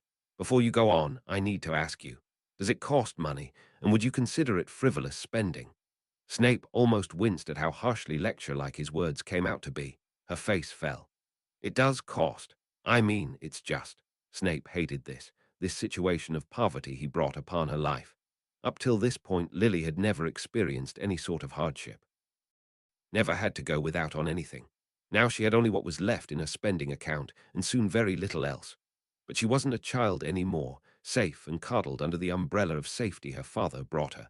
She was a young woman, married to the one person who could not ease her life one whit, the one person who brought nothing to her life but further destitution. Sorry, I didn't mean to stop you so short, Snape muttered. No, you're right, Lily replied, a little abashed. I have to start thinking about these sorts of things. It's a good thing you're good at this save. I mean, she grimaced, likely thinking she hit upon a sore spot. She wasn't wrong, but Snape had patience enough for her. It's just that Dad was so looking forward to this movie.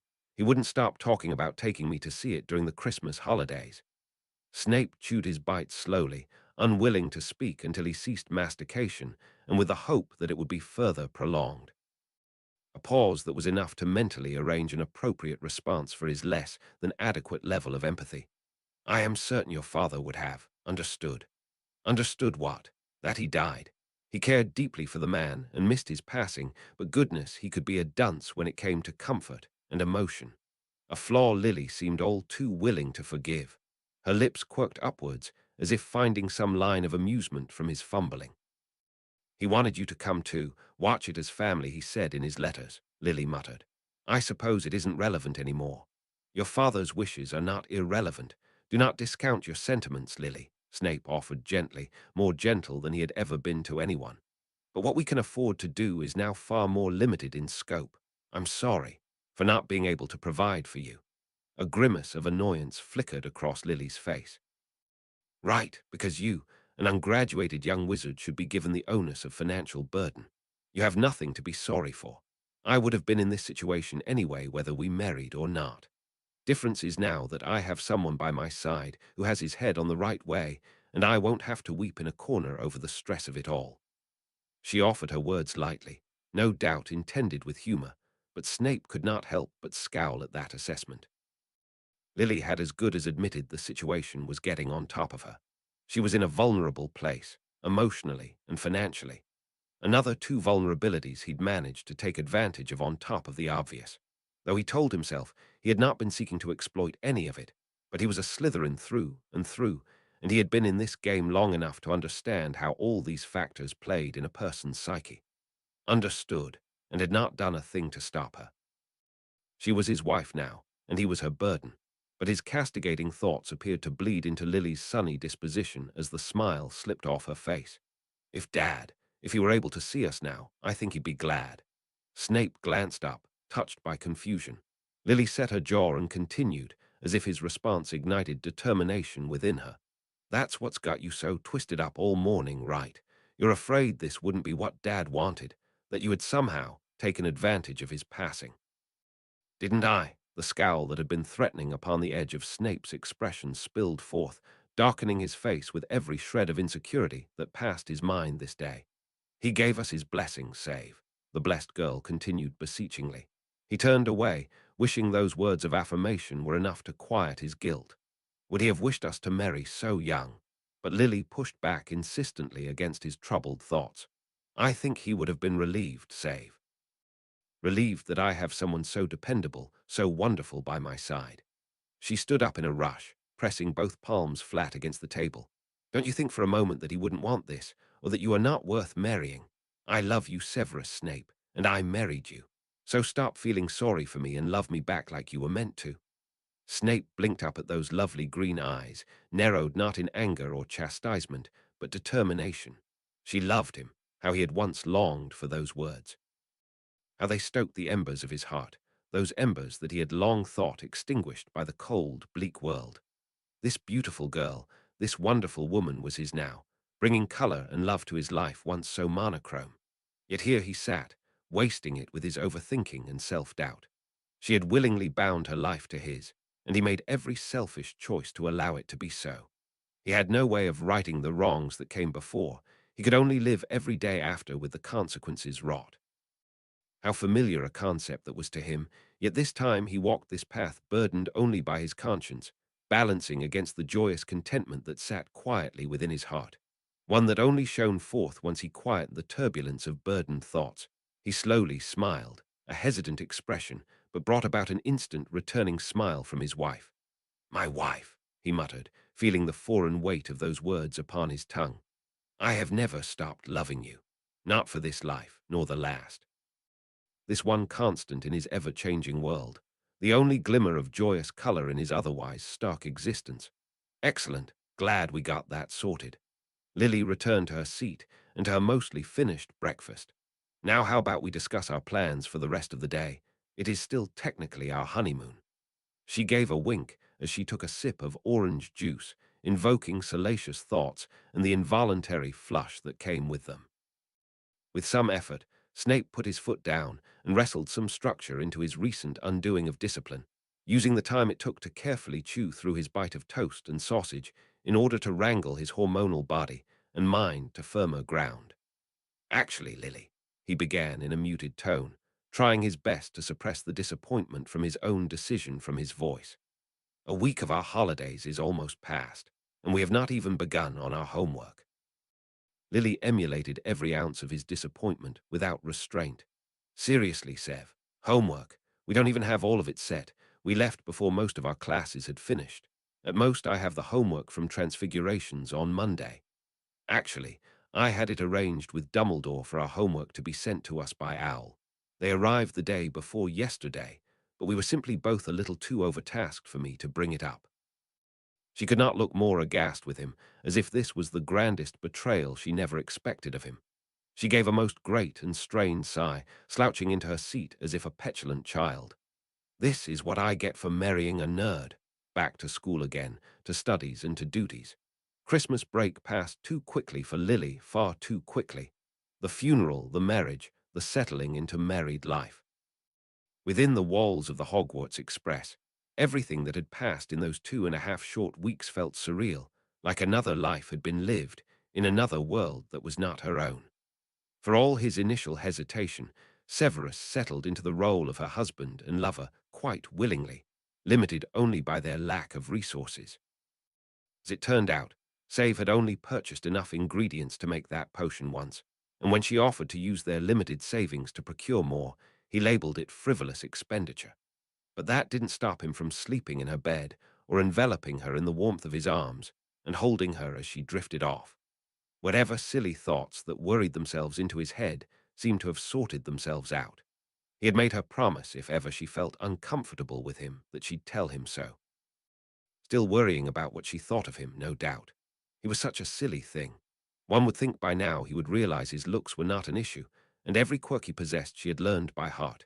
He had been her best friend since childhood, seen him change from that shy, brilliant boy to one that was cast adrift, so lost she did not know if he would ever find his way back, then to this man, this wonderful man. Nobody knew him better, and now there was nobody she loved more. He had found his way back, and into her heart, and she would not have him ever think that he did not belong there. It was with this bubbling thought, Lily smiled as he stood before their student leader peers, taking command of his head boy responsibilities with enormous competence. With a swish of his wand, he distributed neatly cropped timetable schedules, penned with his spindly, spiky handwriting, and propagated efficiently with a copying charm. Taking command of duties expected of head students to ease the burden on the girl who had failed to manage her time around her schoolwork. Surprises upon surprises. He knew his duties without being told and knew what to do without instruction, like so many hidden talents she kept stumbling upon. He reads, that had been the reasoning he kept giving. She wondered what book had taught him to lead. "We have no upcoming events this month, so this meeting is primarily for the distribution of today's patrol roster. Any further comments?" Severus glared about the room as if challenging anybody to drag this out longer than it had to be. Lily suppressed a sigh. His interpersonal skills still needed work. She was certain he wasn't trying to seem standoffish, but that was what he was coming off as, and honestly nobody else was going to interpret it any other way. His eyes narrowed, especially when they paused upon a sixth-year Hufflepuff boy, fixing him with such a glare that even Lily felt the desire to shuffle with discomfort. She wondered how Bolton Proud had offended his sensibilities when that boy had spent the entire meeting glumly silent. Perhaps Severus thought his attention might have been elsewhere. Well then, if there's nothing else, we're not going to keep you. Lily dismissed the meeting before Save could act on his apparent bad mood, beaming her bright smile, not wishing for anyone to leave on a downer note. It seemed her role had been changed to public relations. The handful of prefects started gathering themselves to leave. There were not as many of them for this ride, as not everyone chose to leave Hogwarts for the holidays. Usually the head girl and head boy were the only two duty-bound for the ride, but exceptions could always be made under circumstances, especially when there were others competent enough to be trusted with the leadership role. Thanks, Remus. Lily approached her fellow Gryffindor prefect as he stood politely by the door to wait for the carriage exit to be less crowded. You're welcome. But for what? He replied quite cheerily. His skin was almost glowing for how happy and healthy he looked. The full moon had fallen at Christmas, and undoubtedly he had just passed his transformation amongst family. She could only imagine the happiness the miracle brought to his father, that they were able to spend the Christmas as a family and not worrying about the curse. It was one of those moments she felt the sudden fancy to hug Severus and confuse him with nonsensical mutterings about how wonderful he was. She returned the grin, so blissfully happy at that moment. For taking on my duties for the train ride back at the beginning of holidays. I know you were hoping to apparate down to Godric's Hollow for a quick visit to the Potters along with the rest of your friends. Remus' smile faltered suddenly, as if he was suddenly reminded of something. A reminder Lily was given too, for it was no secret to why she had left so suddenly. It was no trouble at all, Lily. No trouble. He paused, as if trying to untangle a sentence into the least abrasive form it could possibly take. How are you, anyway? It turned out his effort resulted in the most generic attempt possible. If you're asking about my dad's funeral, it was nice. Sad, but nice. Lily gave a weak smile. She couldn't think on this without her emotions teetering on the brink, not so soon after the funeral. Petunia did a good job with the service. He wouldn't have liked anything ostentatious. Remus gave a small grimace and braced his hand upon Lily's shoulder in a comforting gesture. We're all here for you, Lily. If you ever need anything, just ask. I know. Thanks, Remus. He was such a sweet boy. I'm just ready for everything to be normal again, you know. Absolutely. His smile and words were both given with genuine empathy. He had lost a mother not too long ago. If anyone could come close to understanding how she felt, it would be him. Turning to the now unengaged door, he offered her one last quirk of his lips. Come by later if you feel for companionship. Marlene's decided to grace us with her company and could likely do with yours if you feel up for it. The unsaid sentiment touched Lily's heart, for why else would an of age witch choose to catch a 6-hour train over instantly apparating to her destination? I will drop by later, thank you. And with that exchange of smiles, the sandy-haired boy slipped out the door, leaving Lily to hold her confusing bundle of warring emotions. And the look on Severus' face when Lily turned to him certainly did not help. His lips were drawn back in quite literal dislike, making no secret of this fact at the very least. It always baffled Lily how Severus could possibly hate him as much as he did James and Sirius. She understood why he would hate those two. They could be real jerks. Perhaps it was because he was a werewolf and he was simply prejudiced. She didn't like to believe it, but she could. With a sigh, Lily slipped in close, running her fingers through his hair. His black expression melted away instantly, as she knew it would. She had learned quite quickly where his comfort lay, and just as quickly began to take advantage of them where she could.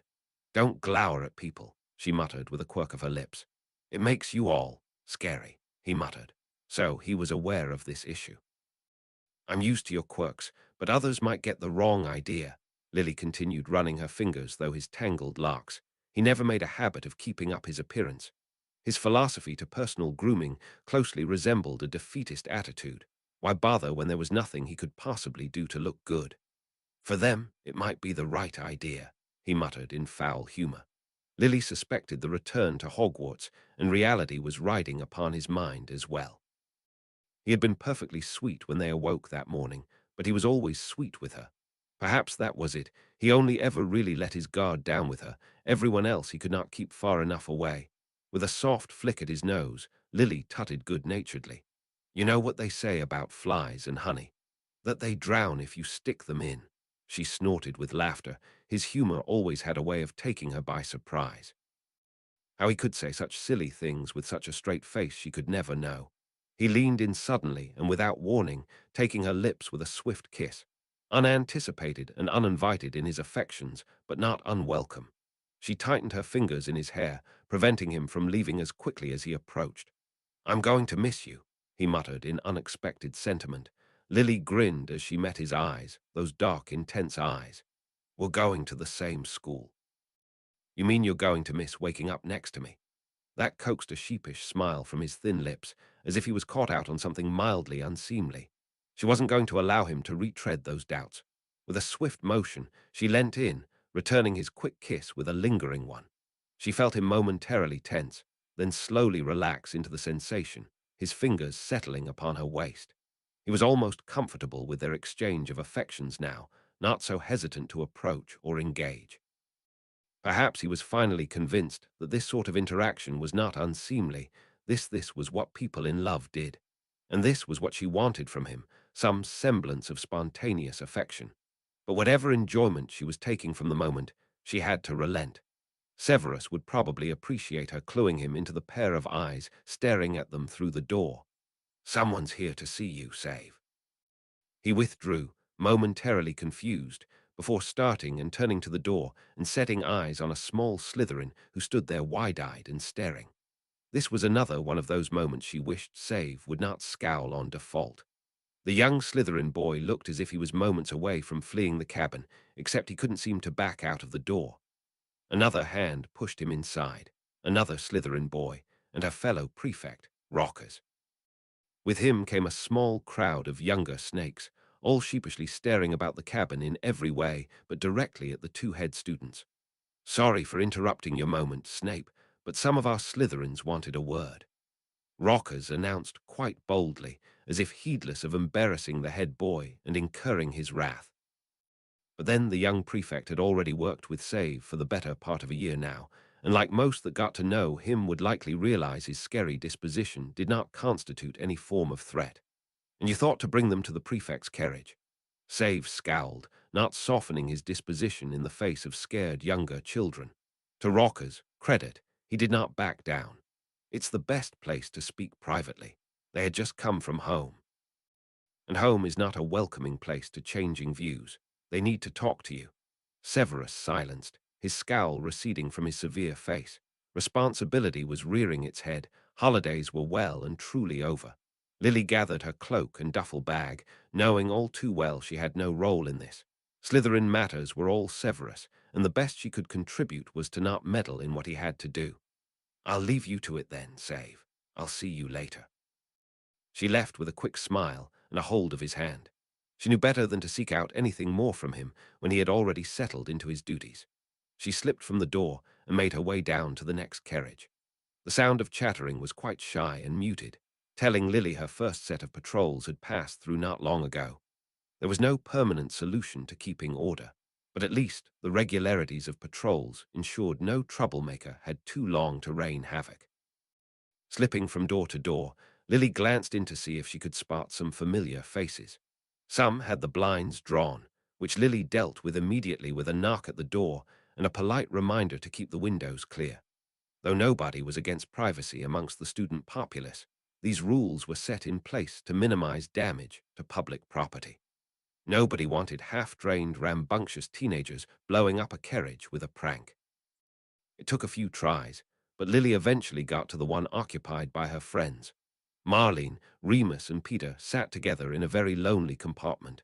There were far fewer patrons on a train service running holidays, otherwise this would have been considered an inappropriate hoarding of space. Hey guys, tight ship you're running today, Lily chirped into the desolate cabin. The space really made the absence of the rest of their friends known. Most usually didn't bother taking the Hogwarts Express after gaining the ability to legally apparate after 6th year.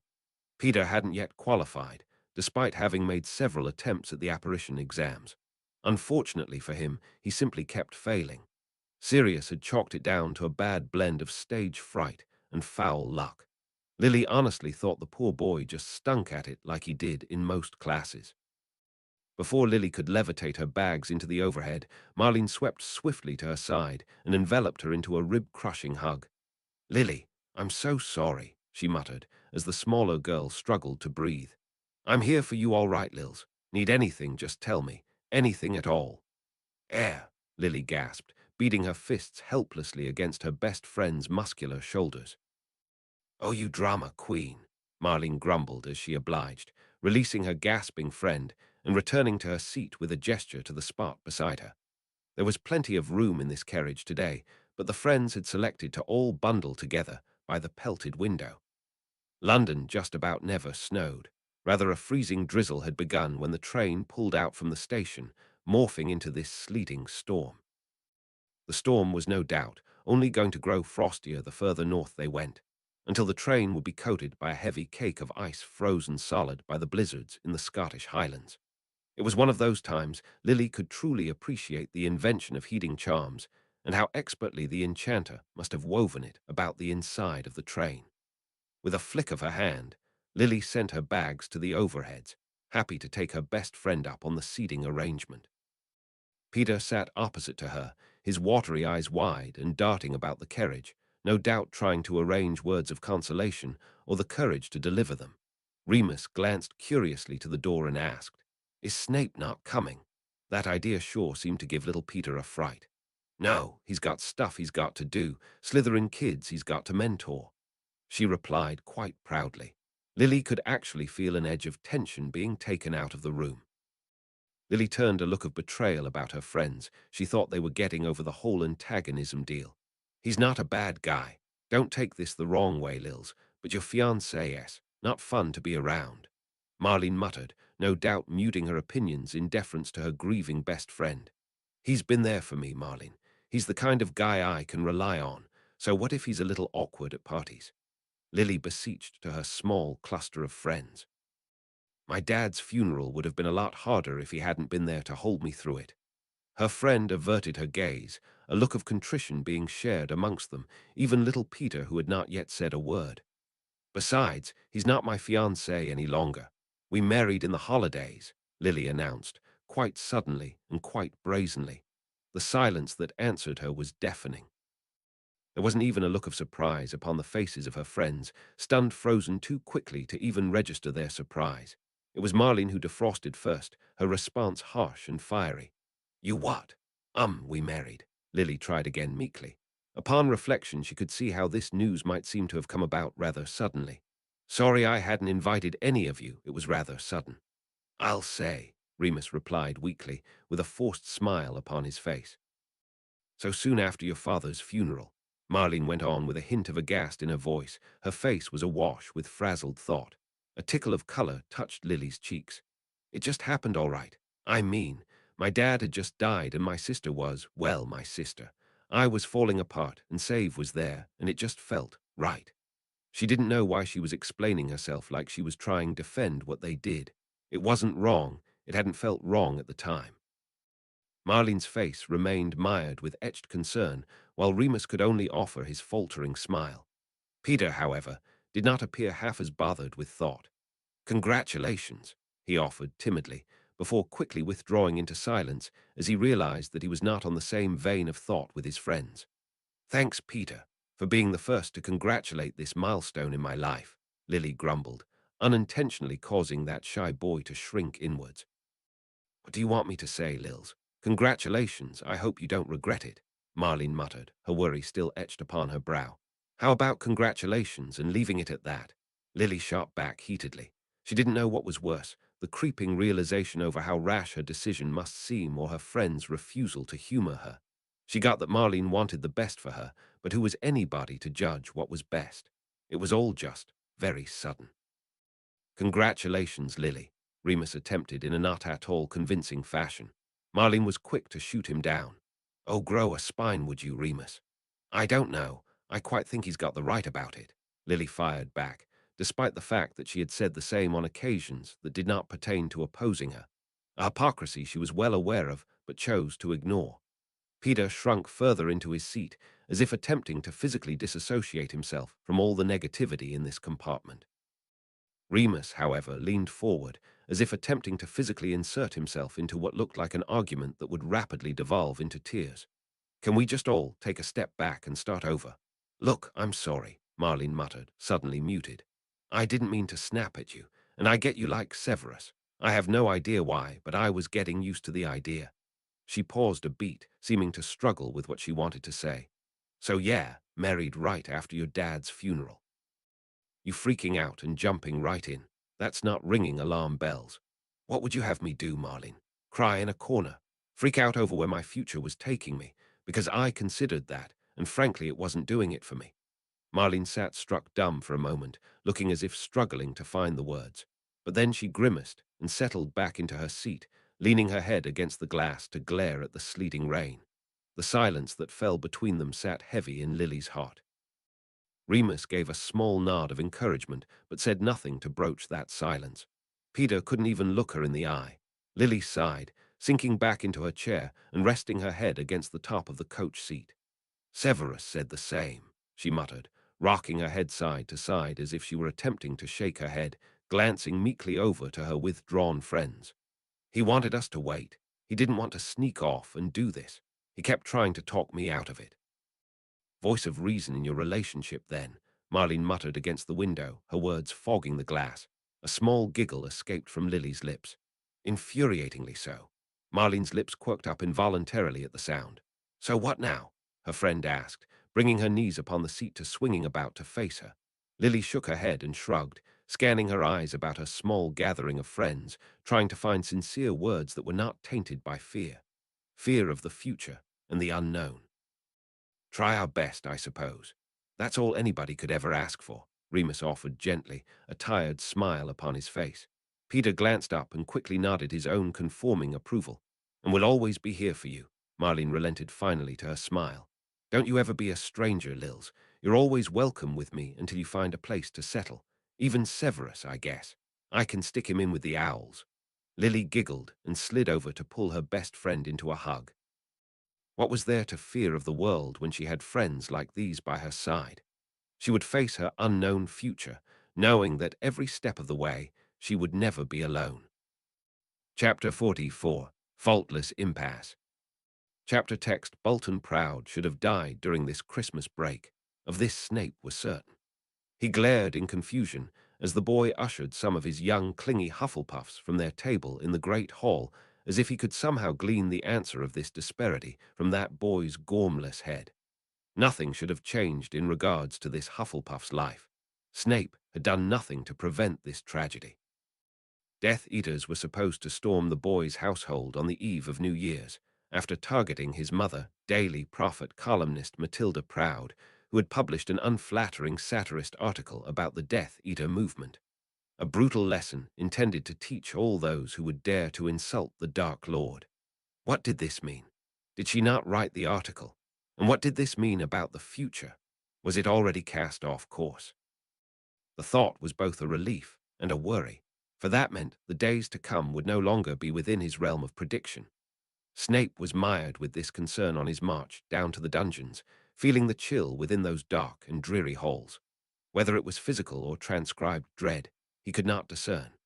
His eyes trailing upon the young Slytherins who wandered this hallway, gleaning the surface of their thoughts, as if anything upon the vacuous minds of youth could answer his questions. The world outside was not their foremost concern, not even for those that he once knew would one day have a place in the carnage to come. Perhaps his push for change amongst his young charges bled into the wider world. These children's changed hearts were touching those of their parents. Unlikely. Snape thought with a sneering curl of his lips. Adult hearts are not so easily changed, especially not those who mire themselves in hate. He had just spent several hours conversing with youths who did want to escape from all that. Youths who confirmed exactly how hard it was when they conflicted with their parents on such issues. It was such a familiar story to Snape, that Death Eater parents would rather crush their children than allow them to choose a path they did not approve of. Too many years as the head of house, and he'd heard them all. He glimpsed into the minds of all those children. They wore their concerns so vividly.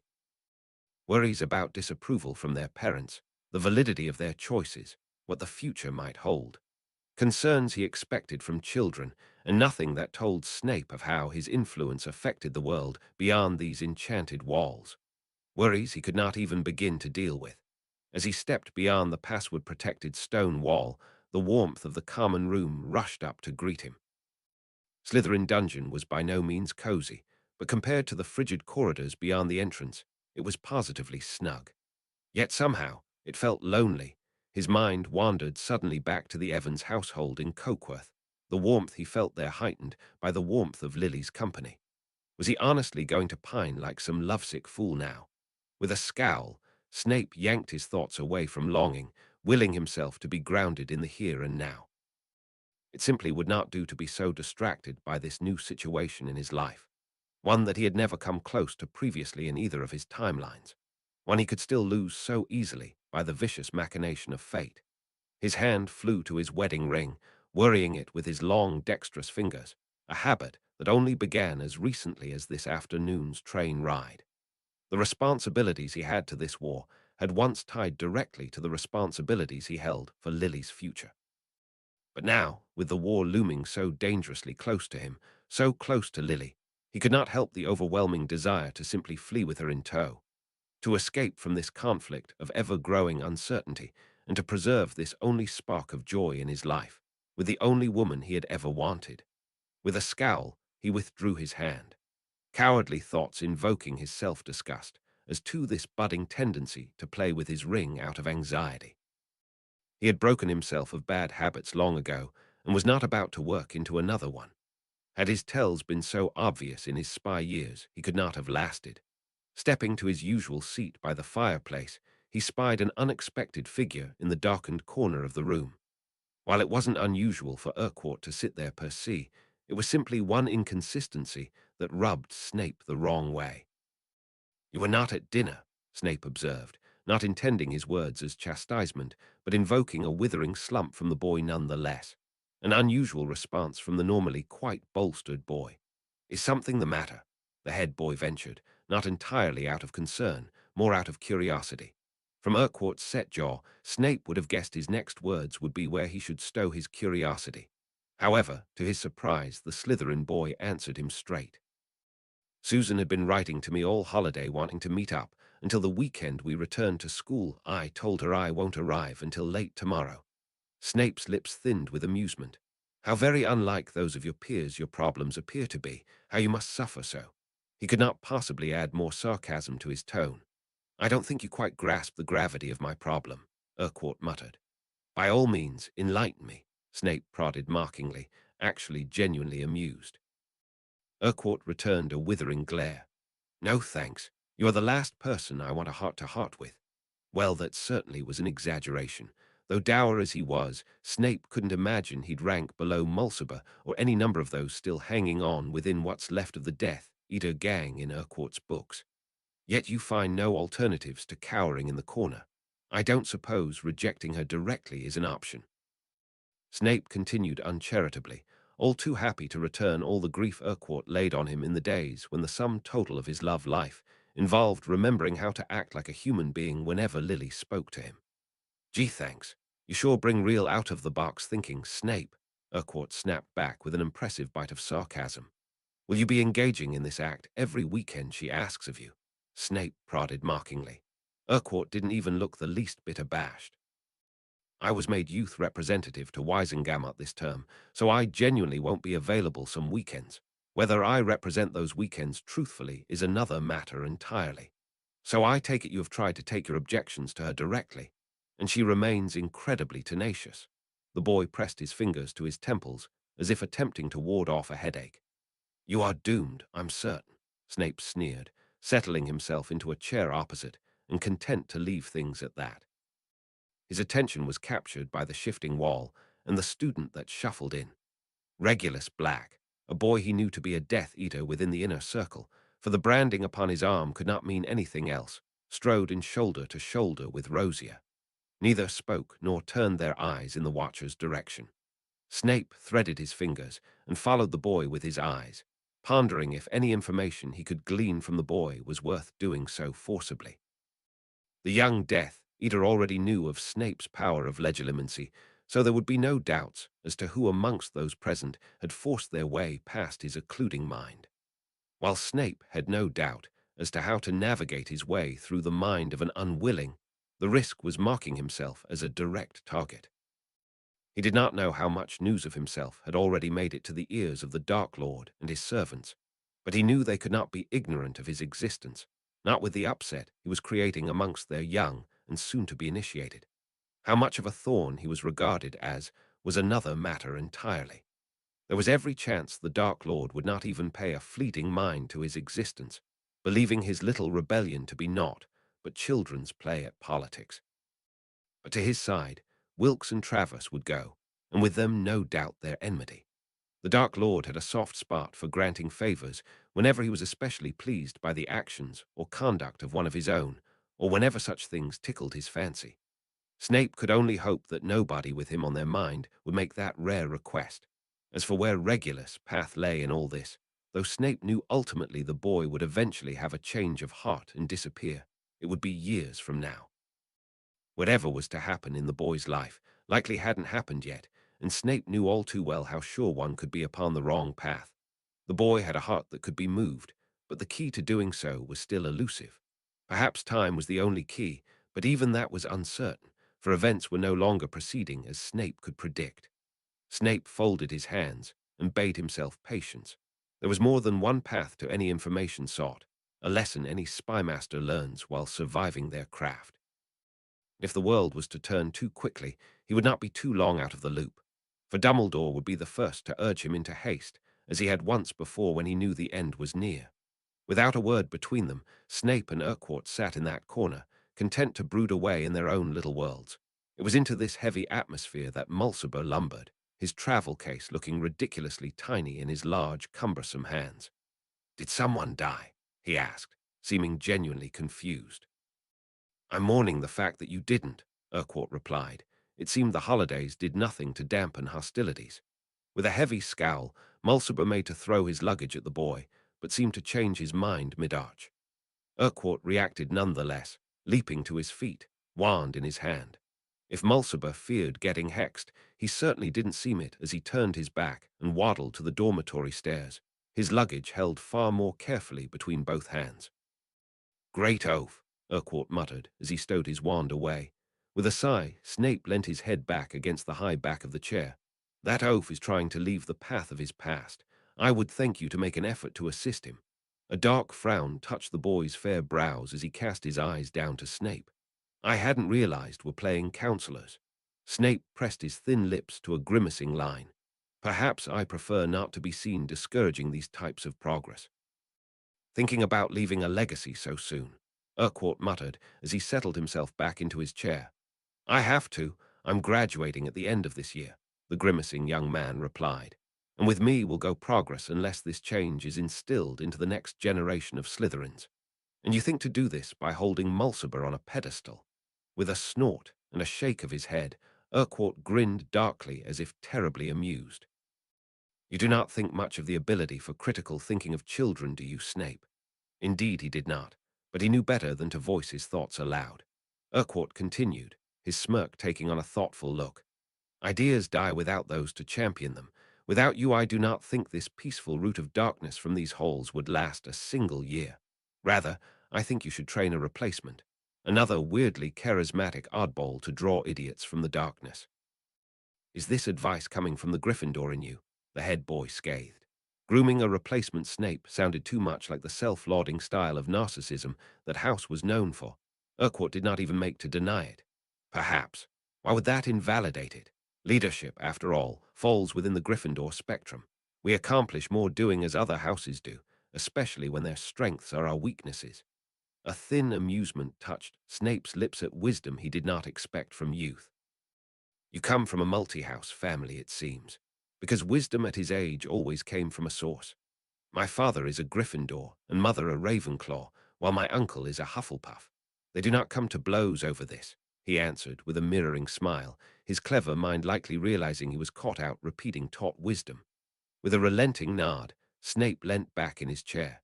He did not fault the unique insight offered by the boy, but he knew it was not advice he could follow. For Severus Snape was Slytherin through and through, and he did not stand upon the pedestal with relish. Least of all would he attempt to mold another in his image, or lead another onto the path he chose to walk. A path he would not have chosen had he been given the choice, for danger stalked these roads, and he no longer walked alone. The noise in the Gryffindor common rooms was deafening, so much so that somehow it even made the cheerily spacious common room feel positively overcrowded and stuffy. But that didn't make sense. How does noise fill up physical space? These were all philosophical questions Lily took to pondering in the calming privacy of her dorm room. Mary was already inside, crippled by her migraine. Fortunately, it looked as if this session of a headache wasn't all that terrible as the girl sat bundled up in bed reading. It's all pretty intense out there. Anything happened during the break? Lily asked as she swung her duffel bag onto her bed and proceeded to kick her shoes off. No idea. Wasn't here for Christmas, Mary returned, not even poking her head out from her bundle of quilts. Her headache must be slightly worse than first guessed. Lily loosened her school robes and proceeded to dump the contents of her duffel bag out onto her bed. Unfortunately, she forgot about how much extra she had packed and subsequently poured out half a lounge room's worth of trinkets. Wincing, Lily began shoving the snow globes back into her bag, simply glad that Severus had such a reliable, unbreakable charm. This was all that was left of her father that she took with her to start her life anew, and for it to break so early upon her journey, as she suppressed a shiver of sadness. Pandora sat up from her corner of the room at the sound of the commotion, dislodging Achilles from her lap with the start. "Oh, Lily, you're back," she exclaimed with a surprising amount of surprise. "Why wouldn't I be? School's started," Lily replied as she returned the last bauble into her bag, then realized she had buried all her schoolwork. The girl slid from her bed to find her slippers. "I just thought you might have wanted to spend a little more time with your sister. Aunt Minnie said she sent permission slips to you to miss school if you chose." "As if Save would let me miss any more school," Lily retorted with a snort. Truth was she did not feel like spending any more time trying to hold together her past. Her house and all of its effects were in the midst of being prepared for sale by a Muggle solicitor her sister had hired on her behalf.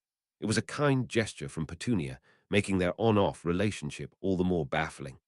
"Oh my goodness, that's right, your father," Mary exclaimed, bursting from her cocoon of blankets to struggle to the edge of her bed.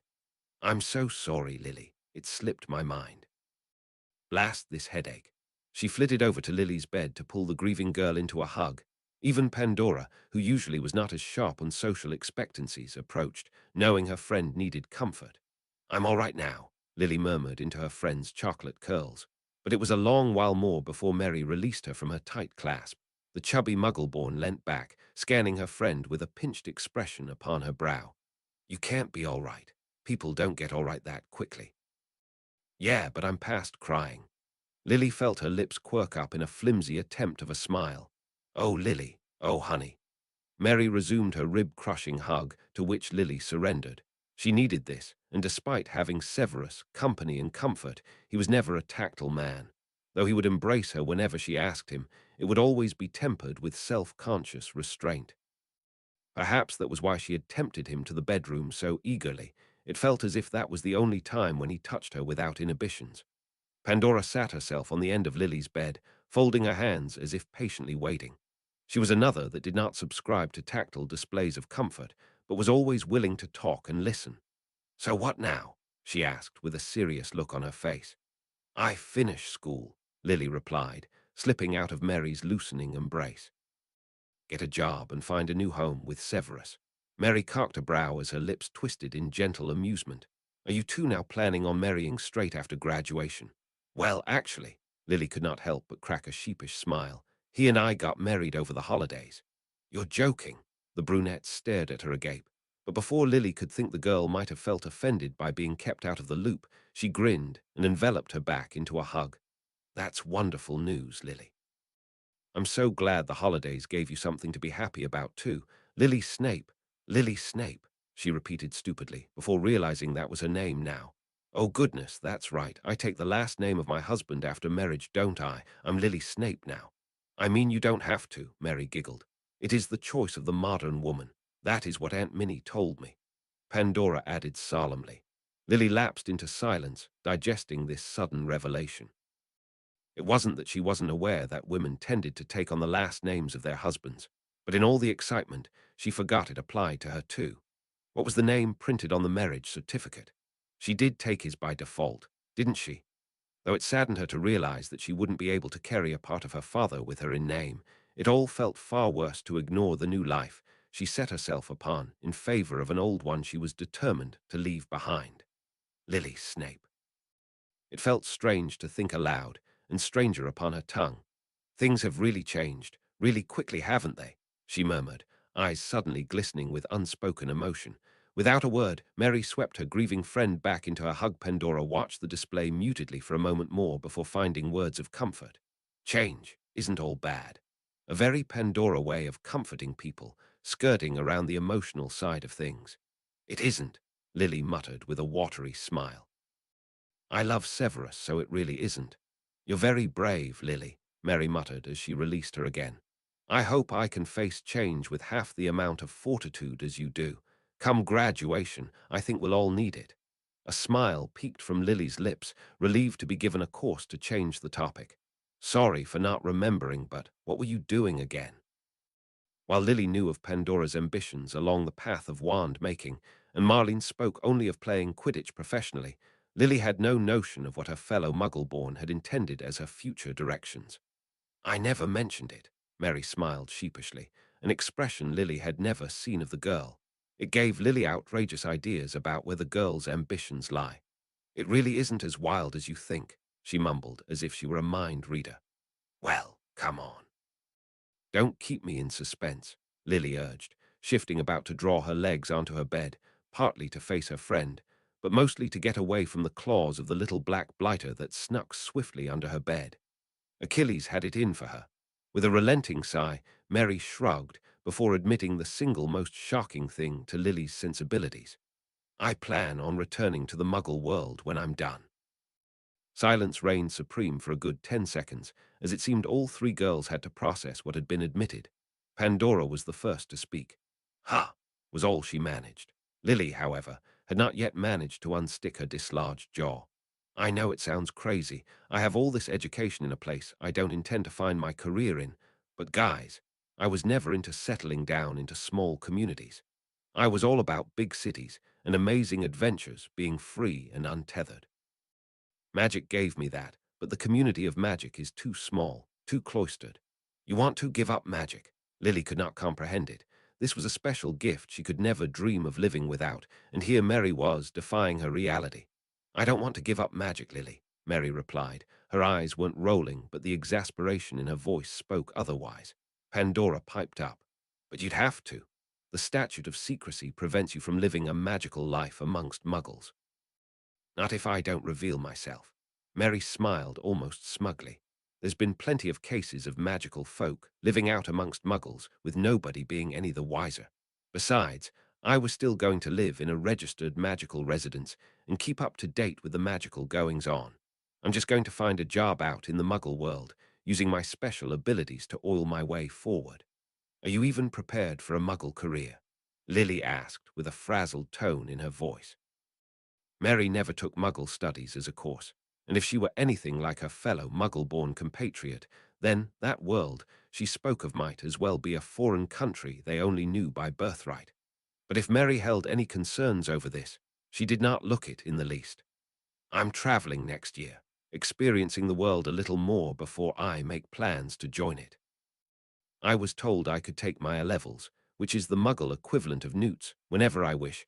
I simply have to prepare myself without a teacher's aid. You don't need any of my bravery. You're bold enough without it, Lily remarked with a nervous giggle. I hope you find success, Pandora added most formally. Also, please keep an owl.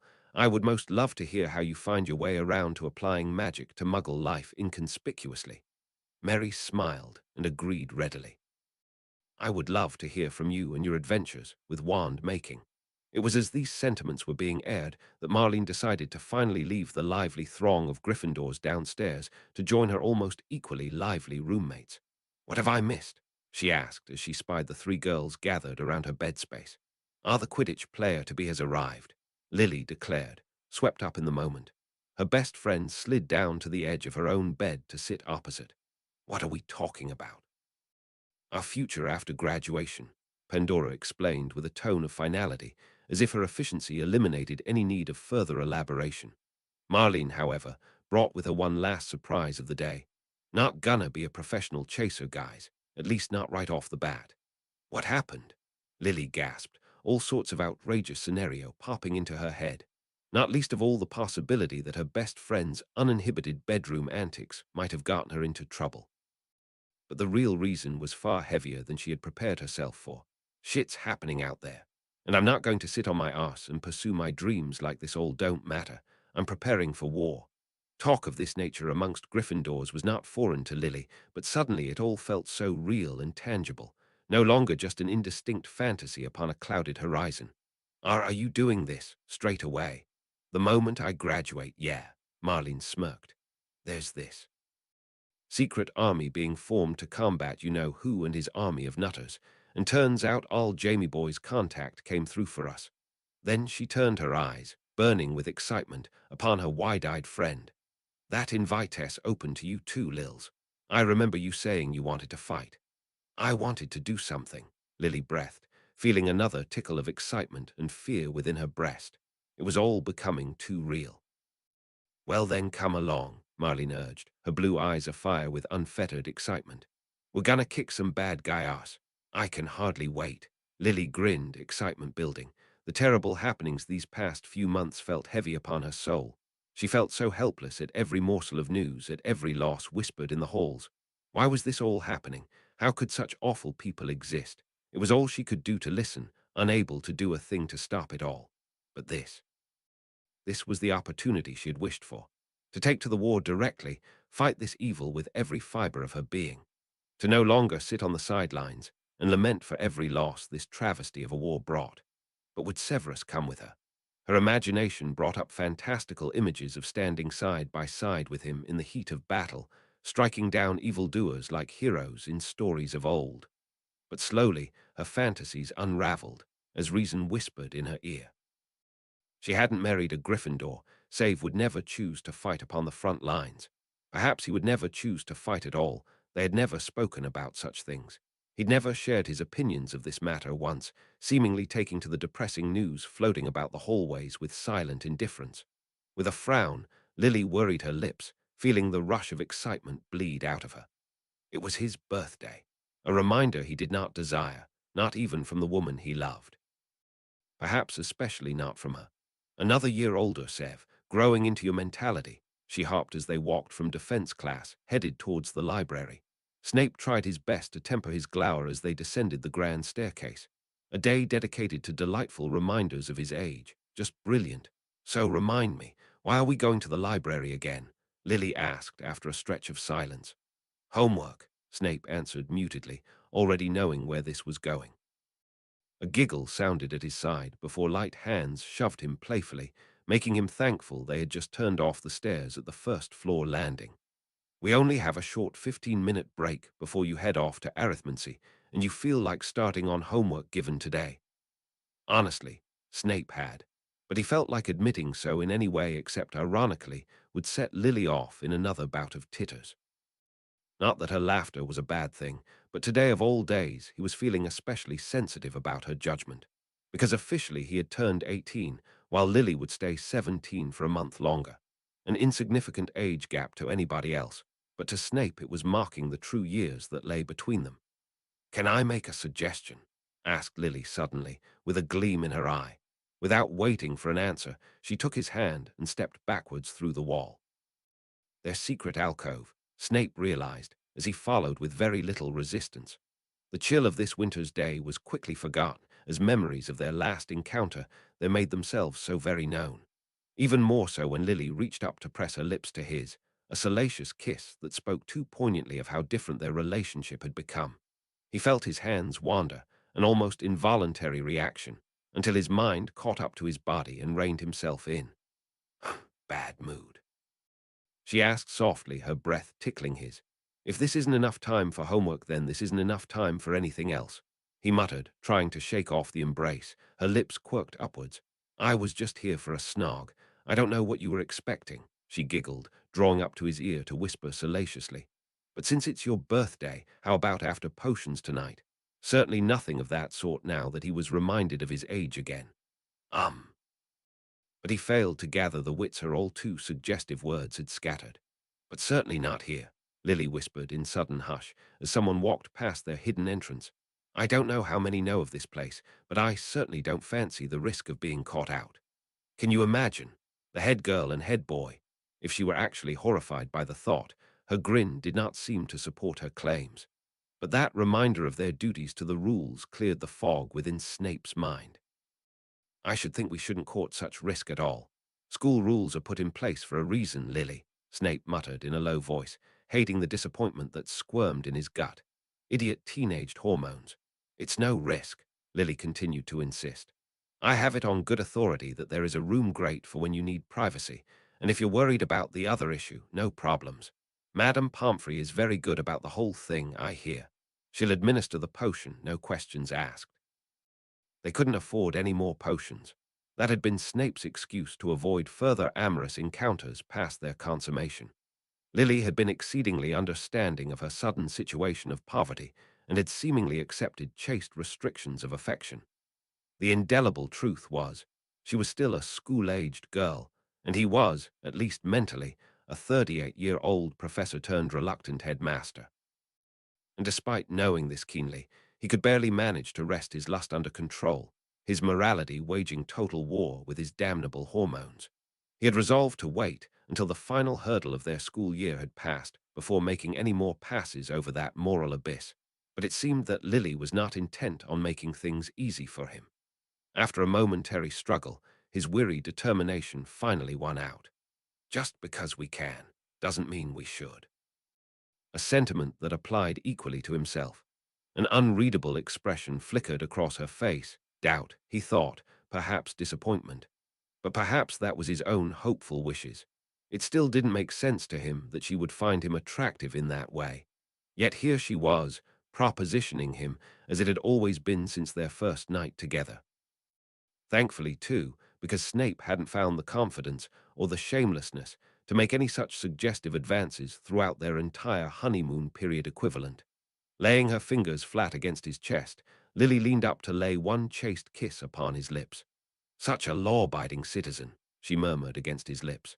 My powers of Gryffindor corruption have no effect on you. Snape's lips twitched in a mirroring motion. Oh, it's having an effect.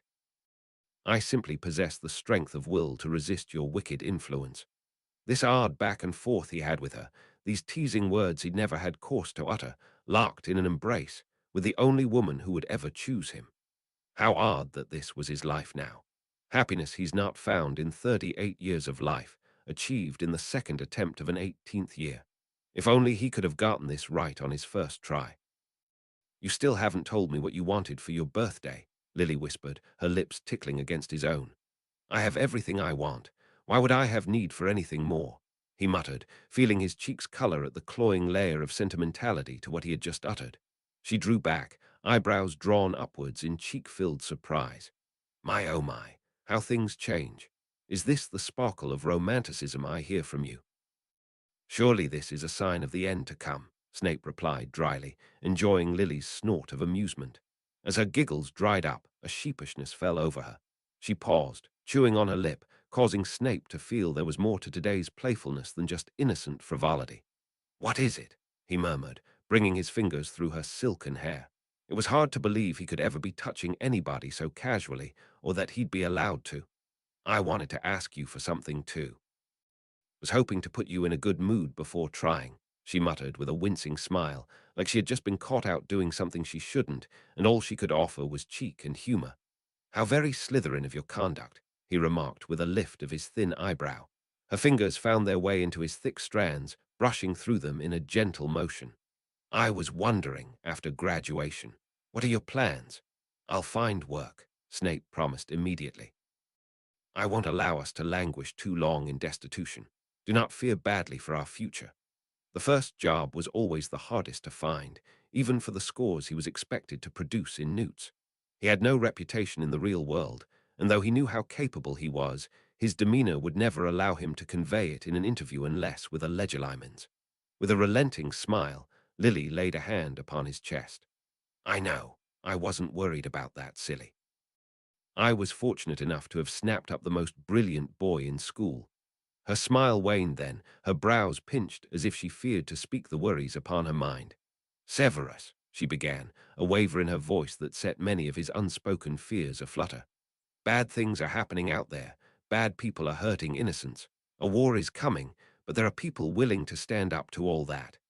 A chill touched Snape's soul, dread clawing up his throat. He knew which direction this conversation was taking. He knew what her motives would be. Do not concern yourself with that, Lily, Snape replied, a little too sharply. He knew his mistake the moment those uncensored words left his lips. The effect was instant. What do you mean, don't concern myself? It's my war save. Those are my people they are marching against. My friends they are hurting. It is not your war to fight. He couldn't temper his tone, his emotions spinning suddenly and sharply away from him. The world is moving against them. There are those already gathering to take up arms. They do not need you. Her eyes widened in shark, green eyes seeming to color with outrage. Not my fight. I am. Muggle-born. How is this not my fight? This is more my fight than it is James or Marlene's or even Sirius, and they are all fighting this war. How could I simply stand aside and accept that they are willing to risk life and limb for my world if I do nothing? Life and limb, Lily, Snape hissed. Because life and limb. This is not some fairy story where the heroes are dashing and invincible. Triumph would always find those that try. This is the real world, where the good rarely survives unscathed. I will not have you risk it. You do not get to tell me what I can and can't do with my life. In a rush of cold and hot, a surge of panicked heat dashed across Snape's skin. I am your husband and I will damned well try. Don't you dare do this. Words evoked by reckless emotion, and words he knew immediately were the exact ones he should not have uttered. Her mouth hung agape. Silence drew between them, before words uttered through clenched teeth shattered any illusion of a reasonable de-escalation. How dare you? But any notion of diplomacy was dashed away by the frustration that boiled beneath his skin. She did not understand that war was not some fun little adventure for Gryffindors to play at heroics. That not every risk taken reaps reward, nor is every sacrifice meaningful, nor every good repaid with triumph. That she would risk everything he lived for. I promise you this, Snape whispered into the deathly hush. I will not live long past you. Not this time. Her eyes widened, shark-colored those green eyes, then quickly veiled with furious tears. You. Her jaws moved, but she could not push rebuking words through her mounting horror. You can't, she fumbled, her voice cracking with aghast. You can't hang that on me. You can't. Snape's black eyes met hers, unwavering. Then do not die. A strangled cry of frustration brooked Lily's lips, wiping those tears furiously from her eyes. To even suggest such a making me responsible for that, she faltered, her voice strangled with her sobs. You're a coward, Severus Snape. A coward. And with a sobbing huff, she stormed past him, nearly shouldering him aside as he made a flimsy attempt to block her path, straight through the wall and startling a trio of passing Hufflepuffs. Snape stood in the darkened gloom and the silence that settled, flailing with the sense of helplessness that threatened to strangle him. Why could she not see reason? Why must she push so hard towards danger? Like mother, like son, it seemed. Gryffindor bravado pushing them towards the most direct and most ineffective path of conflict available. Contrary bloody Gryffindors, and damned his stake in all this. Damn the fact he would be left alone once again should her recklessness drive her into another early grave. Had she known the truth of what devastation she would bring onto him if she should be made to realize exactly what future she would be facing. But that came with another set of risks, a whole other part of worry and guilt to wallow over. Damned if he did, damned if he didn't. Chapter 45, Drawing Parallels. Chapter text. Lily found Severus in the potion labs that Tuesday morning, going through the preparation motions of the Wolfsbane. Though her ring had told her he'd be there, she didn't know why she doubted it, as if she thought he'd hide away from her like a child. Instead, he was there, absorbed in calm focus as he tended his preparations. At the very least, she found a little relief at the illusion of seeming normality. Like a tumultuous argument hadn't passed between them without any words since to rectify the situation. Lily felt a prat. She realized the moment her head cooled halfway up her climb to Gryffindor Tower that she had acted like a prat. She could have said something to him during potions, but chose to set her jaw and ignore his presence instead. She gave traction to the childish part of her again, the part that was always at odds with her father, that demanded to be given her freedom to choose her path in life. But as time passed, her anger settled and gave way, her adult reason shone forth, the one that reminded her that her actions were not without consequence, and rarely did those consequences affect only her. It wasn't that she didn't know she could possibly die. People died in war. That was fact one, day one. And it wasn't that she didn't know Severus would be devastated. He loved her, and she knew how much losing a loved one hurts. She just expected him to understand. "Hey," she muttered, wincing as her voice caught. His dark eyes glanced upwards, but his hands did not stop moving. Swift strokes of his silver knife separated the aconite flowers from their stems, strokes of the blade parting out masterfully those tricky veins. Lily tried again with a subtle clearing of her throat. "I thought it was my turn to brew today." His black eyes met hers again, but words did not follow immediately. His hands kept working, the clinking of the mortar and pestle breaking the otherwise stifling silence. He blinked and glanced back to his work as he scraped the paste into his little ceramic jars, working his jaws free when their eyes left each other. "I had thought to spare you from my presence today. I would have had to hover while you brewed."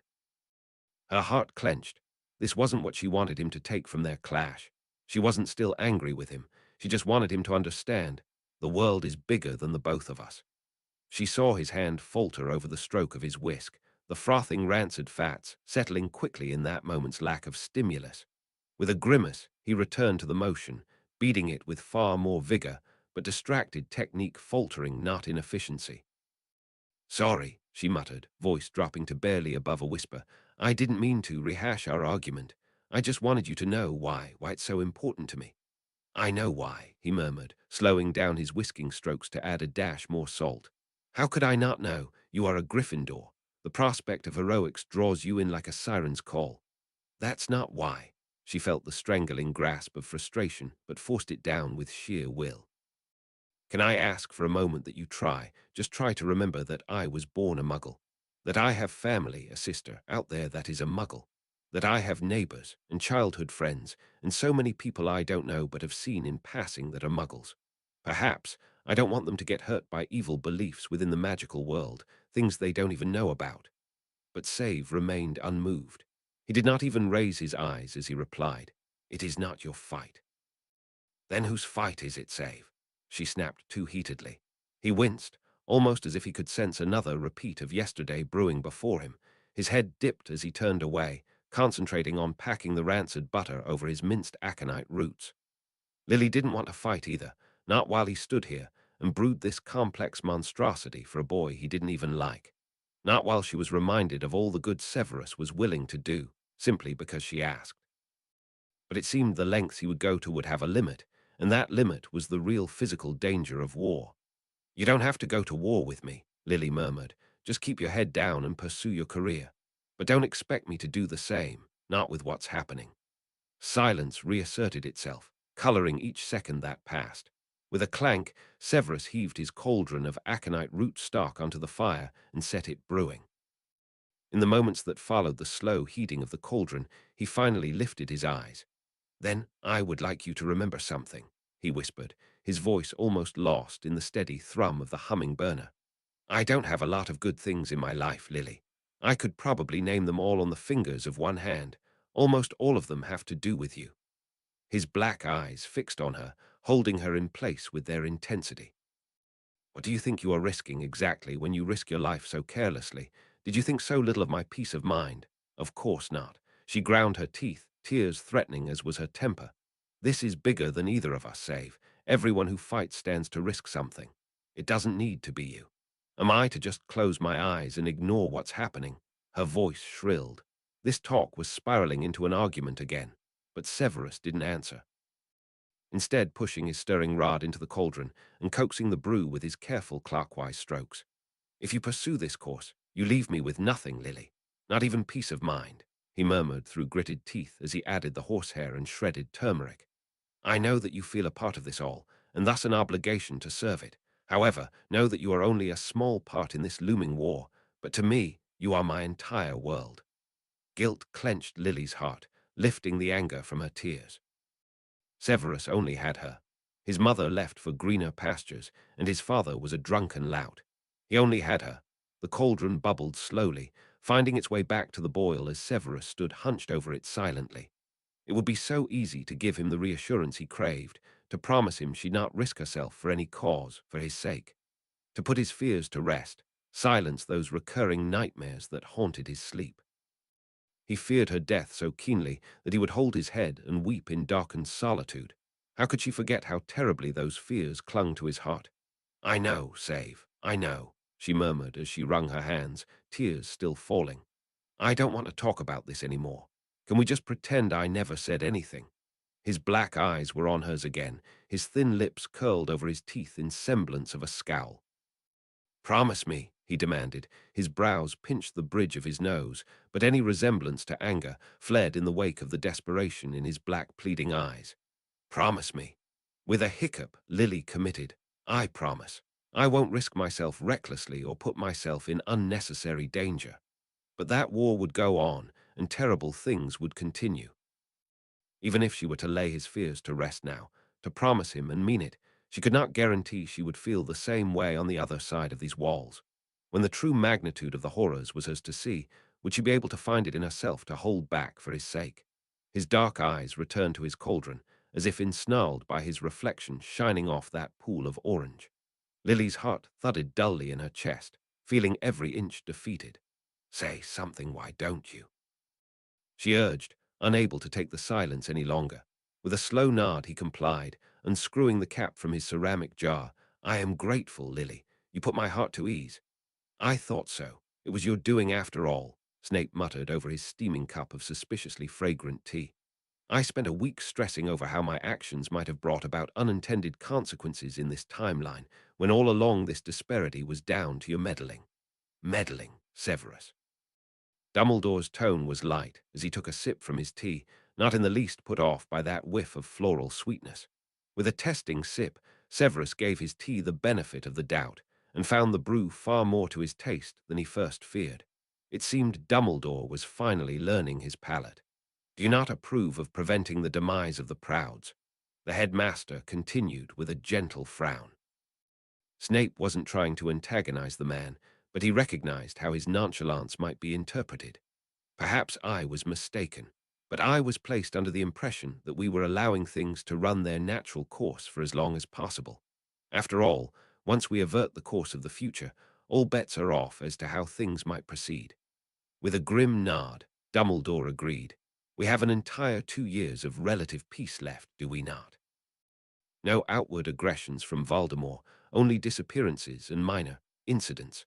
The death of the Prouds would have been nothing more than a minor footnote in history. Yet you go out to do this." Snape drew out a borrowed copy of the Daily Prophet and laid it upon Dumbledore's desk. Upon the headlines was blazed, "Headmaster or Aura. A duel with Daniel Avery before the Proud household. Having the man sent to Azkaban after forcing a confession from him with Veritaserum." What part of any of your actions do you think constituted allowing things to run their natural course? It must have felt strange to the headmaster to be scolded by his student, but not a shred of contrition touched his expression. Instead, amusement ringed the ancient man's lively eyes. "I appreciate your concerns, Severus. You are right. My actions would be the sort that invites reaction. I cannot imagine Tom to benignly shrug at my intervention. Perhaps it will cause rippling effects on the future to come." "Why?" Snape hissed. "I thought we agreed. I thought we were using the future to our advantage to win this war. I thought for lives that we knew would have to be sacrificed, that we would do so. For the greater good." Those blue eyes fixed him with a hard stare, causing Snape to scowl at the connotations implied. "Don't get all haughty at me over your righteous motto." You were not nearly as reluctant to sacrifice a student when it mattered, dare I say, eager even. The headmaster blinked slowly and turned away. As if sensing the tension, Fox stretched down from his perch to peer curiously at his friend, favoring him with a sonorous chirp. Dumbledore raised his hand to brush the length of the bird's red, feathered neck, reassuring the grand creature. I cannot speak for the Albus Dumbledore, you know, Severus, but I can assure you that I at least do not relish in the prospect of finding my students counted among war dead. Snape frowned, disbelief clawing up his throat. So deferred guilt is what motivated your reckless actions, to save the life of a student who scores as only as mediocre at best. If I didn't know any better, I would have thought that you had adopted that philosophy. His tone was light, but his blue eyes peered intently. You have no right to lecture me on that, Snape spat. Until the end you took to that philosophy. Don't pretend you have divorced yourself of that school of thought. A rueful smile touched the old man's bushy beard before his teacup raised to conceal it. After a slow, ponderous sip, Dumbledore finally spoke. I had been thinking on that, Severus Snape, and if it is all as you say, I believe you are right. War must have changed me for the worse. He took another sip, letting the silence that followed his words stretch on, a strange frown touching his bushy brows. But if that was the case, for the life of me I cannot fathom why I should insist the boy meet his end at the hands of Tom, when it would have been easier to request that he impale himself upon Gryffindor's sword, or that you might carry out the atrocity, even. Snape's eyes narrowed, setting his teacup and saucer carefully back onto the table lest his suddenly tense hands might fumble the chinaware. Dumbledore continued, expression still light despite the heavy words he had just uttered. I suppose the other me might have known something I did not about the nature of Horcruxes, but then it would be rather silly not to gift it back to me when he had so convenient a channel to do so. Unbelievable. Are you honestly trying to dodge your responsibility of guilt? Finding an alternative meaning to actions you find distasteful? Snape snarled, incensed by the sheer gall of it. With a small but visible sigh, Dumbledore set his teacup down and folded his hands patiently before him. Perhaps you are right, Severus. Perhaps it is all as you say. But it is the right of every man to hope. And I choose to hope I was able to be the better man and not sacrifice a life merely because it was blocking my path to victory. Dumbledore stood then, drawing himself to his full imposing height. He reached out to touch his fingers to his phoenix crest, stroking the phoenix fiery plumage with gentle familiarity, his heavy brows pitched together in a heavy frown. So hope can absolve you of guilt, Snape muttered, turning his scowling eyes to his cooling tea. He felt rather than saw those blue eyes glance towards him, that too sharp an understanding from nearly a century's worth of experience. Hope for the future, not wallowing in a past that cannot be changed. I am a better man than I was when I first thought to align myself with that arrogant dictum, and I choose to believe I can be a better man still. You too, Severus, are a better man than you once were, and you too will be a better man should you choose. A derisive scoff passed Snape's lips. Has this honestly suddenly become about me? Did you not see a familiarity in our conversation? A smile touched Dumbledore's lips as he excused himself in a light timbre. Then I apologize. I had thought from the tone of your voice you might have been taking talk of such dubious nature rather personally. It was a waste of my life. 17 years spent on keeping that ungrateful brat alive, only for you to tell me it was all for naught. That is why I took it personally. He had hated him, that boy who looked with Lily's eyes from the face of a man who made his life a living hell. Hated him with every fibre of his being. But even so, Snape carried on dutifully, purpose for a life that had long lost all meaning. Snape glanced up with his glowering eyes, challenging those blue ones to say something else assumptive and nettlesome. But rather, Dumbledore simply smiled down at him, his fingers still ruffling the crimson feathers of his calmly preening bird. Purpose is indeed important to every man's life. I apologize if it felt as if I was taking it away, and so too shall I express my admiration that your duty extends beyond yourself so, that you would willingly forego your own purpose for the greater good. Black eyes narrowed. Snape felt keenly that he was being mocked, but try as he might he could not see through Dumbledore's smile for anything other than genuineness. But if I may make a suggestion, Severus. Here it was, the stinging nettle hidden in the bouquet. Perhaps there is wisdom in relinquishing of purpose, for life cannot be sustained on duty alone. Life cannot be lived if lived solely for others, void of peace. With one last stroke of his phoenix crest, Dumbledore turned back to settle himself in his grand oak chair.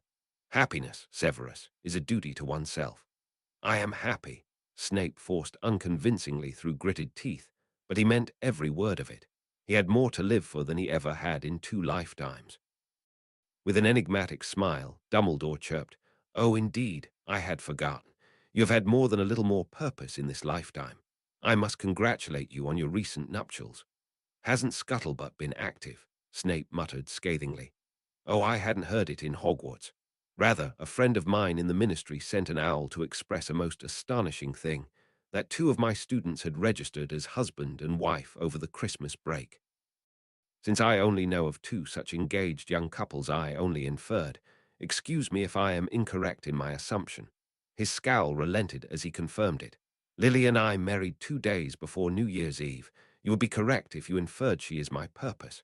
"Not purpose, Severus." Dumbledore's blue eyes sparkled. "Love should always be more than just purpose. Love is peace." "Ooh, Lily." Susan's teasingly sing-song voice floated over the low-level ruckus of the common room. "I heard a most scintillating story from my aunt. She works in record-keeping in the ministry, and she gave me the most interesting tidbit." The exasperated girl could not help the eye roll, matching sentiments with the grimacing Mary, and likely Pandora seeing how quickly the girl ducked again behind her tome, but Mary lifted her eyes and asked poignantly, "Is a ministry record-keeper really supposed to be so lax about privacy?" The gossipy girl quickly flustered. "Well, she doesn't really give me any specific details. Never said names or nothing. Like I keep asking about Sebastian, but she just keeps telling me no records of him exist. Just doesn't want to give me details, I'll bet, since the Urquhart family is pretty much affiliated with the Ministry of Magical Law Enforcement." Lily was pretty sure this could constitute stalking. If Susan got a sense that her prying was meeting with naught but disapproval, it did not stop her from ploughing on regardless. "My aunt only said that 2 ungraduated Hogwarts students had just got married. Know anything about that? Well, that's just typical. And when this chatterbox knows something, the entire school was soon to follow. Not that this was anything to be ashamed of. No, she was happy with Severus. Why should she be ashamed of anything?" But before Lily could be given the satisfaction of confirming this without a shred of abashment, Marlene appeared with James at her hip to steal her thunder. "Well, yeah, who else in this school had been engaged?" Susan gasped in her overly scandalized way. "It really is you?" she asked needlessly. "Yeah, married on the 29th of December in a chapel up in Bankery. What of it?" She winced at how defensive she sounded. Susan didn't disappoint. A gasp issued forth from her maw, long and aghast, yet her eyes were sparkling with the prospect of intrigue. "You actually married him?" "That's what I said," Lily replied, unamused. Marlene shot her an apologetic grimace as James offered an awkward smile likely intended to look sincere. "Congratulations, Lily, first of us to get shackled down." "Thank you, James. I'm happy with how things turned out. It's far less an obligation as you make it sound." Lily returned his smile with far more feeling. It was hard to forget in this moment that James had had a crush on her, infatuation even. But he professed he was happy with Marlene, and she could only believe it to be so. With a nod and a sweep of a hand through his ruffled hair, James conceded with a grimace. "Hard to believe from the onset, but yeah, he seems like a swell guy." Marlene stepped forward and braced a firm hand on her shoulder. "You tell me if he treats you with anything but utmost respect, okay? I'll sort him out." "We'll all sort him out," Mary agreed as she leaned forward to lay her hand upon that of her newlywed friend. A grateful smile touched Lily's lips before she had the sudden childish urge to spill on the arguments that recently transpired between the 2 of them. Thankfully, she stopped herself before her lips could even form the words. She didn't need to air out their dirty laundry, especially not in front of Susan. And honestly, she was beginning to come around to sense. After Hogwarts, she would be far too busy just fighting to survive. With no place to live, and the meager proceeds from the sale of her house minus the mortgage, her head would ache each time she turned her thoughts in the direction of the future. How in Merlin's name would she also have time to run about fighting dark wizards? It seemed having a cause was for those with stable lives. Thanks, guys, but you needn't worry. He's been an absolute gentleman, Lily remarked with a dismissive wave of her hand. Mary sat back in her chair with eyebrows raised. Well, there are some instances where you would rather they not be such gentlemen. Oh, God. Lily buried her face, unable to stop the burn of red that immediately garnished her ears. Even Marlene colored, while James paled a blanched white. Ugh, Merlin's beard, Mary. The blonde girl lamented with a shudder of distaste. None of us need that mental image. What's wrong? Susan frowned, the connotation skipping straight over her head. Now I'm just saying he needs to let loose if he's going to be any use in the bedroom, Mary continued relentlessly to Susan's gagging aghast. Tell him what needs to be done. Don't be shy. Right. Thanks, but I'm fine, Lily muttered into her hands. She felt so mortified she could burst into flames any second. Now, fine just doesn't cut it, honey, Mary tutted, not even the least bit shy about uttering such things aloud. Can we stop talking about this here? Lily almost forced the words out from between gritted teeth. She could see more than a few uninvolved persons turning scandalized eyes upon them. Marlene looked on with mild but obvious disgust, while James had wisely chosen to excuse himself from the conversation and shuffled silently back to where his friends sat huddled. Wait. Did you actually do it with him? Marlene asked, a question baffling as it was inappropriate. Almost thankfully, Mary was the one to respond. Come on, seriously, they're married. Yeah, but Marlene just couldn't seem to get the concept about her head, while Susan dissolved into a fit of uncontrollable giggles. With a deeply disturbed sigh, Lily stood from her seat. Right, I think it's high time I got ready for patrol. Patrolling with CV, are you, Mrs. Snape?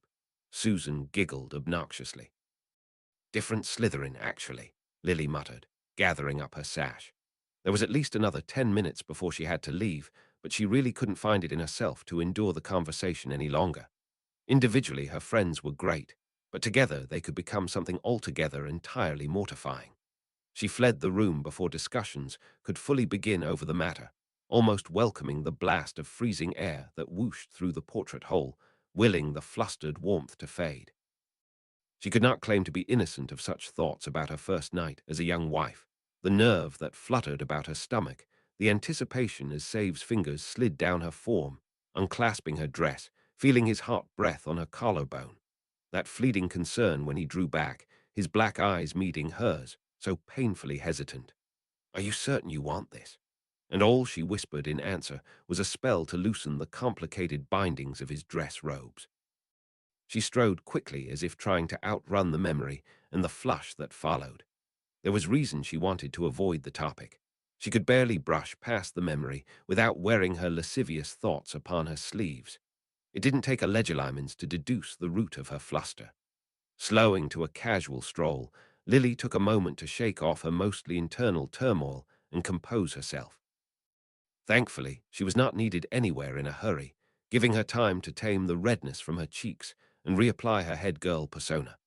Her calming ease in direct contrast to the straggling students who scurried quickly for their respective dorms. One such Gryffindor boy froze on the sight of her marching down in the opposite direction, immediately taking note of her glowing sash with a dawning look of horror. Curfew's not up yet, but you better hurry along, Lily informed him with a smile, sending him darting up the stairs with a grateful wave. Mostly composed, she arrived in comfortable time to the meeting point down in the entrance hall. But even so, her arrival was several minutes early. She hadn't anticipated the wait for her patrol partner. Evan Rosier wasn't known for rocking up late, despite his recent reluctance to serve in any capacity but the bare bones minimal. But even as he strolled up from his dungeon corridor, 20 minutes later than the dictated meeting point, he was most unapologetic. His full lips were turned in pout, as if he only begrudgingly did this as a favor for a most ungrateful world. About time you showed, Lily snapped as she rubbed her hands together. Waiting was a frigid exercise at this time of year.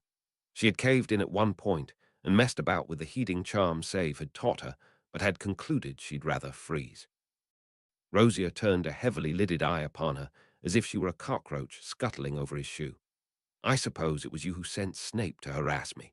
She had sent her patroness down to ask Severus of Rosier's welfare, genuinely believing something might have happened. That it turned out he had decided to not bother fueled her righteous fury of having been left waiting out in the cold. Well, it is your bloody turn. Or had you thought patrols became magically a thing of the past? Let's just get this over with, Rosia muttered without ever bothering to regard her with eye contact as she spoke, having already turned his attention away, striding purposefully towards the hallway for the first leg of their evening. Lily jogged to catch up, his long strides forcing her into an uncomfortable pace. Hold up, we're patrolling, Lily barked as they rushed past the first door. Scouring the classrooms for signs of life was part of their job. Then you do it. You have eyes, Rosia snapped, not even bothering to stop and wait for her to do so. Without a word, Lily flicked out a wand, directing a silent impediment jinx at Rosia's back, hindering him to almost a standstill.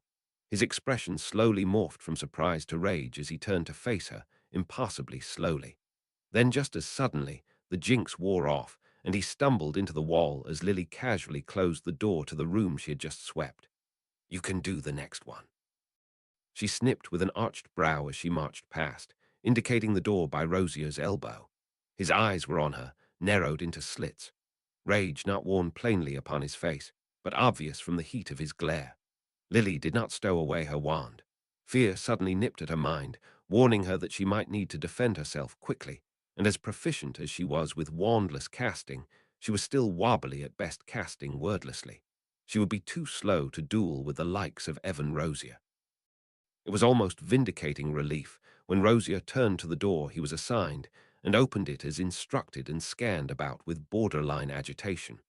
Happy, he snarled as he slammed the door shut and swept away. He would not raise his eyes from the ground, and as Lily hurried her steps to keep up, she was beginning to believe that wasn't owing to the shame of caving to her demands. Combined with his hurried strides and tense shoulders and how jittery every glance he cast about was, he seemed genuinely scared about something. How very peculiar. You all right there, Rosia? Lily inquired, out of genuine concern she was certain, at least at first. She felt far less charitable when that unrepentant Slytherin boy snapped back. Don't talk to me. Oh, believe me, you're not as desirable a conversationalist as you might think you are. Had it been my choice, I would prefer we return to our routine of silence, but unfortunately for the both of us, your jittering prickles are disrupting our duties. So I ask again, what in Merlin's name is wrong? The heavily lidded eyes of Evan Rosia turned to her. Even in the darkness she could see the intense vitriol behind that gaze. Perhaps it is simply down to the obvious, that I do not wish to spend my evening patrolling with the likes of a mudblood. He spat the world with such vehemence that Lily was left momentarily speechless. When she was finally able to gather her wits again, the Slytherin prefect already took off, halfway down the hallway, slamming doors in his wake. Utterly rude, just horrid. Lily complained hotly to her gathering of friends and one most reluctant husband. From said husband's perspective, Marlene McKinnon was her only non-distasteful friend present there. Snape hated these study sessions with marauders because they never stayed study sessions for long, not to mention the disruption to all surrounding the table they chose to work at. It also didn't help that he hated the marauders with every fiber of his being. We might want to keep things down a little, Snape muttered, glancing about the study hall, noting disapproving eyes glancing their way. Even if the study hall was mostly empty this late Saturday morning, it was certainly not the precedent the head boy and girl should be setting. With a frustrated wave over her shoulder, Lily set a silencing ward about them, which Snape supposed solved their main issue. How they would then be expected to keep order in the area, however, was another matter entirely. He actually called me a mudblood. Can you believe that? Lily continued to a sharp intake of breath of all purebloods present. Magical folk not of unsavory mind always appeared to take great collective discomfort whenever that word got thrown about, almost like a shared guilt mentality. Did he really? Snape asked, his brows raised in surprise. Lily turned to her husband sitting beside her. I know, the nerve of him. Yes, nerve. Snape's lips twisted in attempted sympathy, but his mind already turned away in another direction. Because the idea of Rosia acting with anything but the most impeccable of manners was something viscerally outlandish. He actually said mudblood. I'm game to start some shit with him, James offered with a vicious grin and a ruffle of his hair. Please don't. I'm just venting, Lily quickly reassured, genuinely worried. while Snape simply hoped his smouldering glare conveyed accurately his request for the boy to keep his Gryffindor sense of needless chivalry set upon his own girlfriend. Black returned the grin. If we don't do anything, these Slytherins might start thinking they can run the place. We can't have that. The Slytherins are my domain, Snape snarled across the table, eyes narrowed challengingly on those infuriatingly self-righteous Gryffindors. We'll leave it to you then, Potter quickly conceded, diffusing the conflict that was brewing, to which Black's grinning lips curled back to show his pearly white teeth in a threatening display befitting his bestial persona. Lily poked him gently in the side, causing the scowl to fall from his face. That would be a bit too macho of you. I don't expect you to defend my honor. Snape grimaced that hadn't been the thought on his mind. I simply had not expected him to treat you as such. Hello, Severus. He's one of the bad uns, Marlene chipped in, her textbook not even open before her. Her dedication to not giving an academic damn was almost impressive, but it's not in his nature to be coarse. He didn't know why he was trying to explain himself. Gryffindors lacked the mental capacity to grasp how a minute change in personality could scream volumes, a lesson the spymaster knew all too well. Lily, however, always proved the exception of the bunch. Now that you mention it, I thought he was acting a bit funny too. He was all nervous as if he expected something to jump out at him from the darkness. I can see Slytherin cowardice hasn't died, Black muttered acidly with a shit-eating grin, no doubt with a person in mind. Snape's eyes narrowed in challenge. Is he afraid of patrolling at night? Pettigrew asked with almost an air of empathy.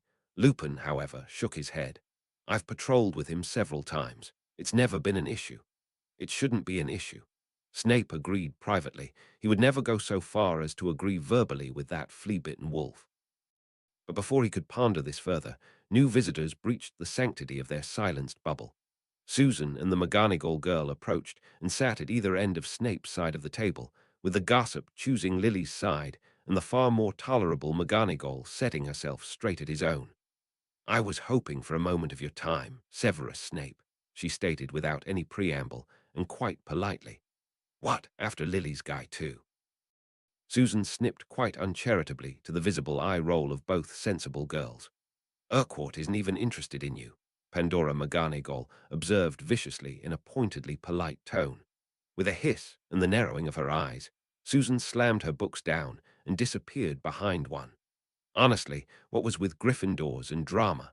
Not even in his professorial years did Snape see half as many hissy fits from any other house.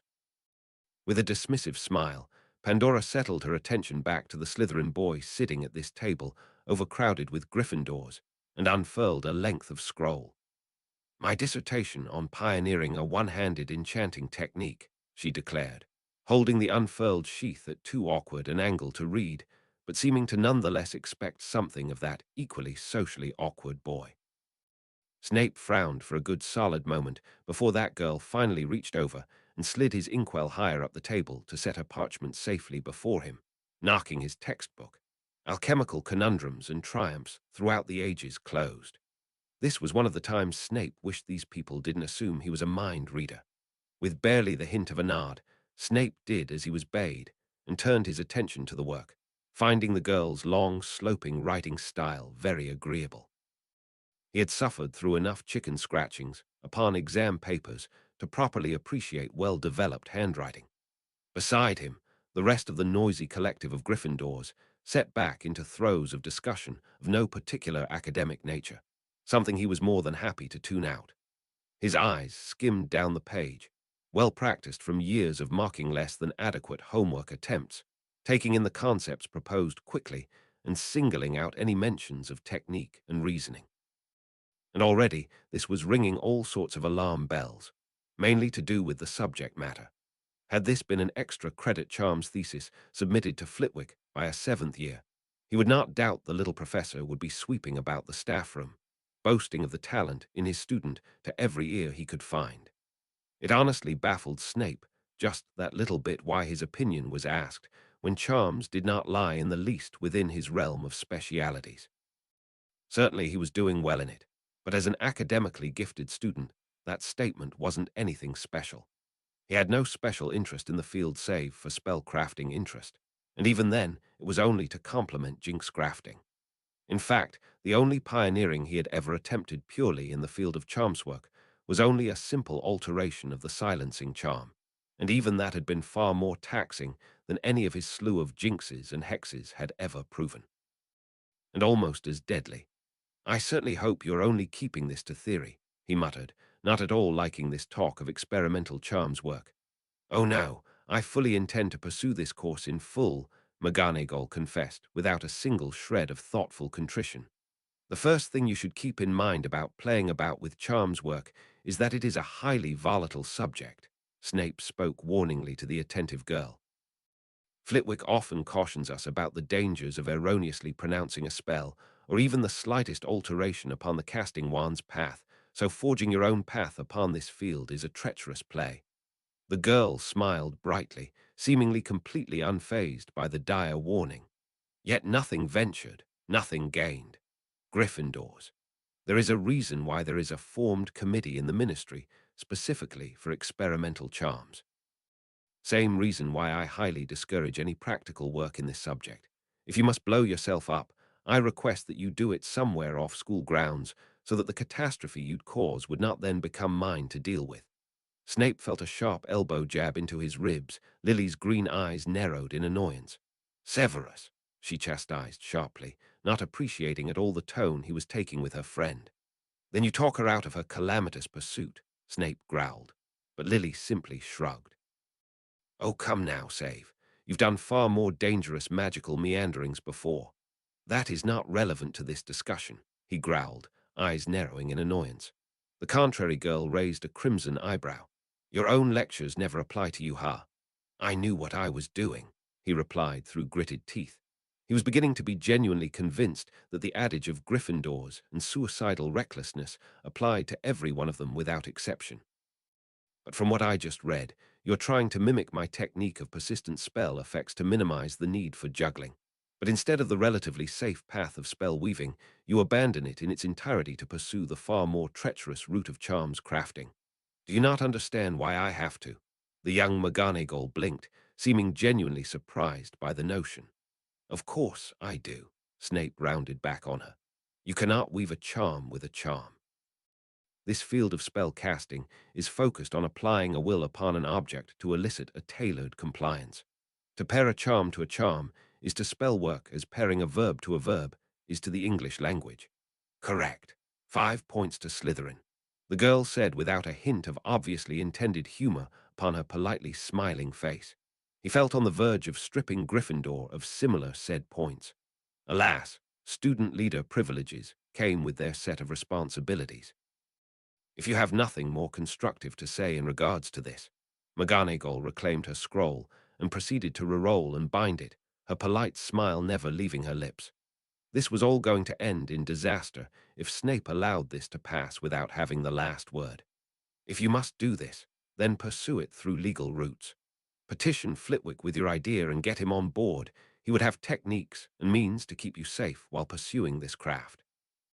He would also be able to help you put in an application with the Committee on Experimental Charms, thus legalizing your pursuits and insuring you for any damages and hospitalizations you might incur." He scribed these instructions down on a length of his cheap parchment as he spoke, taking care in his own sinful handwriting. "As for your technique, in and of itself, while your understanding of lingual causality in spell work is commendable, you have only the bare bones of wand work within your paper. I would suggest you mend that short sight if you do intend to pursue this course seriously. There was a textbook that assisted me greatly in my understanding of that topic. You can find it in the Dangerous Charms section of the Restricted section. Have Flitwick grant you permission." With a tap of his wand, Snape dried the ink and proceeded to slice the length of parchment off from the spool with another quick swish. "It's terribly decent of you," she responded quite promisingly as she accepted the handwritten instructions. "I shall allocate appropriate regards to your reasonable advice." It was already more than Snape could hope for. He never knew when it came to students whether his suggestions were simply a waste of breath. With some luck, this girl possessed a measure of her aunt's sensibilities, and this wouldn't escalate to anything apocalyptic in scale. But ultimately, it all came down to Gryffindor stubbornness, measured against McGonagall good sense. "Told you he was great," Lily interjected with a kiss upon his quickly reddening ears, to the visible disgust from Sirius Black. But James Potter barely flinched upon the sight of this spent affection, seemingly no longer touched by this notion. His own girlfriend tucked in the curl of his arm, seemingly heedless of the woman he was once willing to go to any lengths to have. The Slytherin common room was in a lively state, not unusual in and of itself, but the conventional activity among Slytherins consisted of scheming whispers and loud gloating on rotation, not this cheerful game of gobstones between year groups set out quite obstructively in the center of the room. For whatever reason, Leicester had thought to organize it, and a surprisingly positive reception as well. Gobstone wasn't known for being a popular game amongst the older year groups, and anybody seen sporting an interest in it after the age of 12 was considered, quite rightfully, for ostracization. Slytherin House must be going through vexing times indeed. Leicester had even managed to somehow convince Urquhart to play.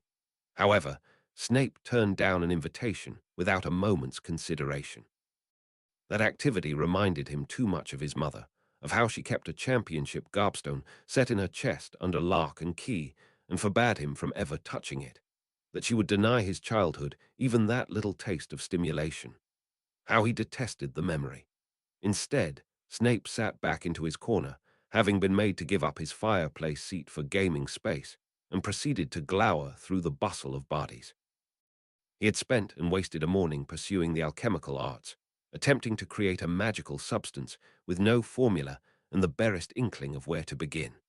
It was all he could do to glower at the happy, carefree faces about him, and he found his eyes drawn straight through to the opposite corner where sat Rosia, another who seemed to hold the game in similar regard as Snape had from the glower upon his face.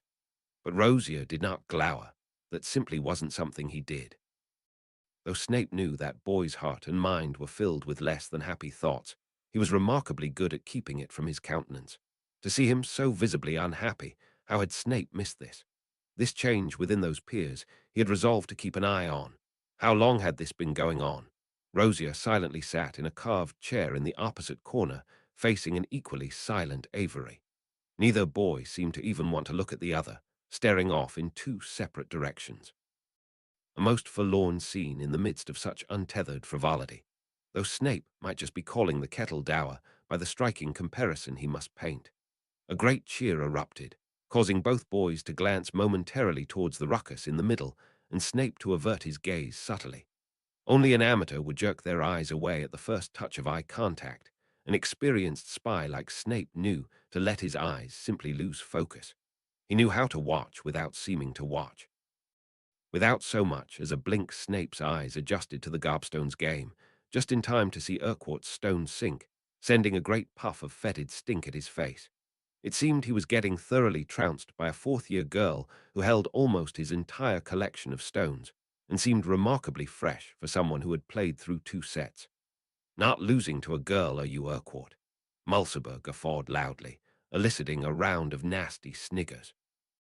With a silent grimace, the boy in question leant down to focus his stone upon his opponent's cluster, only to have his shot fly wide and clip one of his own into the void. Another puff of stink shot his way to the roaring hilarity of onlookers. Even Leicester relented a smirk at his friend's humiliating defeat.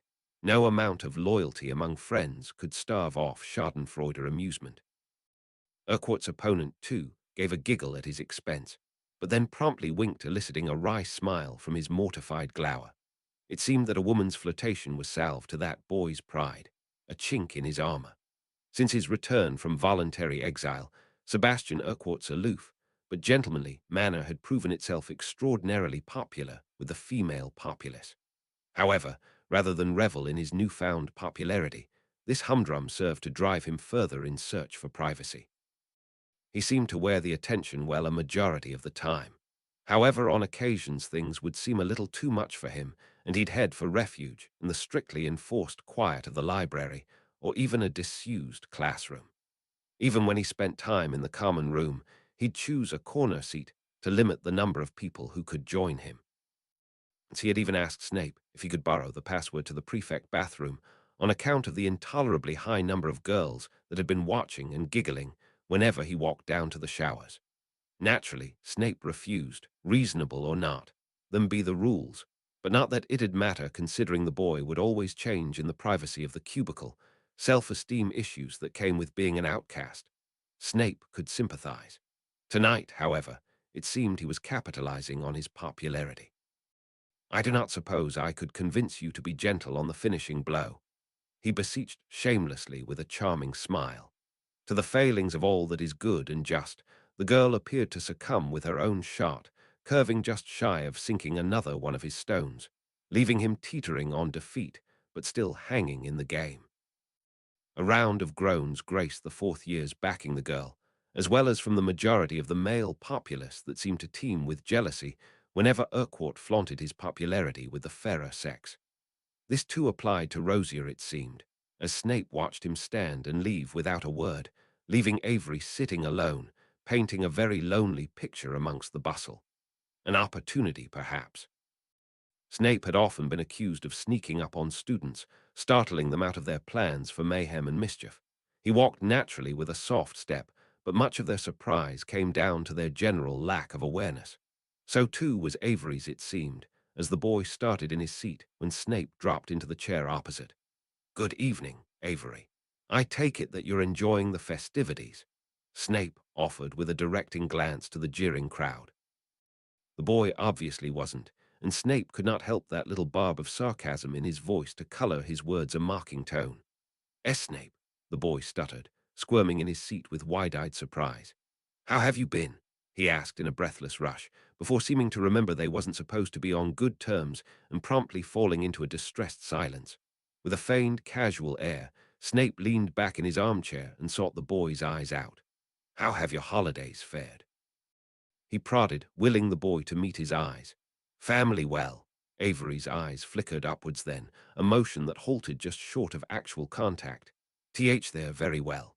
Thank you for asking," he muttered, staring adamantly away from the insistent eyes of the boy before him. "I am certainly glad to hear so," Snape responded, knowing too well this wasn't the case in the least. "But I don't imagine anyone faring well in Azkaban."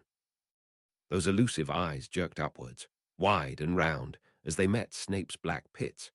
That moment of unguarded surprise unveiled a mind swirling with dark despair and a boy clawing everything he could to keep from drowning. Avery blinked and quickly averted his gaze, fear plastered starkly across his face, but not before brown eyes flew to the surface of his mind. Brown eyes Snape had never wished to see again, staring from the serpentine face of the cruelest madman to have ever graced these magical halls. Snape felt his heart race at the memories that came unbidden. Fear prickled Snape's skin. This wasn't supposed to happen yet.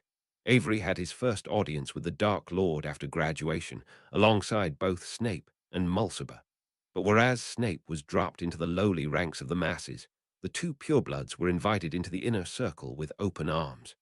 How Snape had seethed with vile jealousy then, a memory that brought bile to Snape's throat.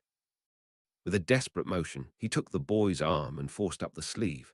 No ghastly skull stared up at him, no vile tattoo adorned that expanse of pale skin. Avery snatched his hand back, shrinking away in wide-eyed desperation. "You saw," he muttered. "You saw. And you know I'm a Legilimens," Snape growled, daring the boy to meet his eyes again. "Regulus warned me," Avery confessed, before he shrank back with another blanch of horror, realizing he said too much. Snape leaned forward, keeping his own tumultuous thoughts from his face. "Be very careful of where you have found yourself, Avery. You are treading in dangerous waters." With eyes screwed tight, Avery shook his head, looking desperately terrified. "I know that. Don't you think I know that?" His wail was almost lost in the great hurrah that erupted from the boisterous room, drowning out much of his desperate sobs. "Then stop," Snape beseeched. "You have yet to carry the mark. You have yet to leap into what you can never come back from. It is not too late for you." The boy opened his eyes, meeting his briefly before turning away again, fearing the power of his gaze. He shook his head but said nothing, despair worn plainly for all to see. He turned his eyes upon the reveling fourth years, their girl having trounced her opponent and taking home victory. "It's not too late to join us," Snape muttered, to the boy's fearful glance. But this time the spymaster was not speaking from knowledge gained through legilimency. Pandering to a fear he knew the sting of all too well. Your last days of school needn't be spent upon its fringes, Avery. This does not have any bearing on your place within these walls. I would not give your secrets away. This was the best he could do for a boy who teetered so close to the brink, made so uneasy by the path he was offered, yet so reluctant to turn away. Fear held him, as did the uncertainty of the future. You were never made to be an outcast, Avery. Please think on my offer. Wide eyes turned to him again, but this time he made no motion to push through. A gamble for trust weighed against his desire to know. But that moment passed before the boy made to answer. Yells of alarm rang out as a great commotion kicked up in the crowd. Snape stood as the flash of spell fire struck a ceiling brazier, sending sparks cascading down upon the panicking crowd. The victorious girls screamed and scrambled away as still-lit cinders fluttered down upon them, leaving smouldering pits in their clothes and hair. With a flick of his wand, Snape parted the crowd to reveal Mulciber and Urquhart in its center, locked in a grapple. Mulciber's hulking size was granting him the advantage of strength and weight in this department, holding the smaller boy in a headlock. "Release him," Snape commanded as he stormed up the channel between the crowds, sweeping his wand to force the two boys apart. But not before Urquhart managed his own cheap shot at the larger boy, effectively elbowing him in regions best not assaulted. Mulciber's eyes crossed as he went down with a squeak, to the laughter and jeers of onlookers. Urquhart stood back, silently huffing, fury worn upon his reddened face. He looked a moment from hexing his downed opponent for good measure. But at Snape's approach, the boy withdrew, choosing to storm out of the room rather than weather the questions. Lester picked his way to the downed boy's side, looking the very picture of dismayed, yet somehow still found it in himself to be sympathetic to the boy in agony. "Need the hospital wing." He only got a groan in answer. Snape sighed and waved the crowd away, ready to see to the bottom of this incident without gawkers or smart comments. But as the bodies dispersed, he could not help but pick out the empty seat in the corner of the room, his chance to speak one-on-one with Avery disappearing along with the boy. Chapter 46. A Professor's Resemblance. Chapter text: Lily's birthday passed without any more than a quick kiss out of public eye. She had to get used to the idea of celebrating with less now, because she knew neither of them had money to spend on the other, especially now that their accounts were one and the same. But what she couldn't allow to pass without comment was another Valentine's Day. She finally had someone to celebrate the occasion with, but unfortunately, she had managed to land the only guy block-headed enough to ignore a 50-strong swarm of owls dropping red hearts about his ears. Lily had sent one to him, but he only picked the paper craft hot out of his porridge with a curmudgeonly scowl on his face and flicked it away without the merest glance. It was going to be like this, was it? Lily huffed as she straightened her stack of cardboard hearts and cards next to her plate of leftover bacon rinds. She still received her share of secret admirers, despite her no longer being of single status, a fact that everybody in the school should have known quite well. Salacious news of her marriage had already spread from eaves to bowel of the castle by way of gossipy Gryffindors, then later immortalized in gaudy song by Peeves the poltergeist himself. Lyrics best left unrepeated in polite company. "Is it just me, or are the stack of cards getting bigger?" Marlene asked as she rifled through her own. James raised a dark eyebrow as he glanced between the two girls.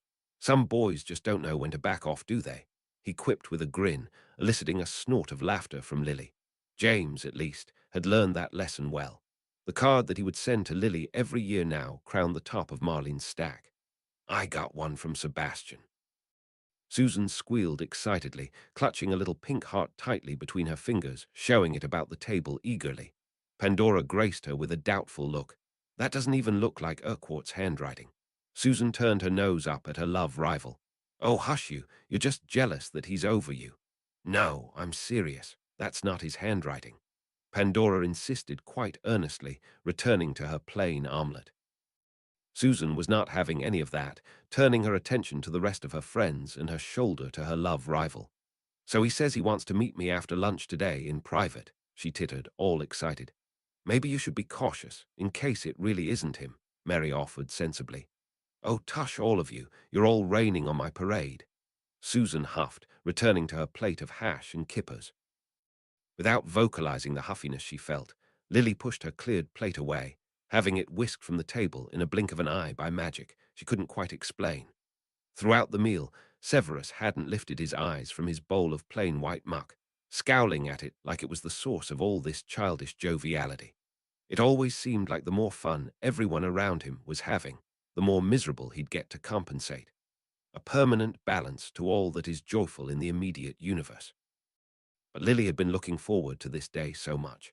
It fell conveniently on a Tuesday too, a day they both had off together. She had hoped her subtle hints at the occasion got through to him when they were patrolling Hogsmeade together the Saturday prior, but it seemed she had been too subtle in her invitations. It was obvious now that Severus was not going to succumb to the occasion. If she was going to have a Valentine's Day today, she was going to have to take matters into her own hands. And it seemed her window of opportunity was shrinking by the second. Severus had stood and strode down towards the entrance hall exit without any warning, leaving his bowl of porridge half pecked at. Lily stood and quickly disengaged from the bench. "Well, ladies, I bid thee all good morning," she threw over her shoulder hurriedly as she rushed off after a disappearing Severus. She caught the door just as it was swinging shut behind him, but stopped short on barging out after him. Because through the door she spotted Evan Rosier, standing by the corridors down to Slytherin dungeons, glaring intently at the approaching Severus Snape. "You've been studying quite hard, haven't you, Evan Rosier?" Severus asked, in a silky tone Lily had never heard uttered from his throat. Living between the classrooms and the Slytherin dungeon, coming out only to dine and disappear like a letherfold on the hunt. "What may I help you with, Snape?" Rosier inquired in an impeccably polite tone, his smile not touching his hooded eyes. With swift steps, Severus placed himself before the boy, their difference in height terribly pronounced by proximity. "Why, just today I heard you had even handed in your prefect's badge to dedicate further time to studying." Lily gave a start. To abdicate on your prefect role, you had to personally hand your badge to the headmaster. But for him to do this so close to their last half of the schooling was to condemn the rest of their student leaders to heavier workloads. No wonder Severus was in such a bad mood all morning. An incredulous arch of his brow was all Rosier gave to such a pressing concern. "I do apologize, Snape. I fear my responsibilities have gotten the better of me." If Severus shared a fraction of the annoyance bubbling up from Lily's frazzled thoughts, he certainly did not carry it in his tone. "Then I must voice a concern, Rosier. Our 7th year is not something you can cruise through without the aid of the library. Surely isolation in our dormitories cannot be truly fruitful without resources." "We shall see, won't we?" Rosier replied with another joyless smile, before nodding a quick goodbye and striding down the dungeon corridor before Severus could say anything else. Before her husband could disappear after the boy, Lily pushed through the door and made herself known. She was beginning to tire of the looks of disapproval granted by those sitting at the end of the Hufflepuff table. Confessedly, she had been quite shamelessly eavesdropping, something Severus was quick to comment on. "How much did you hear?" he asked with crease upon his brow. Whether that was from concern or vexation, Lily could not tell. "Everything," she huffed, feeling the need to pace back and forth 3 or 4 times to work out the energy of her frustration. The gall of him. Dropping his duties as prefect so late in the year. How in Merlin's name are we supposed to deal with this? Severus might as well have shrugged with his nonchalance. The numbers of our student leader peers are the same as they would be if we had head students promoted straight from our prefect pools. If anything, our numbers have normalized. But I wanted an easy year. Lily almost groaned, sounding every way a whiny child to her ears, and no doubt his. "Can we convince Dumbledore to promote another to the role? How about your friend Urquhart? He's kind of great." "Urquhart has prior responsibilities," Severus muttered in a rush of breath resembling a sigh. "He's the elected youth representative to the Wisengamot this year. He has to leave once a month over the weekend to attend hearings." Lily groaned, feeling the joy of this morning bleed out of her at this news. Patrol schedules would have to be rewritten, Easter decorations approached with one less leading hand, general student duties shared amongst fewer heads. She felt a gentle pat upon her shoulder. Severus always looked a little uncertain whenever he tried to comfort her, as if he wasn't sure what he was doing was entirely correct. His very image of awkwardness managed to breach Lily's little pit of self-pity and elicit a smile from her lips. Why am I even worried? Most of the time it seems like you can handle everything yourself. I do need some help, Severus muttered quite seriously, as if taking her words as a threat to saddle him with the bulk of the work for the rest of the year. Lily wrapped her arms about his waist. So modest, Severus, she prodded him with a jesting smirk. I'm the luckiest girl in the world to have such a capable man as my husband. She stretched upwards to find his lips. He responded eagerly, until the doors to the great hall sounded, and he emerged from their kiss to send a glare that way, scattering the emerging students. Come on, I know a place.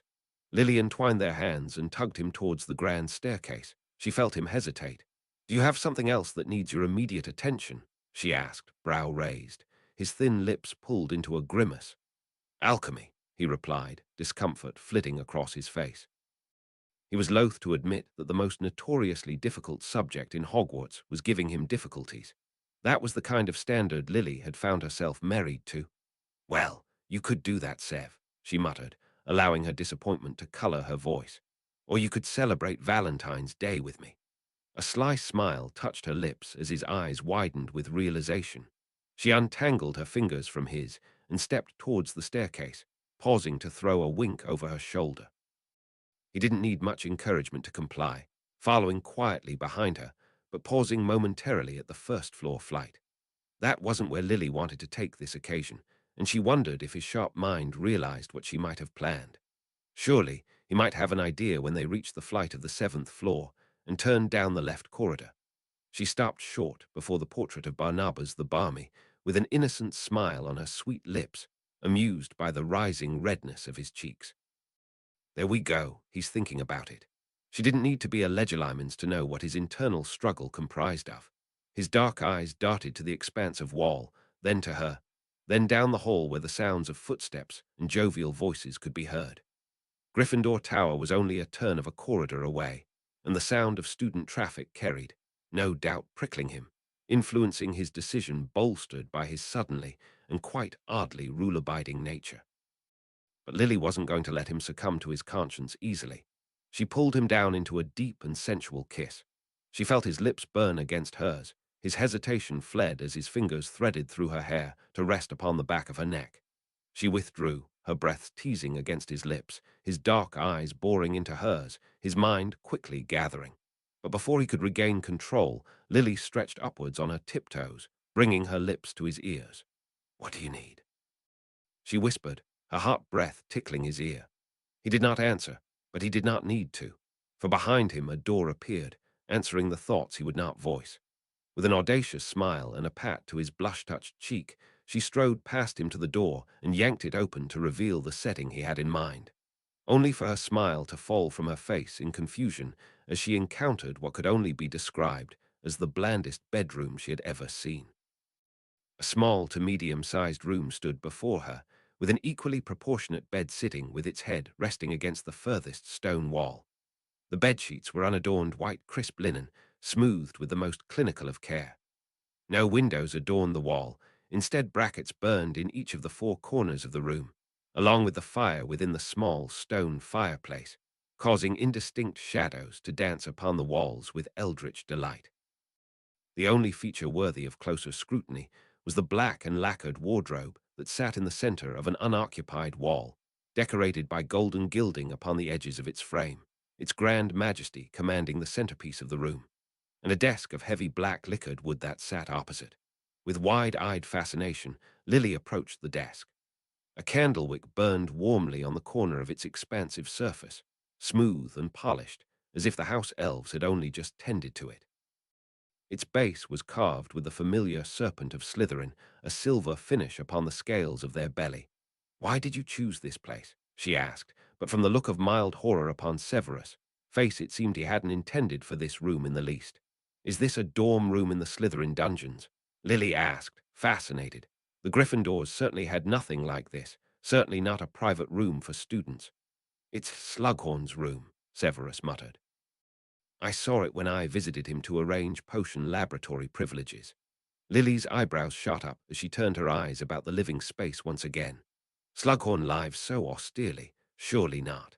No, he's got far more rubbish lying about, Severus downright grumbled. She could not help the giggle that tore from her lips as she nudged him in the shoulder playfully. And you decide that's the room you want to bring your wife to on Valentine's Day. You deviant, you. His face lit up crimson as he spluttered. Wasn't my intention, no. Tripped you up, did I? Thought you were better than that at thinking on the fly, she teased mercilessly as she tested the bed. It was harder than it looked, almost uncomfortably so. Seriously, though, when you wished for a bed, did you wish for a rock to go with it? I didn't wish for it, Severus grumbled as he sat himself beside her upon that granite of a mattress. You wished for something, Lily muttered as she played her fingers distractedly across his back. His black eyes were on her, color upon his cheeks. She knew where his mind was headed, the very direction she was trying to take this. He had told her once that he did not wish to engage in their marital benefits due to the rules of the school. But even he was only human, he cleared his throat and averted his gaze. I just asked for a room to call my own, he muttered as he breathed deep. I didn't ask specifically for this one. Lily quirked an eyebrow, and so it randomly selected this room from the list of rooms you've seen in your years. She grinned as she nudged him again playfully in the shoulder. I'd rather think this is the room telling me that you secretly want to be a professor. Those deep-set eyes opened wider than she's ever seen them open. He rounded on her, face red and spluttering with indignation. I certainly do not. Far too strong a reaction for heedless indifference. Earl's grin turned incredulous. Oh my goodness, you actually have thought about it. How did you interpret a yes from my no? He could not look more embarrassed. It was adorable. Professor Snape, can you imagine? Lily continued, her eyes wide with dreamy delight. Don't call me that. But what if I do? Lily's voice turned suddenly sultry, her fingers fluttering over his collar as she drew suddenly close. Professor Snape. Severus, lips twisted as a smirk emerged upon his glowing face. It seemed after all her jabbing he was finally ready to play. Then I take 50 points off Gryffindor, MS Evans, for disobedience. It's Mrs. Snape, actually, Lily muttered. She began unclasping the buttons on the front of his robes. And please don't take my points away, Professor. I'll be good. She grinned as she laid it on thick, enjoying this silly little game. Only when she glanced up for a kiss did she finally notice. Severus' face had turned a shade of pallid white that even ghosts would find unhealthy. I cannot believe you freaked out because I called you Professor, Lily grumbled as she sunk deep into the hot suds, her disappointment almost a physical blow to Snape's pride. I don't like being called that. Not by you, Snape muttered his reply, stubbornly sitting ramrod straight, only half submerged in the ridiculous golden bubbles. The prefect's bathroom was unimaginably ostentatious. Washing was certainly not the primary function its construction had in mind. When full, a bathing student of Snape's height would not be able to touch the floor while standing. An oversight in Snape's opinion, as the primary function of baths cannot be achieved while fighting to not drown. Thankfully, there was seating available upon request along the wall where golden taps were sparse, so he only had to momentarily flounder in the drink. The fact that he couldn't swim hadn't factored into Lily's decision to fill the bath to the brim, he supposed, but considering how today was going, he was willing to believe she might derive a perverse pleasure from his discomfort. Lily had suggested taking a bath together as a secondary date spot after Snape had made a dash for the door to distance himself from the situation unfolding. Why in Merlin's name had she thought to play a vulnerable schoolgirl? That was two reminders he did not need, and his moral crisis center was already at peak capacity. At the very least, this date was going better, in that he was reasonably comfortable sans the near-death experience. Lily sighed, drawing out of the bubbles to lean her head against the edge of the pool-like bath, the sound invoking his mortification and an accompanying glower of embarrassment. I had said that we shouldn't engage in such behavior at school, didn't I? He muttered, passively aggressive. I don't see what you have against having some fun, she grumbled back as she ran her fingers through her sleek wet hair, so alluring in every sense of the word, and currently so very forbidden. It was one thing to consummate their marriage, but another in its entirety to flaunt it under the very stone parapets of this school. Add that to the growing list of reasons he wanted to see these ancient magical walls behind him. Snape averted his gaze, fighting the urge to fidget uncharacteristically. Thankfully, the threat of sinking aided him in that respect. I'm not against fun. I'm against feeling like I'm taking advantage of you. Her eyes shot wide, her eyebrows arching along her wet hairline. You do realize we were doing make-believe, right? I don't actually think you're a professor. I know that, Snape snapped, uncertain whether the cosmos was having a laugh with its colossal act of situational irony. I just don't like the implications that scenario portrayed. Picking herself up upright, Lily wore a smirk that accompanied her arching brows. Well, I can see you will become a teacher of utmost moral integrity. She really enjoyed pushing his buttons. For the last time, I do not wish to become a professor. Snape sighed, fighting the urge to just kick off the edge and simply sink for a while. I can see it now. She raised her eyes to the ceiling, bringing her soapy hands up as if to frame some intangible thing. Professor Snape, scourge of the dungeons, scattering terrified first years in his wake by the force of his scowl.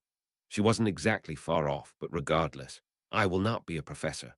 They do not hire graduates straight from school. They have never taken one younger than 21 years of age. You've put a lot of thought into this. Lily turned those green eyes upon him, narrowed in knowing cheek. I read, Snape replied with an embarrassed glower, absolutely aghast by how easily played he was. Had he been this transparent in his spymaster days, he would have met his end far sooner. Her playfulness slipped off her face, but her smile remained, glowing and genuine. That's what I mean. You've put so much thought into this all. You've been reading and planning. You know where you're headed. I'm going into potioneering, he told her hurriedly. I will find myself an apothecary to apprentice while I do my potioneering master class certification, after which I should find myself earning decently. Talented potion masters tend not to find themselves badly off in the world, a fact he was never able to fully exploit in his previous life. There was many a difficult brew worth their weight in gold, and few masters with ability enough to produce them. Snape had every confidence he could exploit that void and establish himself as the master that is called on for the impossible tasks, after which you'll take all your skills and experience to the next generation of students. Lily nodded sagely, as if what she just uttered was simply the natural course these things take. No, no. Snape felt like he was hitting his head against a brick wall. Lily sighed as she sank into the suds. You've thought a lot about this. I confess I hadn't put half as much thought into my future at all. I don't know what I'd be, honestly. I thought you said you wanted to be a charms weaver. Snape asked, even though as he said it he could see no route in that path that laid in immediate paid employment.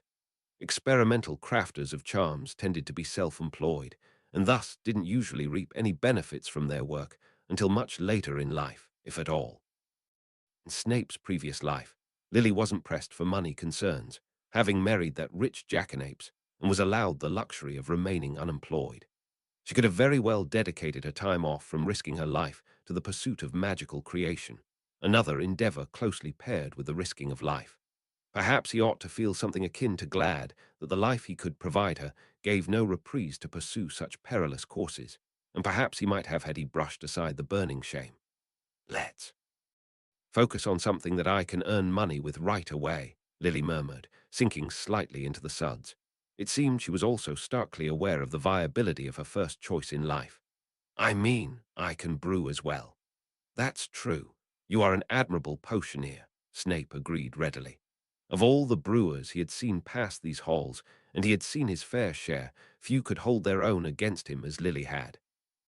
Perhaps it was because she was the only one to have ever taken his advice, and made the effort to understand the ingredients as he did. A smile touched those pink lips. Coming from you, I'm honored. But she could not help but add that one little last touch, in a sing-song voice. Professor. Snape's brows knitted together in irritation, but instead of raising his voice in futility, he swept his hands across the foamy pool, splashing a handful into the cheeky girl's face. She gasped, first in surprise, then with breathless laughter. She retaliated in kind, sending foam and water in all directions, all the while laughing maniacally. Thoroughly drenched, Snape leant into her flailing arms, avoiding the splash by proximity. With a wicked grin, she wrapped her arms about him, holding him against her as she charmed small flecks of suds to pepper his face. All right, that's enough, Snape conceded without much struggle. Honestly, he didn't know where to put his hands to even begin peeling her off. He needed at least one of them gripping the side for dear life, and the other found itself bracing against her soft skin and refused to do anything constructive after that. Lily drew back, breathless with laughter and flecked with bubbles, her bright green eyes sparkling. The woman he married, vibrant and so full of life. This woman who did not begrudge him a smile or revile his touch. So beautiful it was hard to believe that she could love one such as him. Taken by sudden passion, he kissed her. She didn't recoil. She never did. Her sweet lips would match his, so soft, so sensual. Then they parted from his. She did not withdraw, her breath warm and electric against his wet skin. A loud squawk jolted the both of them from their moment. Remus Lupin stood at the door, towel in hand and feckless face burning crimson. "I didn't mean to. I was just I mean, not important." He almost squeaked the last words in his haste to find the door out, his efforts made more difficult by his refusal to open his eyes. "Remus." Lily scrambled to immerse most of herself back under the soapy water. "It's not what it looks like," she uttered, as would anyone caught in the act of exactly what it looks like. "No, no, it's my fault. What did I expect trying to take a bath on Valentine's Day?" The floundering boy finally found the exit and positively fell through it in his haste to exit, and not a moment too soon. If looks could kill, Snape's murderous glower might have leveled the school, its ground and surrounding villages.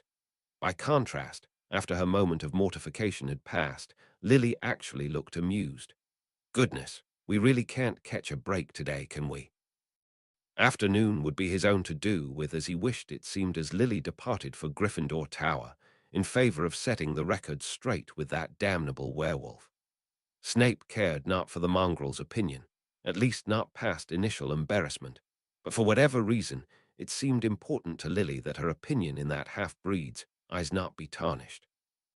In some ways, this was like returning to plans he had set himself early this morning, when the pressing concerns of his mind hadn't been the new pet name his newlywed wife decided to bestow upon him.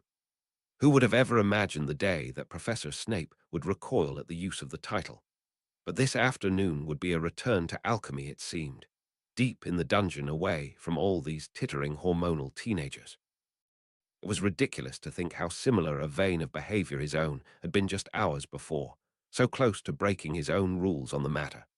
As much Lily was his beacon to the light, she seemed to be his siren to his passions and desires, and though he would have been more than happy to play to her tune anywhere else, while he was here, he would act the model student. Snape could not expect children to respect the rules if he himself would not as a student, something that had too been his own failing in youth. It was perhaps fortunate he had this opportunity to cool off this afternoon, returning to his dungeon and away from such seedy temptation. Lily wasn't at fault for his own failings, but her Gryffindor-styled interpretation of the rules was generally not helping his resolve. Damn these teenaged hormones. Another reason to be graduated and away from this place as soon as possible. Charged and irritable, Snape returned to his dormitory to fetch his alchemy kit. It seemed he would be going into today's experiments with his mind a muddle with this morning's affairs. He brushed aside his wards to his drawer before pulling it open. Snape kept his kit under warded protection, but even that could not settle his nerves when it came to its most valuable component. The focus stones had a net worth of more than anything else he owned, and he was beginning to understand why most alchemists wore their stones on their persons as gaudy representations of jewelry. Something he would not be emulating, no matter his paranoia. Instead, he had decided to delve into his brief affair with handcrafts, creating a leather sachet from the faux leather of his old shoes after he had thoroughly treated the material for hygienic purposes. He would be satisfied simply having his valuables on his persons, warded and charmed against theft and damage. He wore the pouch now upon his belt, shielded from view by his robes. It made retrieving them awkward, but ideally he should not be fumbling for them in a hurry. Tucking his kit into the deep but frayed pocket of his robes, Snape left his room, fully intending to avoid the bustle of the common room and head straight for the pleasing silence of his lab. But as was said of plans today, it seemed this too was not to come into fruition. Cries of alarm issued from the bathroom as a boy was ejected suddenly. He made no attempt to re-enter, instead scrambling to his feet to dash off with shock written across his face. Snape entertained the idea of simply striding past and playing inattention, but after all morning measuring his desires against morality, it did not seem skirting his duty was the best way to cap off the day. With a sigh, Snape turned towards the disturbance, surrendering his afternoon to the dramas of youth. He brushed aside the approaching curiosity seekers, sending them on their way with a glower. The bathroom was not usually a realm of congregations. It seemed it was providing a good portion of today's grief. But before he could cut into the heart of this disturbance, he was cut off by an unexpected dissenter. Sebastian Urquhart pushed past, seemingly heedless of Snape's authority as head boy, his wand out and trembling in his hard, clenched hand. The boy was livid. Snape slowed a step, suddenly curious as to what this all was about, when suddenly he heard confused muttering arise behind him and a lewd jeer thrown the boy's way. "Knew you were a Nancy boy." Snape sent a hard glower in the direction of the voice, silencing the taunting voice and dispersing what little crowd was gathering. A prickling hunch was telling him this was not to be a public affair. Discretion would be king in this conflict, especially when his own were at its core. A little way from the shower cubicle, standing awkwardly by one of the locked stalls, was Mulciber, because why wouldn't he be? If Urquhart was so livid, of course Mulciber had to be involved. Without so much as a how do you do, Urquhart marched straight into the larger boy's personal space and prodded his wand straight into the fleshy underside of the hulking boy's throat. Surprisingly, however, Mulciber made no move to defend himself, holding his dinner plate hands out as if in placation. The bathroom was in disarray, albeit in subtle ways. Nothing was broken, nor was there water anywhere it shouldn't be. But there was an upended basin on the floor next to a bar of soap, as if dropped in shock and abandoned in haste, and a familiar smell that never boded well in any of Snape's recent memories. For when had Polyjuice Potion ever brought anything but grief to Snape's life? "What have you done?" Urquhart hissed, apparently entering into this situation with far more awareness of what was going on than Snape had. For what it was worth, Mulciber was not his usual belligerent self. Instead, he seemed oddly reluctant to act. He had a wand to his chin, but made no move to bring out his own, or physically overpower the smaller but most threatening boy. "I would like to know the same." Snape strode forward, but to his surprise Urquhart swung about to level his wand at the approaching head boy as well. "You stay out of this, Snape. This does not concern you." Now this was a most peculiar development. "I think you would find disturbances in the Slytherin Commons falls directly into my jurisdiction," Snape insisted, his own wand held loosely between his fingers. His black eyes glared into both boys' eyes, warning them both from rash decisions. It was time for some Slytherin sensibility to rule the day. Urquhart's wand lowered as his hot red rage seemed to abate a fraction. What replaced it was a brief glimpse of shame, before he turned away to glower at anything but those staring eyes, shaking with some unknowable emotion. "It's gone wrong," called a voice from the stall, which stopped Snape in his tracks and turned Urquhart spinning about with a livid snarl. For that was Urquhart's own voice offered from within, albeit a higher and somehow more natural tenor. From within emerged another Urquhart, robed loosely in a black robe, obviously selected with intention to fit his form, without success, because nobody could have ever predicted the issue that had arisen. The impostor stood with his arms crossed before his chest, but that flimsy attempt could not possibly hide the strain of the fabric against the breasts that pressed from beneath. Snape turned his shocked glare upon the true Urquhart, who could not even bring his eyes to meet any of theirs. The situation unfolded within Snape's mind, and he could not fathom how this all came to be. How could this possibly come to be? Something went terribly wrong, came the shrilling, near-hysterical voice of the Urquhart impostor. "This isn't supposed to happen." "Shut it, Lester," Urquhart snarled, bringing his wand up to the likeness of his own face. Mulciber shook his head, seeming appropriately horrified by what had happened. "I swear I thought the potion was good. I paid good coin for it. I thought it was good. The polyjuice malfunctioned." Snape asked urgently, stepping forward to bring his wand to the impostor. In the history of this potion, he had never heard of an incident such as this. By every standard this seemed as if it would have been a success had the form mimicked not come out the wrong gender.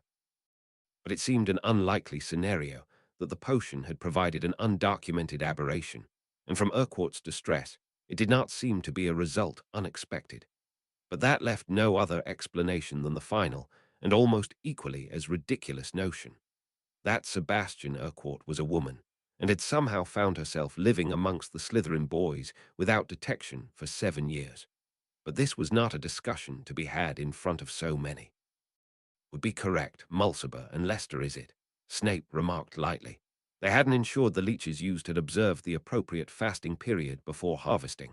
The taint of extraneous blood had resulted in this aberration. Everything will restore as it should within the hour. Urquhart's brown eyes darted to his, subtle and cautious, but a fraction calmer. They would need to discuss this, but Snape could at least assure the young man that he would do so with the greatest discretion. Right, of course. Mulciber seemed a world's difference in relief. Thank goodness. You'll get your bits back, Leicester. A look of utmost relief came across Faux Urquhart's face. With a sharp jab of his finger, Snape pointed to the stall. You are not to leave here before the potion wears off. Do you hear me? I do not need to deal with the difficulties that would arise. The disguised Leicester nodded eagerly, likely uncomfortable with the mere idea of being seen like this. And you, Snape continued, turning his attention on Mulciber, ensure nobody comes within the vicinity of the shower cubicles before normality is restored. The large boy opened his mouth as if to argue, before seemingly thinking better of it. And you, Snape turned upon the true Urquhart, those brown eyes meeting his once before trailing away. I need a hand with something I'm brewing, so grab your potion kit and meet me down there. Third door down in the private lab corridor. And with that, Snape strode out, leaving the three boys, or was it two boys and one girl, to sort themselves out. He emerged from the bathroom to the scattering of an eavesdropping crowd, seemingly as interested in spectacle as their Gryffindor counterparts. At the very least, the crowd seemed calmer, with laughter light amongst the bubbling discussion. Snape's misdirection would buy Urquhart some time, it seemed, until she did whatever needed to be done. Courage was not a failing of Urquhart, so she came to Snape's laboratory as she had been bade, but without her potion kit in hand. I figured you didn't actually mean it when you said you wanted my assistance, she muttered astutely. Sitting straight-backed upon his own stool, Snape offered a conjured chair to his visitor. You are right, but you should have brought one anyway, to misdirect if not anything else. With a resigned smirk, Urquhart shook her head. Your lie itself is faulty, for nobody would believe you need assistance in this department. A relenting upturn of his lips was all Snape could offer to that remark. It truly was one of Snape's less brilliant deceptions, but it was all he was capable of giving as his mind reeled against everything else that had happened. But I think you can be thankful that the unconvincing lie was not the one that mattered. Urquhart crossed her arms, glancing away again, but seeming far calmer than she had been. I am thankful for what you did there, Snape, she offered, her voice not changing pitch from this forced deepness that never reached a comfortable bass. But it wasn't one of those moments where Snape would berate himself over how he should have put it together. He hadn't been given any reason to think this would have been the case. There had been no warning signs to heed, no disturbance to be had except this one. By all accounts, Sebastian Urquhart had been a very successful Slytherin boy. Explain, Snape commanded, pointing to the seat once more. This time Urquhart took it as directed, her eyes refusing to meet her older counterparts, but a strange smile twisted upon her lips. Elaborate. A throwback to their very first conversation, the significance was not lost on Snape. Explain what it is you intended to accomplish, pretending to be a man. Pretending. Urquhart's fair brows lowered, darkening her eyes. How could I possibly pretend to be where I was sorted to? When I was sorted into Slytherin, the bed prepared for me appeared within the boys' dorm. I can pretend to be a man as much you can pretend to be a Slytherin. Snape knew how the process worked. How could he not, with almost 2 decades of teaching experience? Everyone knew that the sorting hat made decisions as to which house a child would belong to, but few realized what that meant for the arrangement of the rooms. Nobody knew how many each house would take each year, only the number of children there would be. None of the rooms were prearranged, because how could they be? But thankfully, no administration efforts were needed upon this issue. As the hat sorted the children, the rooms magically extended and provided accordingly. A sentient castle responding to the decisions made by a sentient hat. All that was needed was the house elves to descend upon the newly created rooms with fresh covers, and blankets and pillows, making comfortable these newly welcomed souls. Only it seemed, according to Urquhart, that the hat had made a conscious decision to not only sort between houses, but between the gender-guarded rooms too. It was said that the hat never made mistakes upon a glimpse into a child's heart, but with the likes of Peter Pettigrew among the Gryffindors, the likelihood of mistakes was more likely than not. When this issue first cropped up, you could have taken it to Dumbledore. You did not need to simply accept the situation you were dealt. This particular situation had never cropped up in Snape's time, and he honestly did not know whether there would have been a protocol, but he had no doubt if it came down to a simple matter of having a bed moved from one room to another, he was more than capable of seeing to it. Urquhart's blonde brows met again, her fingers threading before her as she touched them to her chin seemingly in consternation. Perhaps I have not made myself clear, Severus Snape. I did not see it as a mistake. I didn't want to be placed with the women. I'm not a woman. Don't think of me as a woman. How am I supposed to think of you then? Snape snapped, feeling agitated by this unusual situation. You have lived 6 years among the opposite sex as they dressed, and attended to their hygienic and personal matters.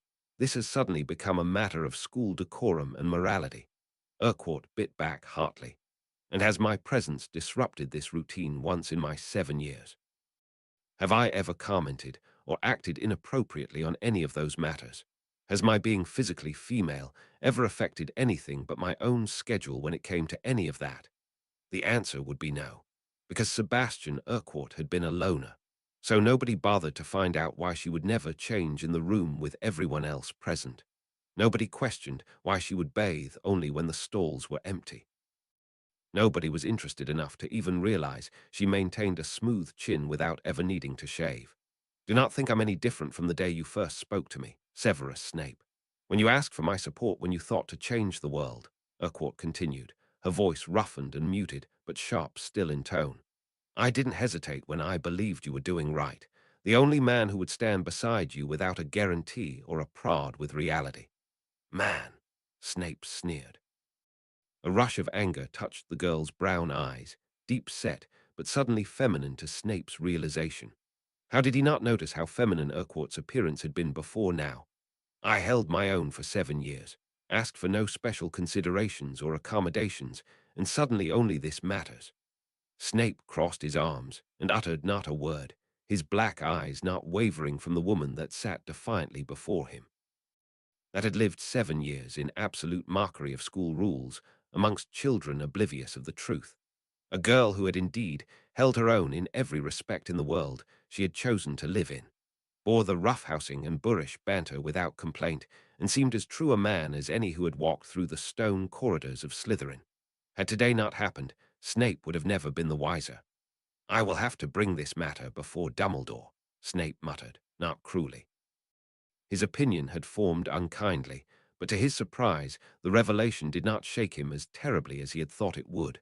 But Urquhart hadn't seemed the least bit concerned by this notion. The headmaster knows. Because of course he did. Snape fought to bury his hands into his palms. This was after all the man who had been more than happy to allow a werewolf to live amongst children. If it weren't for Dumbledore, I couldn't have kept this a secret. I bet you don't even remember the name McGonagall read off that list when it was my turn for sorting. She would be right. Snape couldn't have cared less for any names save Lily's and his own. Well, don't bother trying to recall. Just know, by the following morning, Dumbledore had called me up to his office to discuss my living arrangement. When I told him I was happy with how things had turned out, he had offered to change my name on the roll. I picked the name Sebastian. Snape almost smirked at the ridiculousness of it all. That man truly was as mad as everyone said he was, for who could fathom what went on in that head of his? Who else among the teachers know? Snape asked, his voice no longer carrying spurs. Perhaps detecting the resignation in the head boy's tone, the tension dropped from Urquhart's shoulders. Of the teachers, Professor McGonagall and Madame Pomfrey. Perhaps Professor Slughorn, but on second thought maybe not. I don't think he notices anything past my surname. Snape could absolutely understand Slughorn's ignorance. He would not count on the man to know one student from another if they didn't add another leaf to his laurel. What liberal application of rules those Gryffindors have, Snape muttered. and as generous with their sense of stubborn righteousness as they are with their nosiness. Urquhart seemed to agree with a relenting smile. Silence fell between them, heavy with the unasked question. Would Snape keep this secret? If the teachers truly knew, and those with authority were simply shrugging this incredible situation away, then the only loose end Urquhart really had was one student that knew too much. She was honestly fortunate to have been sorted into Slytherin, where their sense of justice was tempered with reason. Snape was never going to hang another child to the mercy of another, let alone one that had been by his side since the start of it all. A companion, if not a friend. Actions speak loudly of that reckless streak of Gryffindor within you, but your choice of Slytherin shows you at least thought as far as this. I will not say a word to any of our peers, so you may persist to graduation in peace, Snape conceded to Urquhart's smile. I hadn't doubted you, Snape, but I confess you had me worried.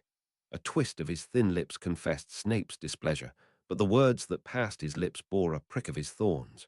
I have enemies enough. I do not need to create my own. Check yourself, Urquhart, for if your carelessness exposes yourself, I will not shield you at my own detriment. That is simply how Slytherins are, Urquhart agreed, seemingly sated with what had been given. Instead, she glanced over her shoulder to the closed door. With this settled, I feel content to return to my life. No sense holding you up, not with your valentines at your door. Snape glanced to the door as well, his lips twisting with annoyance. You warded my door. Because I hear your wife is a terrible eavesdropper, Urquhart replied with a smirk as she stood to depart. With a swift motion, she yanked open the door, catching a falling Lily with a swift but suave motion. Just checking, wanted to know why the door was locked, came Lily's excuse along with her sheepish smile. Urquhart didn't look the least bit concerned, confident in her own privacy wards. By all means, the room is yours. I'll take up no more of your husband's time. She turned her deep-set brown eyes between the two with a respectful tilt of her head. Congratulations, by the way. Thanks, Lily replied without the least bit of abashment. I'm lucky to have him. A strange smirk snaked its way across Urquhart's lips. I wouldn't have been inclined to agree in the past, but I understand what you mean now. And with that, the strange girl slipped out the door, leaving his wife staring after her, smiling a puzzled smile. You two have a thing I should know about, she asked with an upraised eyebrow. Don't even joke about it, Snape growled, absolutely not in the mood to entertain this in the realm of teasing. He couldn't even begin to describe how uncomfortable this knowledge was going to make him within the sanctum of his own room. But he had weathered far more uncomfortable situations in his jagged life than just the socially awkward. Well, my day went great. Thanks for asking. Lily plopped herself down upon the recently vacated chair. Snape turned an arched eyebrow upon her. We spent most of the day together. I didn't feel the need to ask, except that one little bit where I had to chase after Remus to ensure he wasn't permanently blinded, or ensure that he was. Lily shot a glare, but one armed with no barbs. You're usually a lot more subtle. Bad mood. Snape could not help the sigh that issued forth. My mood can be quite volatile. I can believe that, she agreed without any hesitation. Such flippant cheek from anyone else would have only been met with dour annoyance, but Lily had always been the exception. Either way, you'll be glad to know Remus isn't going to blab. As to whether he believes me, well, we're married so bully to him.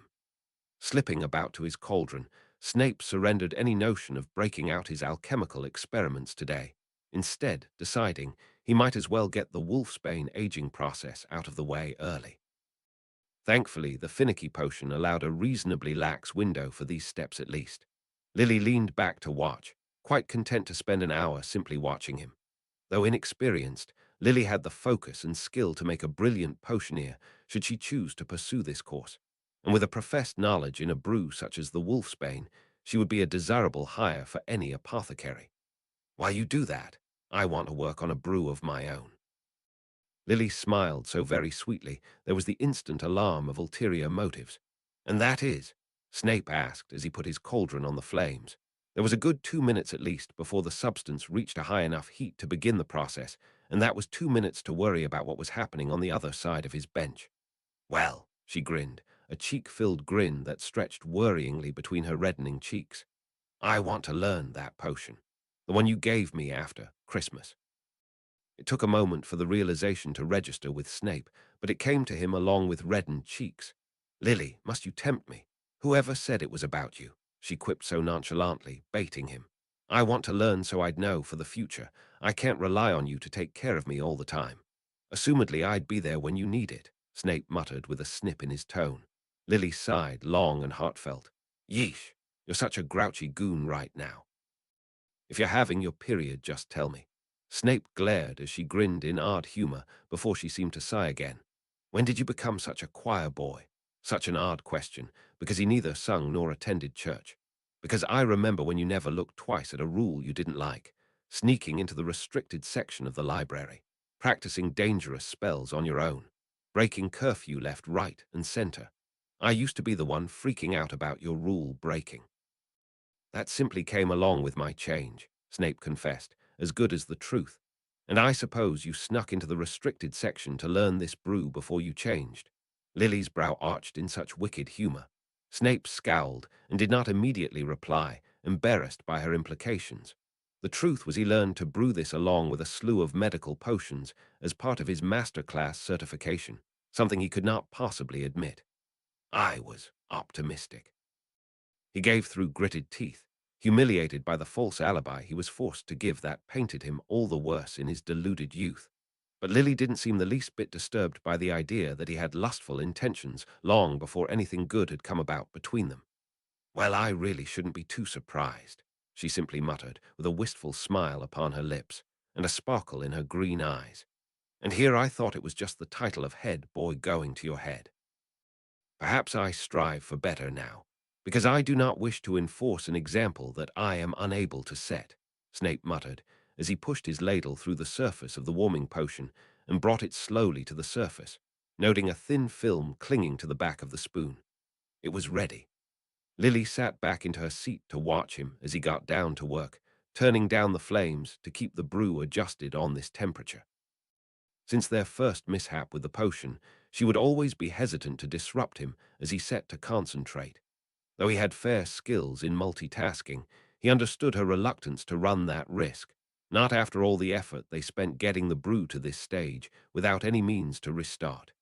Snape added the flocculants, carefully coaxing the clotting process of the brew.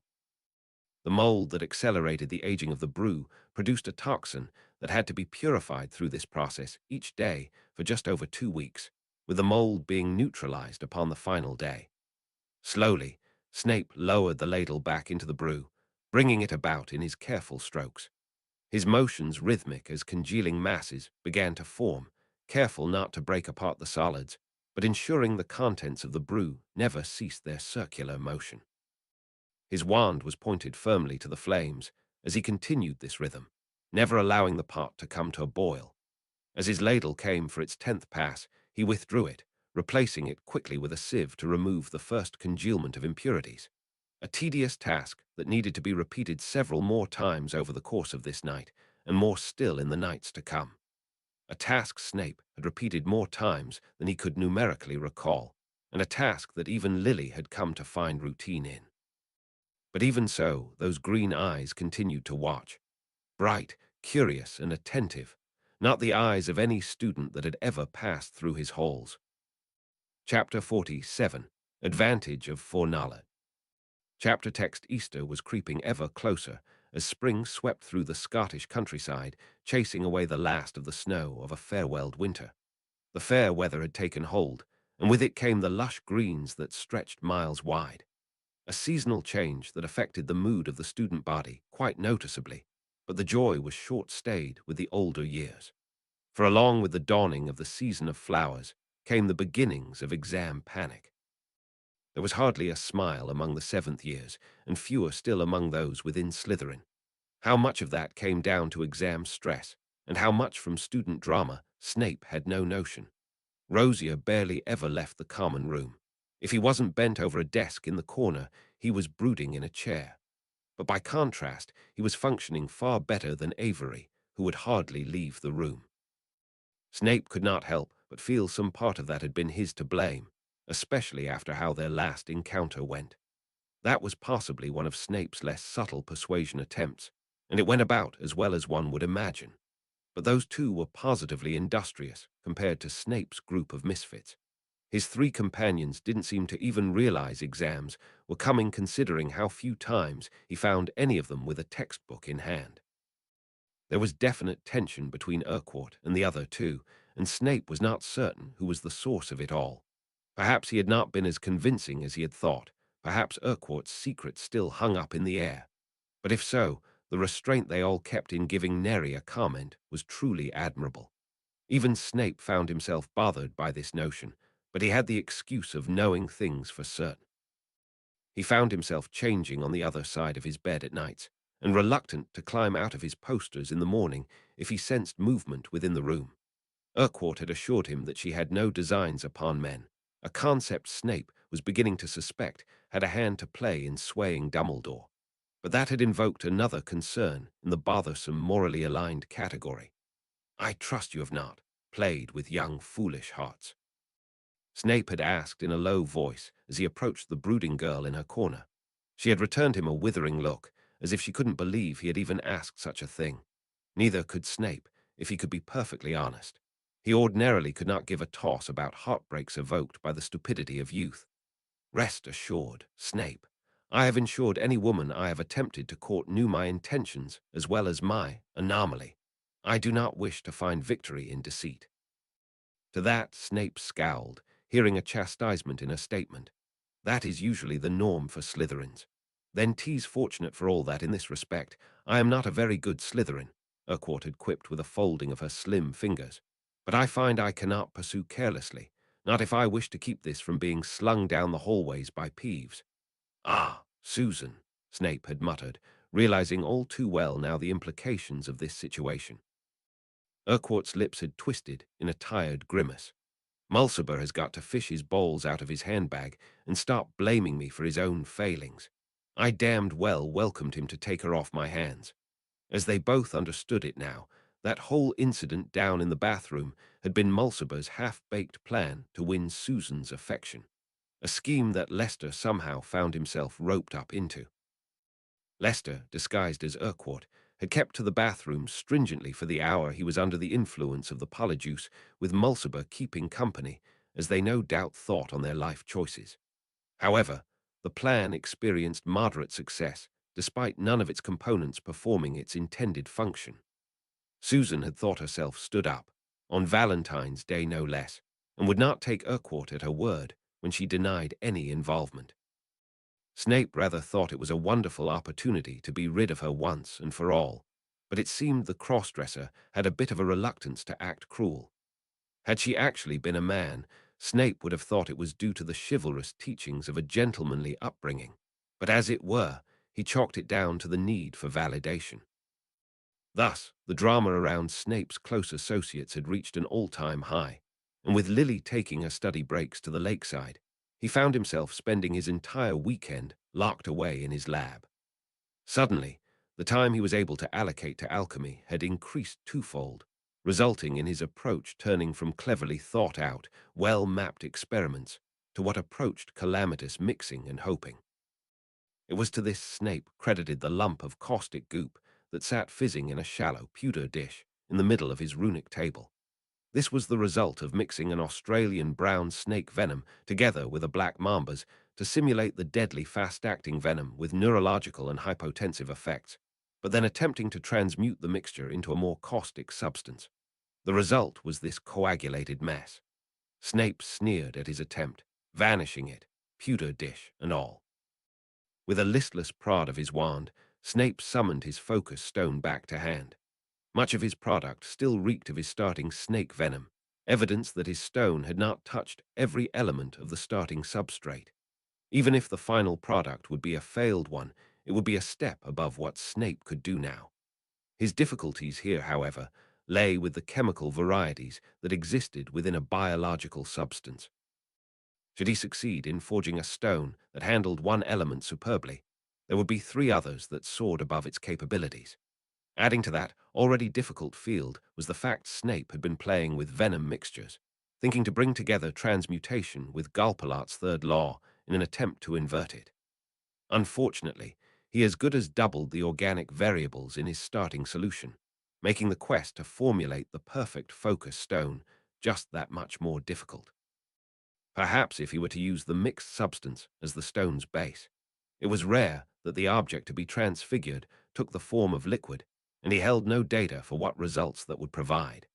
A sense of satisfaction slid squarely back into seat as Snape took quill to parchment to draw up his table.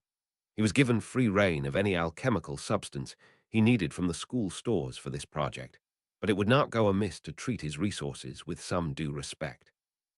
Some structure was what made the difference between an experiment and freehand flap-about. Snape measured out his venom, mixing equal parts of both to begin with, taking care to record the units. For the focus, Snape thought to start out with a fleck of silver, for it was said to be an element that touched the soul, and he could not think of a better description for the type of venom he wanted to create. Though the stores were open to Snape, he felt no need to burden the school budget unnecessarily by the use of pre-prepared material. He had generated so many silver chips from so many previous transmutation attempts, it would do to reuse them as he saw fit. Considering how little silver came from one of his attempts, he could never quite break even on materials used.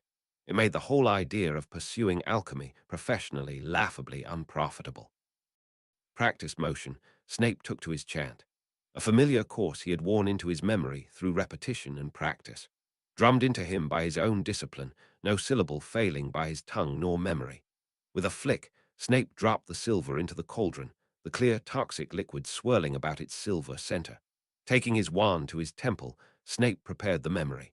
The memory most likely to be the key was a memory tied most closely to death, a memory colored with naught but despair. The memory the Dark Lord himself had gifted him, of Lily's death at his hands. Snape felt his throat choke as he faltered in his chant. The spell broke, halting the swirling venom to an unnatural still, a process he would need to restart the moment he could wrest his reeling mind under his control. He had not allocated proper thought to that particular vein of guilt in months.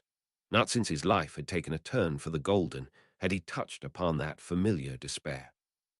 He had forgotten how harshly the pain had stung. With a wordless summon, Snape fished the silver fleck out of the cauldron of venom, rinsing it off with a gush of water from his wand. He sat for the longest minute, simply staring at his cauldron, simply trying not to feel. That memory still existed within him, sharp and profound as the day it was lodged into his mind. It would be poetic to craft that vile memory into a weapon, to have it play a role in the destruction of the very fiend that perpetrated it. But to do so would be to give physical form to that nightmare, a thought that filled Snape with unimaginable and irrational fear. He knew to invoke the memory in this form would not be the same as casting a premonition, but all the same he could not face its existence, an idiotic reaction that bordered on superstitious. But nonetheless, it would not do to tempt fate, especially when his track record looked as it did. Taking the nugget of silver, Snape weighed it as if it were the troubles of his mind. Perhaps this path would bear the fruit he sought, but today would not be the day he explored that path, not while there were still other equally curious options to explore. He was no masochist. Snape began his incantations once more, returning the silver nucleus into the magical foundation. Retracing his steps to the final step, Snape brought his wand to his temple and summoned a strand of memory. Another memory stained with death, but not one that made him recoil at the touch. The memory of his own death and the moment that accompanied crossing over. A unique memory upon this world, no doubt, for how many among the living could truly claim to have seen what he had? Perhaps, if he so chose to converse with some of the undead denizens of this castle, he might find similar veins of experiences. But among the actual living, he likely stood alone. A unique memory that was likely never before explored in the likes of alchemy. Something Snape had planned to dissect in his spare time, under controlled conditions. But as he floundered for an appropriate memory of death to work into the venom, he could see no reason to delay his experiments.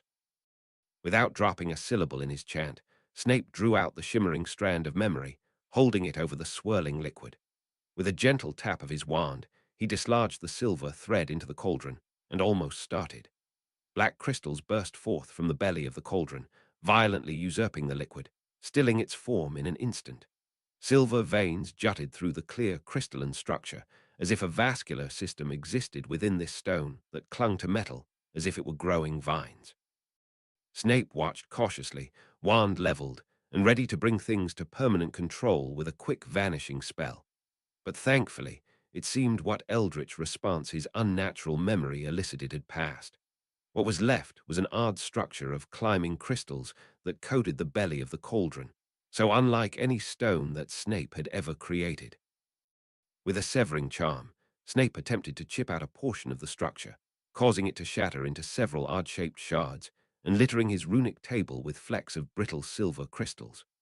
With a scowl, Snape swept the litter along with a twitch of his wand, gathering it all in the clear center of the table and out of the furrows that ran along the table and vanishing the small pile of debris to clear the clutter. All that was left was one long, narrow, clear stone, shaped like the end of a spear tip. Snape did not know what possessed him to touch it. He should have known better than to make physical contact with a substance of unknown qualities, but like a half-wit Gryffindor, he found the object clutched in his hand. It felt as if his breath was jolted from his body, the air itself seeming to still as color seeped from its walls. Beyond them, flashes of color passed by, shimmering in a way he could almost hear the laughter of life strike through the unnatural silence that seemed to press from all sides. He felt like he was slowly drowning in thickened air, with each breath coming in heavy and slow. It felt like the slow suffocation of death, a feeling he knew better than almost anyone. A peaceful relent of the second half of dying, no burning gasps for breath or mad thrashing against the inevitable. But he wasn't leaving, he was aware. He still sat in the world of the living, breathing, existing. It felt instead as if the world had simply ceased. He glanced down upon the stone clutched in his hand, glowing as bright as every beacon of life that shone outside these walls, only to catch sight of his own glowing hands. His weathered hands, streaked with age and scars from years of mistreatment that had not yet passed in this lifetime.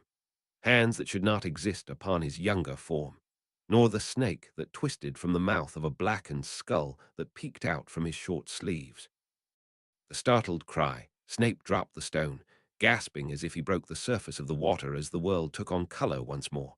He scrambled for his sleeves, brushing both up, peering desperately at the pale canvas of his forearms. No hideous mark blackened his sight, no terrible remnant of mistakes made long past. Just his forearm, plain and pale, and his hands still young and unmarked by toil and time. He was restored, young and unsullied once more, as he should be in this lifetime at least. With a careful prod of his wand, Snape analyzed his creation, taking care not to touch it again. It rang back, clear and pure, and as magical as any focus stone he had ever held. A focus stone in true then, but with properties as unknown to anything he knew about the substance, for they should not react as it did.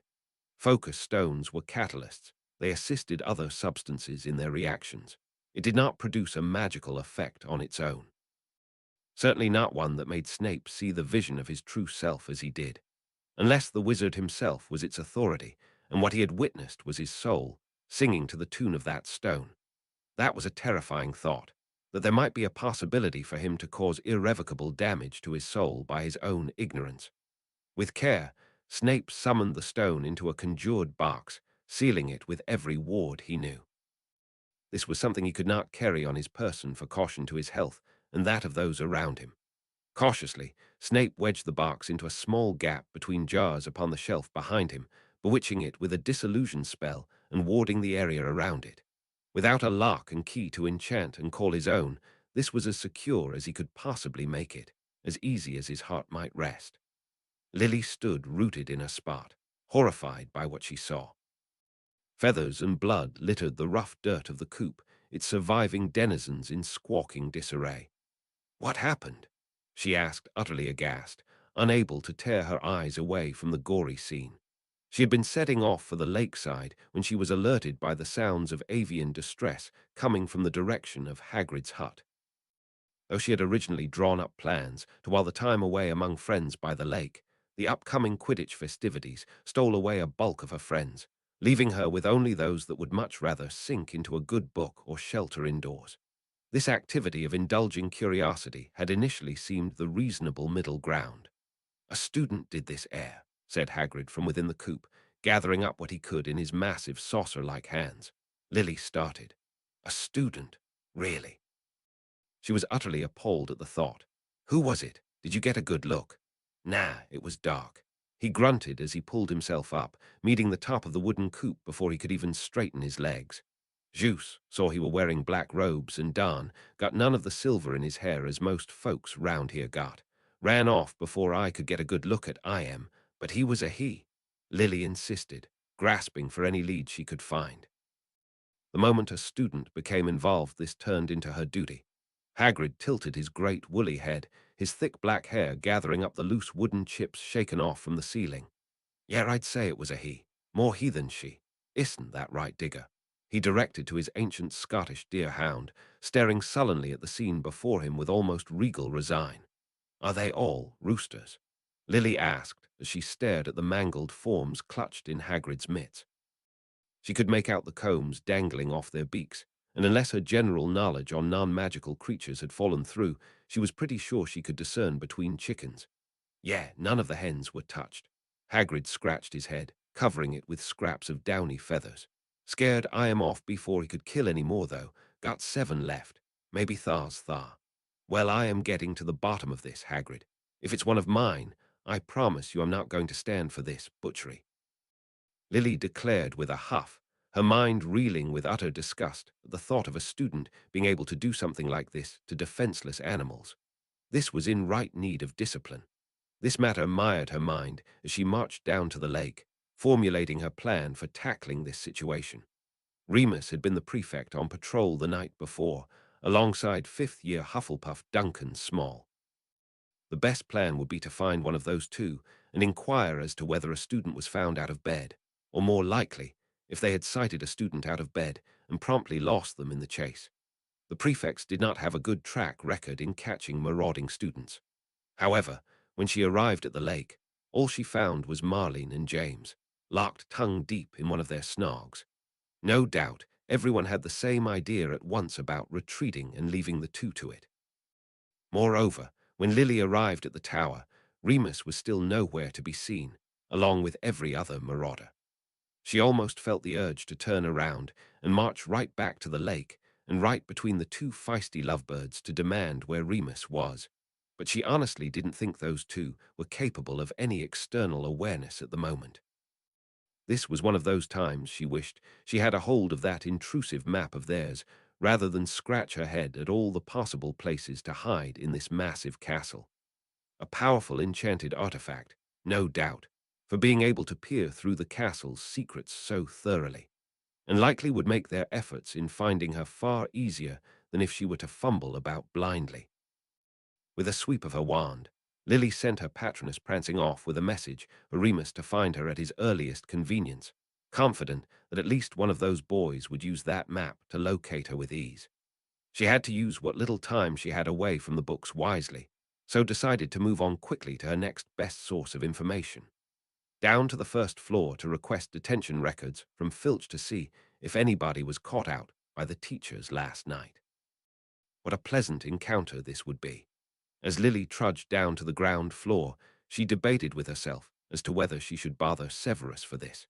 He had a far better rapport with the crotchety caretaker and would likely not get turned away at the door. But even as she thought that she withered at the thought that she couldn't even take care of a simple matter of liaising with a staff member without running off to her husband. This was not the sort of head girl she envisioned herself to be.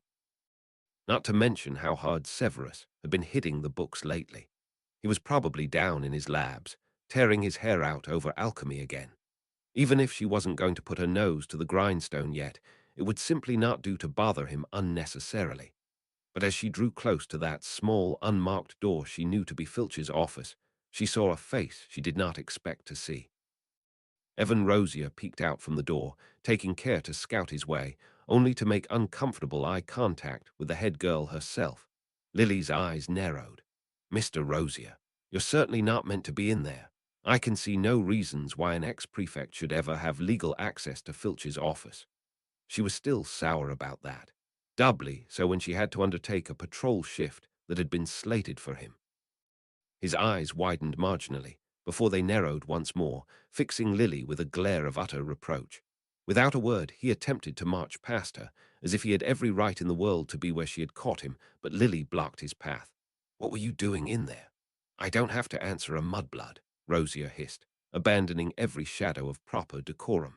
Not an ounce of the manners Severus had once touted the boy to have. He made to pass her again, and she stepped into his way again. Excuse me, where do you think you're going? Rosier's eyes flashed in outrage, as if he had every right to be outraged. Out of my way, he hissed as he pushed past harshly, shouldering her aside when she moved to block him once more. Lily stumbled into the wall, throwing her hands up wildly to soften her impact. She bit down on her tongue to suppress every urge to swear that threatened to follow her cry of surprise and pain as she caught her nail upon the roughened stone and split it down the middle. Rosier didn't even glance back as he hurried down the corridor, his eyes pitched determinedly to the floor. Lily gritted her teeth against the pain as, bolstered by her righteous anger, she took off to catch the offending boy, immobilization spell prepared on the tip of her tongue. But it turned out she needn't resort to spellfire violence, because he as good as walked straight into the wall of meat and muscle that was Sirius Black. Only slightly dazed, Rosier pulled himself together fast enough to attempt to slip around the intimidating Gryffindor boy, only to have the violent boy's hand grasp him by the scruff of his robes and shove him into the wall. "Here, Lily, this scum giving you trouble?" he asked coolly as Remus half-jogged around the corner, quite winded. "I got your message," her fellow prefect said, doubled up and panting. Peter waddled up beside him, wheezing as if every breath caused him unimaginable physical pain, while chubby hands grasped that marauding map. They were all no doubt spurred into immediate action by the projected threat of Lily and Rosier's encounter, a threat seemingly validated by the sight of blood dripping onto the paved floor from the crack in her nail. With a vicious grin, Black slammed his fist into Rosier's sternum, causing the struggling boy to crumple against the stronger boy's firm hold. "Thought you'd pick on a girl, did ya?" he barked viciously, spitting on the Slytherin boy. "Stop! Let him go! Stop!" Lily demanded, aghast that this was the first vein of thought that comes to Sirius Black.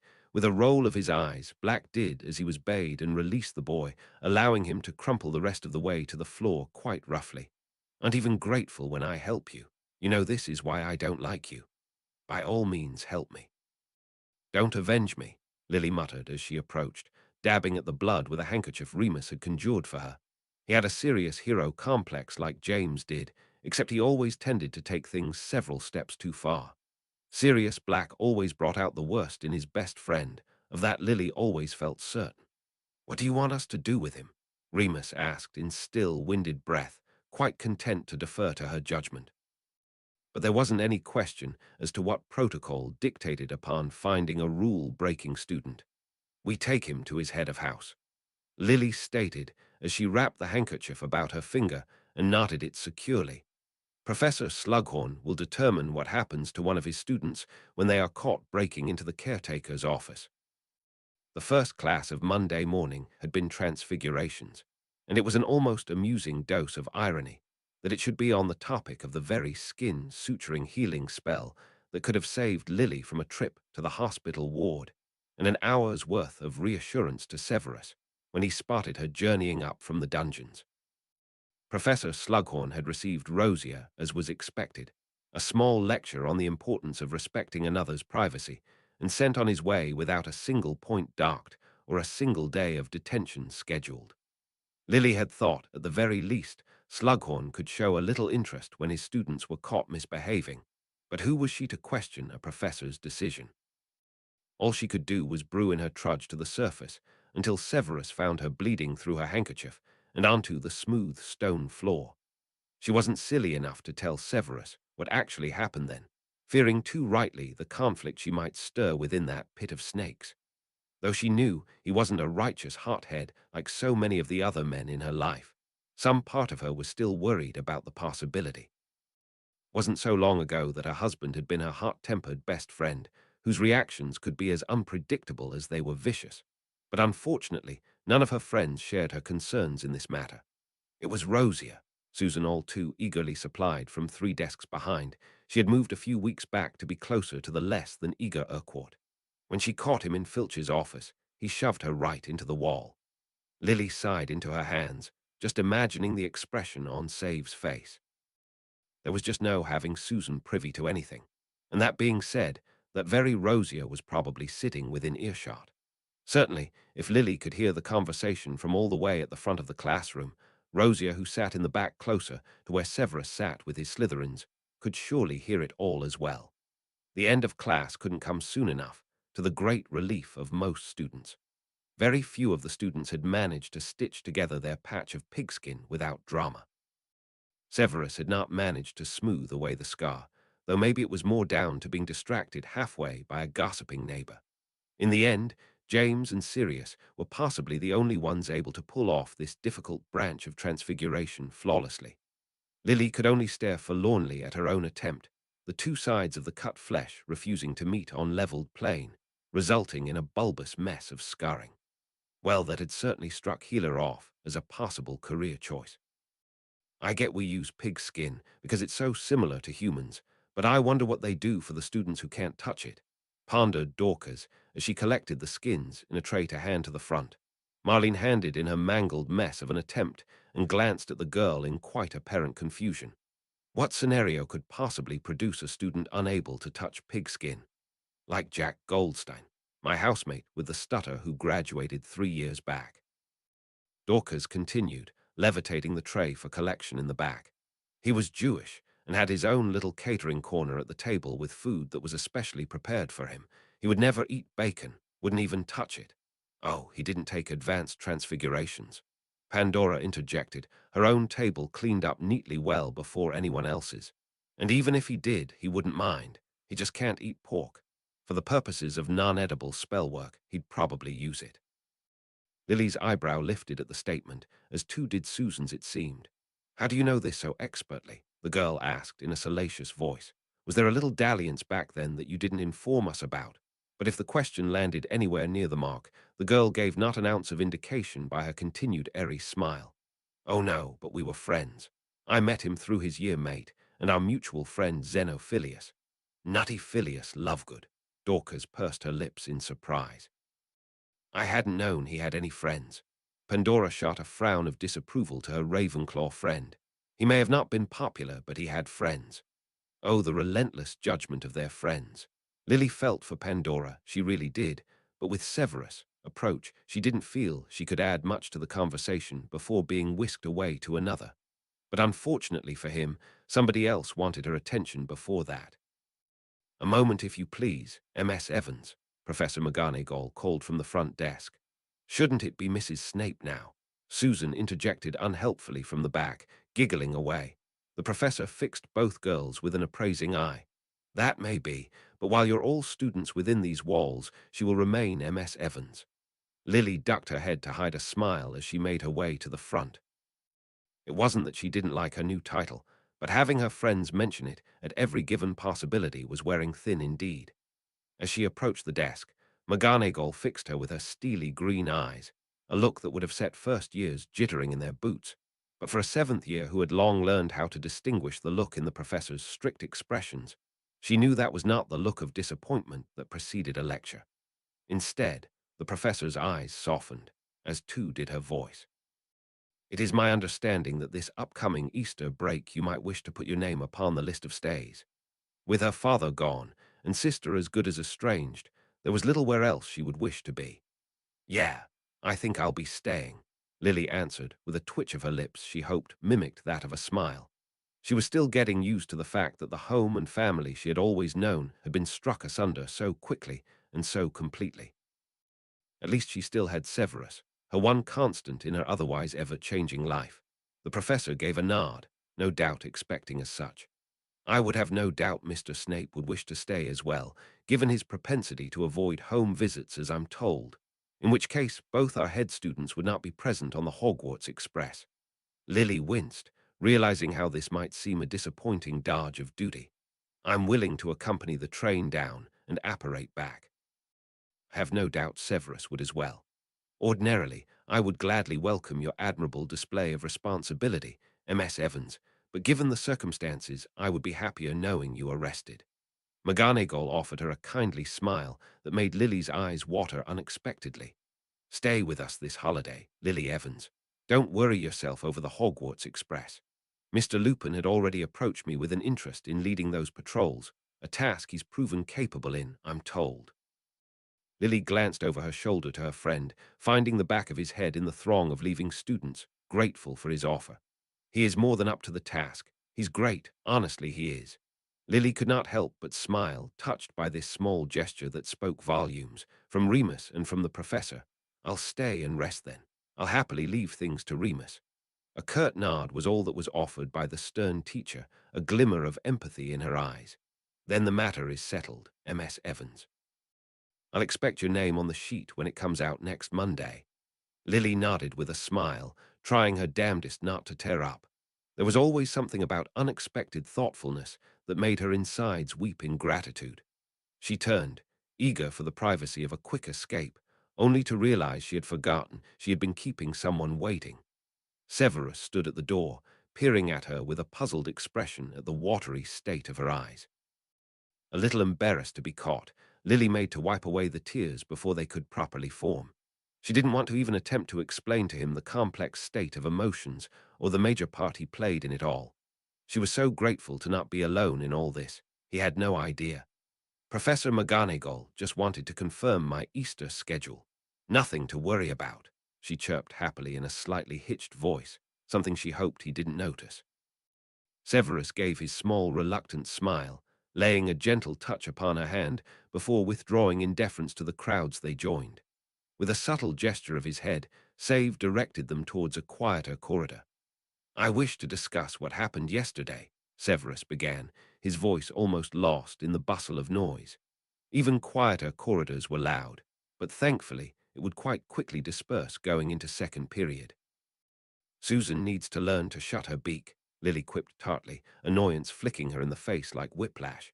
He angled an eyebrow as his black eyes found hers. You did not intend to tell me. Of course not.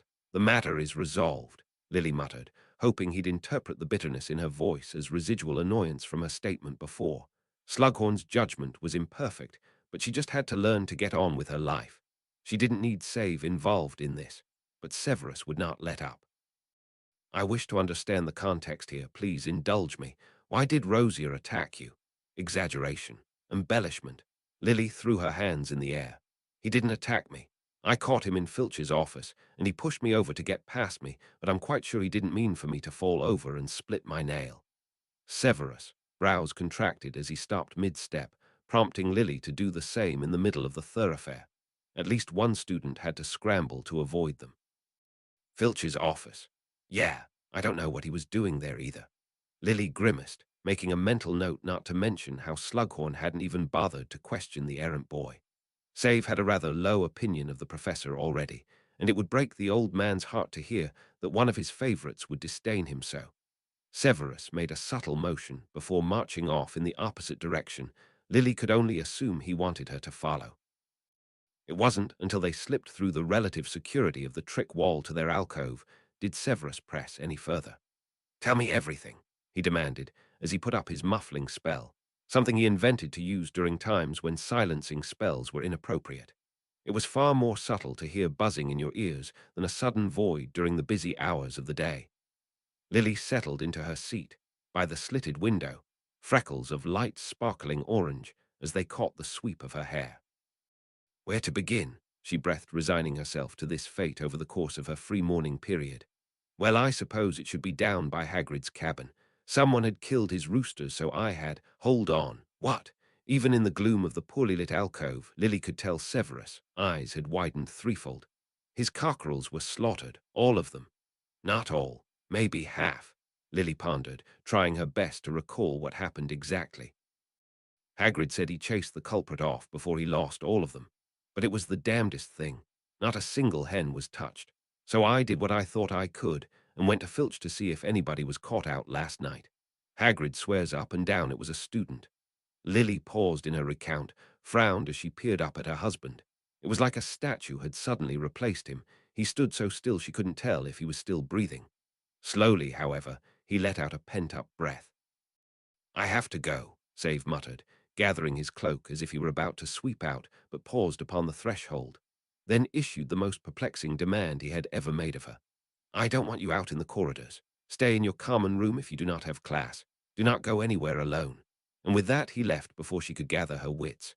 An hour passed, and Dumbledore was nowhere to be seen. Snape paced, wearing familiar tracks in that smooth stone floor he had come to know so well.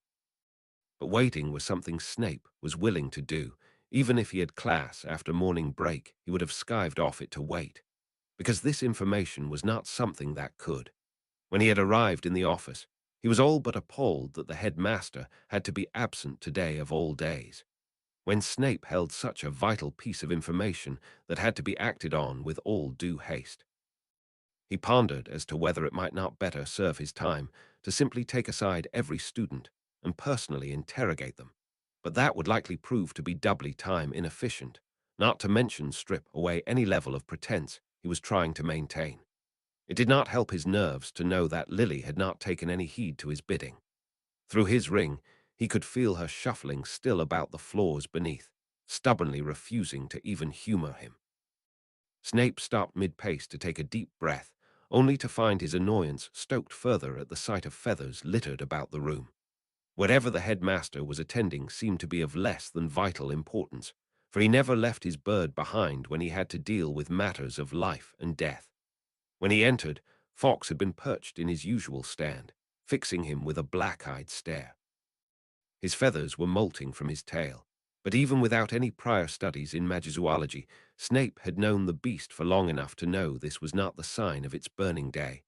Without knowing where Dumbledore was, or sparing a moment to ponder whether he might interrupt something important, Snape had summoned a slip of paper and etched a hasty message with the tap of his wand, then offered the slip to the watching bird. "Please take this to Albus Dumbledore. It is of vital importance that he receives this right away." Snape had beseeched the beast as if it were some thinking, feeling being, but to its credit, it seemed to have a semblance of at least owl-like intelligence. It regarded the young man before it with one last glare of appraisal, before it grasped the slip in its great curved beak and disappeared in a whoosh of flame. If the bird knew the meaning of urgency, then the hour that passed did not prove it, though it could be just as likely that it was Dumbledore himself that did not understand the meaning, who knew how malleable time must seem for a man who was nearer to a century than half. But eventually, Snape's patience was rewarded, as Dumbledore materialized upon the floor of his office in a startling burst of flames. His phoenix hopped off his shoulder to find his perch, resuming his usual role of staring beadily at the strange young man trespassing upon his territory. Dumbledore swept behind his desk to assume his grand chair, gesturing for Snape to do the same. The expression that lined his age-worn face showed he had approached this with a far greater sense of urgency than the postponed nature of this meeting made it seem. But Snape did not take his seat, instead striding to the desk and laying his information straight at Dumbledore's feet. "Your students are in grave danger," Snape rasped, his voice tight from the anxiety that wound its way about his throat, constricting him for that hour of delay. "Cockerels have died. The diary is in the school.